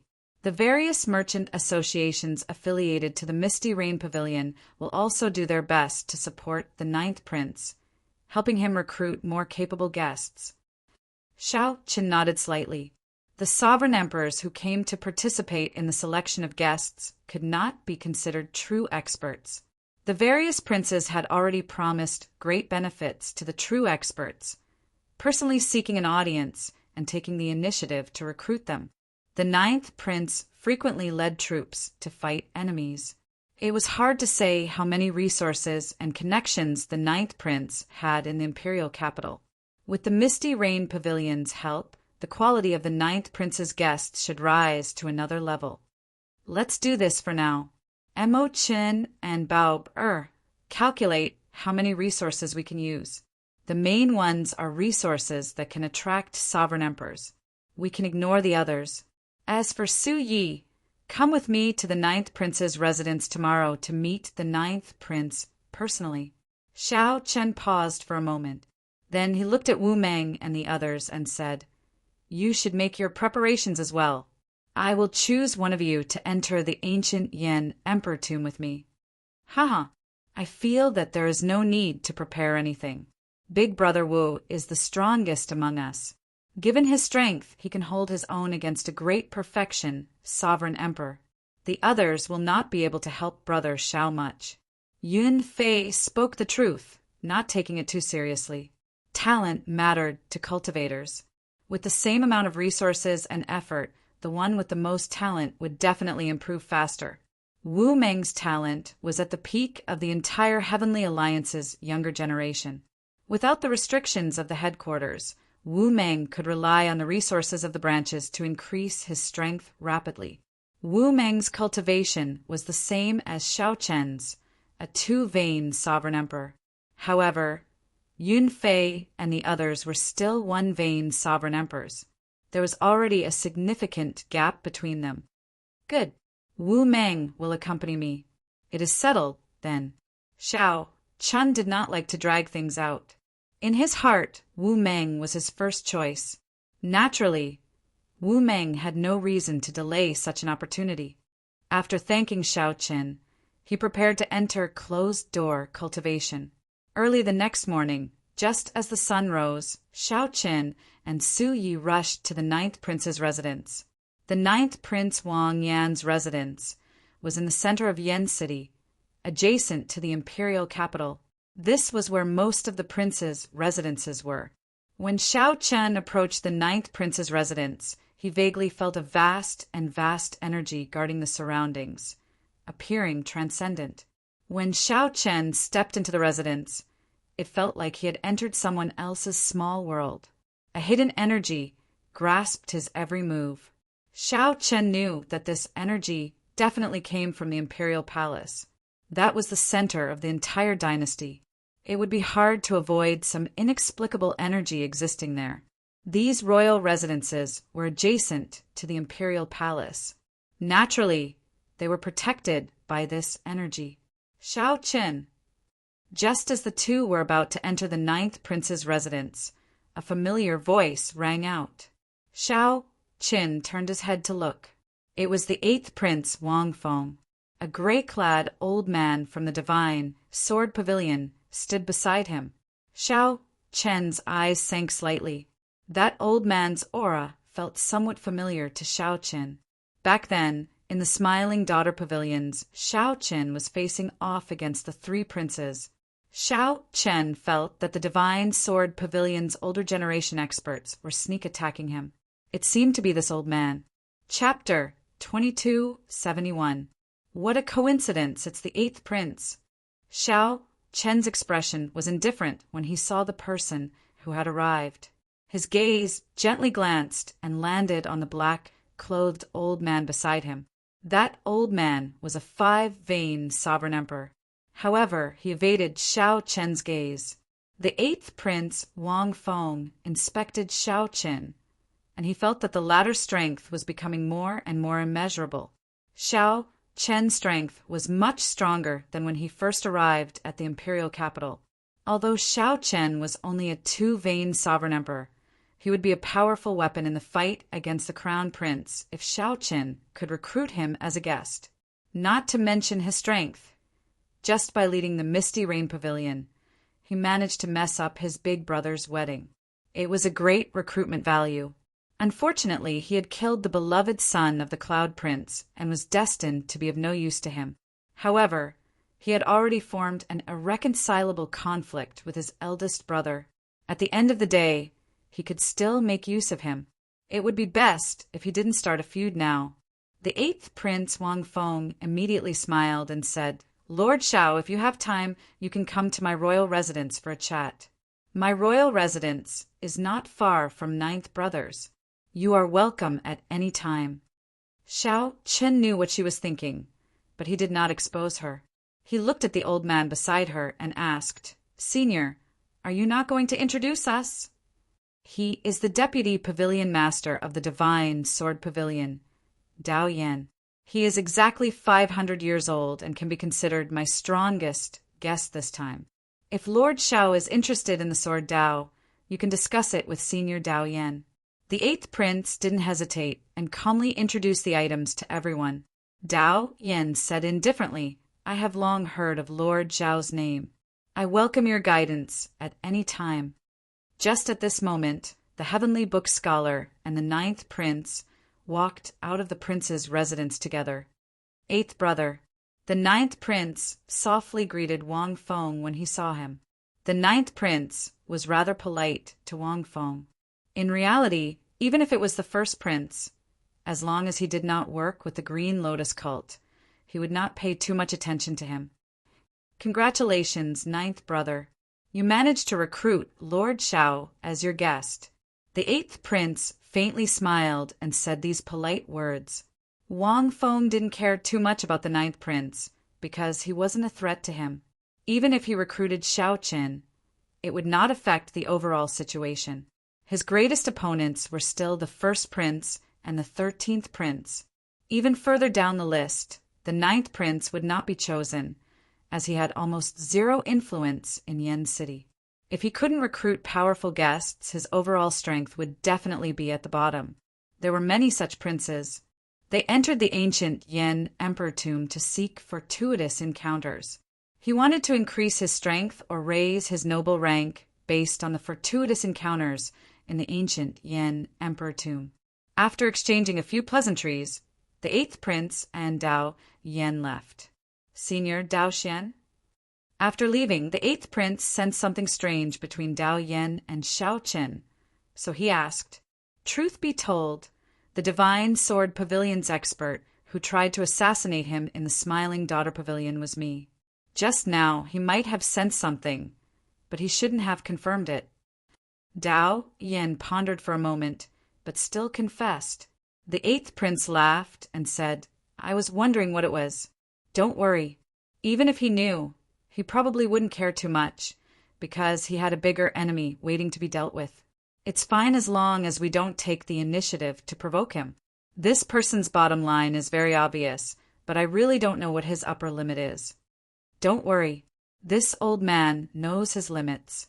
When my Ice Dao domain improves further, and I comprehend an ice small world, no one in the ancient Yan Emperor tomb will be a match for me. A mere Shaoqin is even less of a threat to me. The eighth prince's ascension to the throne is of utmost importance." Dao Yan's eyes emitted a cold light that was as dazzling as the stars, bursting out with a terrifying fighting spirit. Right now, Xiao Chen was already a 5-veined sovereign emperor. If he had his ice small world, he would truly be unrivaled. A glimmer of excitement flashed in the eighth prince's eyes as he asked, "Are you confident?" Xiao Chen knew that Dao Yan had outstanding talent in the Ice Great Dao. He already had a 9th-layer Ice Dao domain 100 years ago. However, Xiao Chen had not expected Dao Yan to comprehend an ice small world before entering the ancient Yan Emperor tomb. Vaguely, he seemed to feel that luck was slowly shifting from his big brother to himself. Great luck had come. 80%, Dao Yan said softly. Wang Feng was overjoyed. He smiled and said, "What resources do you need? I will arrange it. I will definitely satisfy you. The Divine Sword Pavilion does not lack resources. Your Highness, please wait for the news." "No way. Since there is an 80% chance, I have to make it a 100% chance. In the end, the Divine Sword Pavilion's resources are slightly inferior to the royal court's. I still have one more chance to enter the Heavenly Palace's treasure trove, but I have not used it yet. I'll use it on Senior Dao Yan." The eighth prince's intentions were set in stone, not allowing Dao Yan to refuse. Dao Yan felt excited. He had heard of the Heavenly Palace's treasure trove before. That was where the royal court stored their treasures. The treasures that could enter the treasure trove were all priceless and incredibly rare. Dao Yan could not refuse. "In that case, many thanks, eighth prince." "Well said, well said. Come, let's go over." The eighth prince felt incredibly excited. He immediately changed his route and headed straight for the palace. Wang Yan and the Heavenly Fate Scholar looked at Wang Feng and Dao Yan in front of the ninth prince's residence, entering deep thought. Seeing that Xiao Chen seemed to be interested in Dao Yan, Wang Yan said, "That is Dao Yan. He was a true inheritor of the Divine Sword Pavilion 400 years ago. Before he turned 500 years old, he became the Divine Sword Pavilion's Vice Pavilion Master. Back then, he was a demonic genius that shook up the entire Yanwu dynasty. He remained in seclusion for several hundred years. When he suddenly appeared, people remembered that he was not even 500 years old yet." Xiao Chen asked, "Is he very strong?" "Yes, very strong. Of all the prince's guests this time, this Dao Yan's strength is at least in the top 3. The scarier thing is that Eighth Brother's companions are all outstanding talents of similar sections. With the support of all the sects in the Yanwu dynasty, he does not need to spend much resources to recruit guests." When mentioning Wang Feng, the ninth prince had to admit that the other party was very strong. Sects and factions had at least 10,000 years of inheritance. They would not be lacking in resources. Not only would they not waste Wang Feng's resources, but they could even help him recruit some people with special abilities. After the first prince's wedding was ruined, The ninth prince could no longer suppress the eighth prince on paper. Now, they were back at the starting line. The heavenly book scholar smiled and said, "Let's not talk about this for now. Pavilion Master Su and Lord Xiao, please come in first." After entering the residence and discussing some important matters, Xiao Qin said softly, "Ninth Prince, this Xiao has something else to say aside from the fight for the slots in 1 month." "What is it?" Wang Yan let out a soft cry of surprise, finding it strange. Xiao Chen said straightforwardly, "This Xiao would like to invite the ninth prince to fight for the crown prince position." Wang Yan smiled and said, "Naturally, I want to fight for the crown prince position. Otherwise, wouldn't it be a waste of time to recruit guests and ask Lord Xiao to fight for the final slot for me? You still do not understand what I mean. I want you to fight for the crown prince position from the bottom of your heart, to think about ascending to the Yan Emperor's throne, not to go through the motions like now. You are only going through the motions for the sake of the illusory, ethereal Immortal Palace, reluctantly entering the ancient Yan Emperor tomb to attack the first prince." Xiao Qin directly exposed Wang Yan's self-deception. Wang Yan had never truly thought of fighting for the crown prince position. From the way he talked about the Dao Yan earlier, it was clear that he had no ambition. To think that Wang Yan did not care about the eighth prince at all, not feeling any pressure at all. Wang Yan's expression flickered. Then he looked at Xiao Chen and said, "Haha, it looks like I misjudged you earlier. Xiao Qin, you are just an ordinary person. It turns out that you only agreed to my request to fight for fame and profit." Xiao Qin smiled coldly and interrupted, "Misjudged? What's wrong? Previously, you felt that I did not care about fame and profit, that I was a person who did not have much ambition, even though I cultivated righteous and demonic. If you let me into the ancient Yan Emperor tomb, I would not cause any losses to the dynasty, right?" The sudden change in the atmosphere somewhat surprised the heavenly book scholar. He quickly said, "Xiao Qin, the ninth prince, did not mean that. Don't speak up for him. When I first met you, I did not truly leave. I clearly heard what the ninth prince said to you. I am not his best choice. He simply could not find anyone. In the end, he had no choice but to seek my help. If he could, he would definitely choose someone purely of the righteous Tao. Am I right?" Xiao Chen showed a calm expression as he looked straight at the ninth prince. The expressions of the heavenly book scholar and the ninth prince immediately changed. They did not know how to respond. "Nothing to say? In that case, let me say it. From the very start, I knew why you sought me out. I do not care about the suspicions in your heart. As long as you can help me, that is enough. I do not care who becomes the Yan Emperor. What does that have to do with me?" Xiao Qin did not stop speaking. He continued, "However, I have a grudge with the first prince. We are at a point where only one of us can survive. Yet you are still like an ostrich. What use do I have for you? If he ascends to the throne, I will not be able to escape death. I will have to flee the Yanwu dynasty. If I were alone, I would not care. However, I still have friends. Pavilion Master Su will not be able to leave.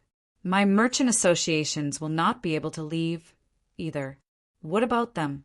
If even one of them dies, I, Xiao Qin, will not be able to accept it."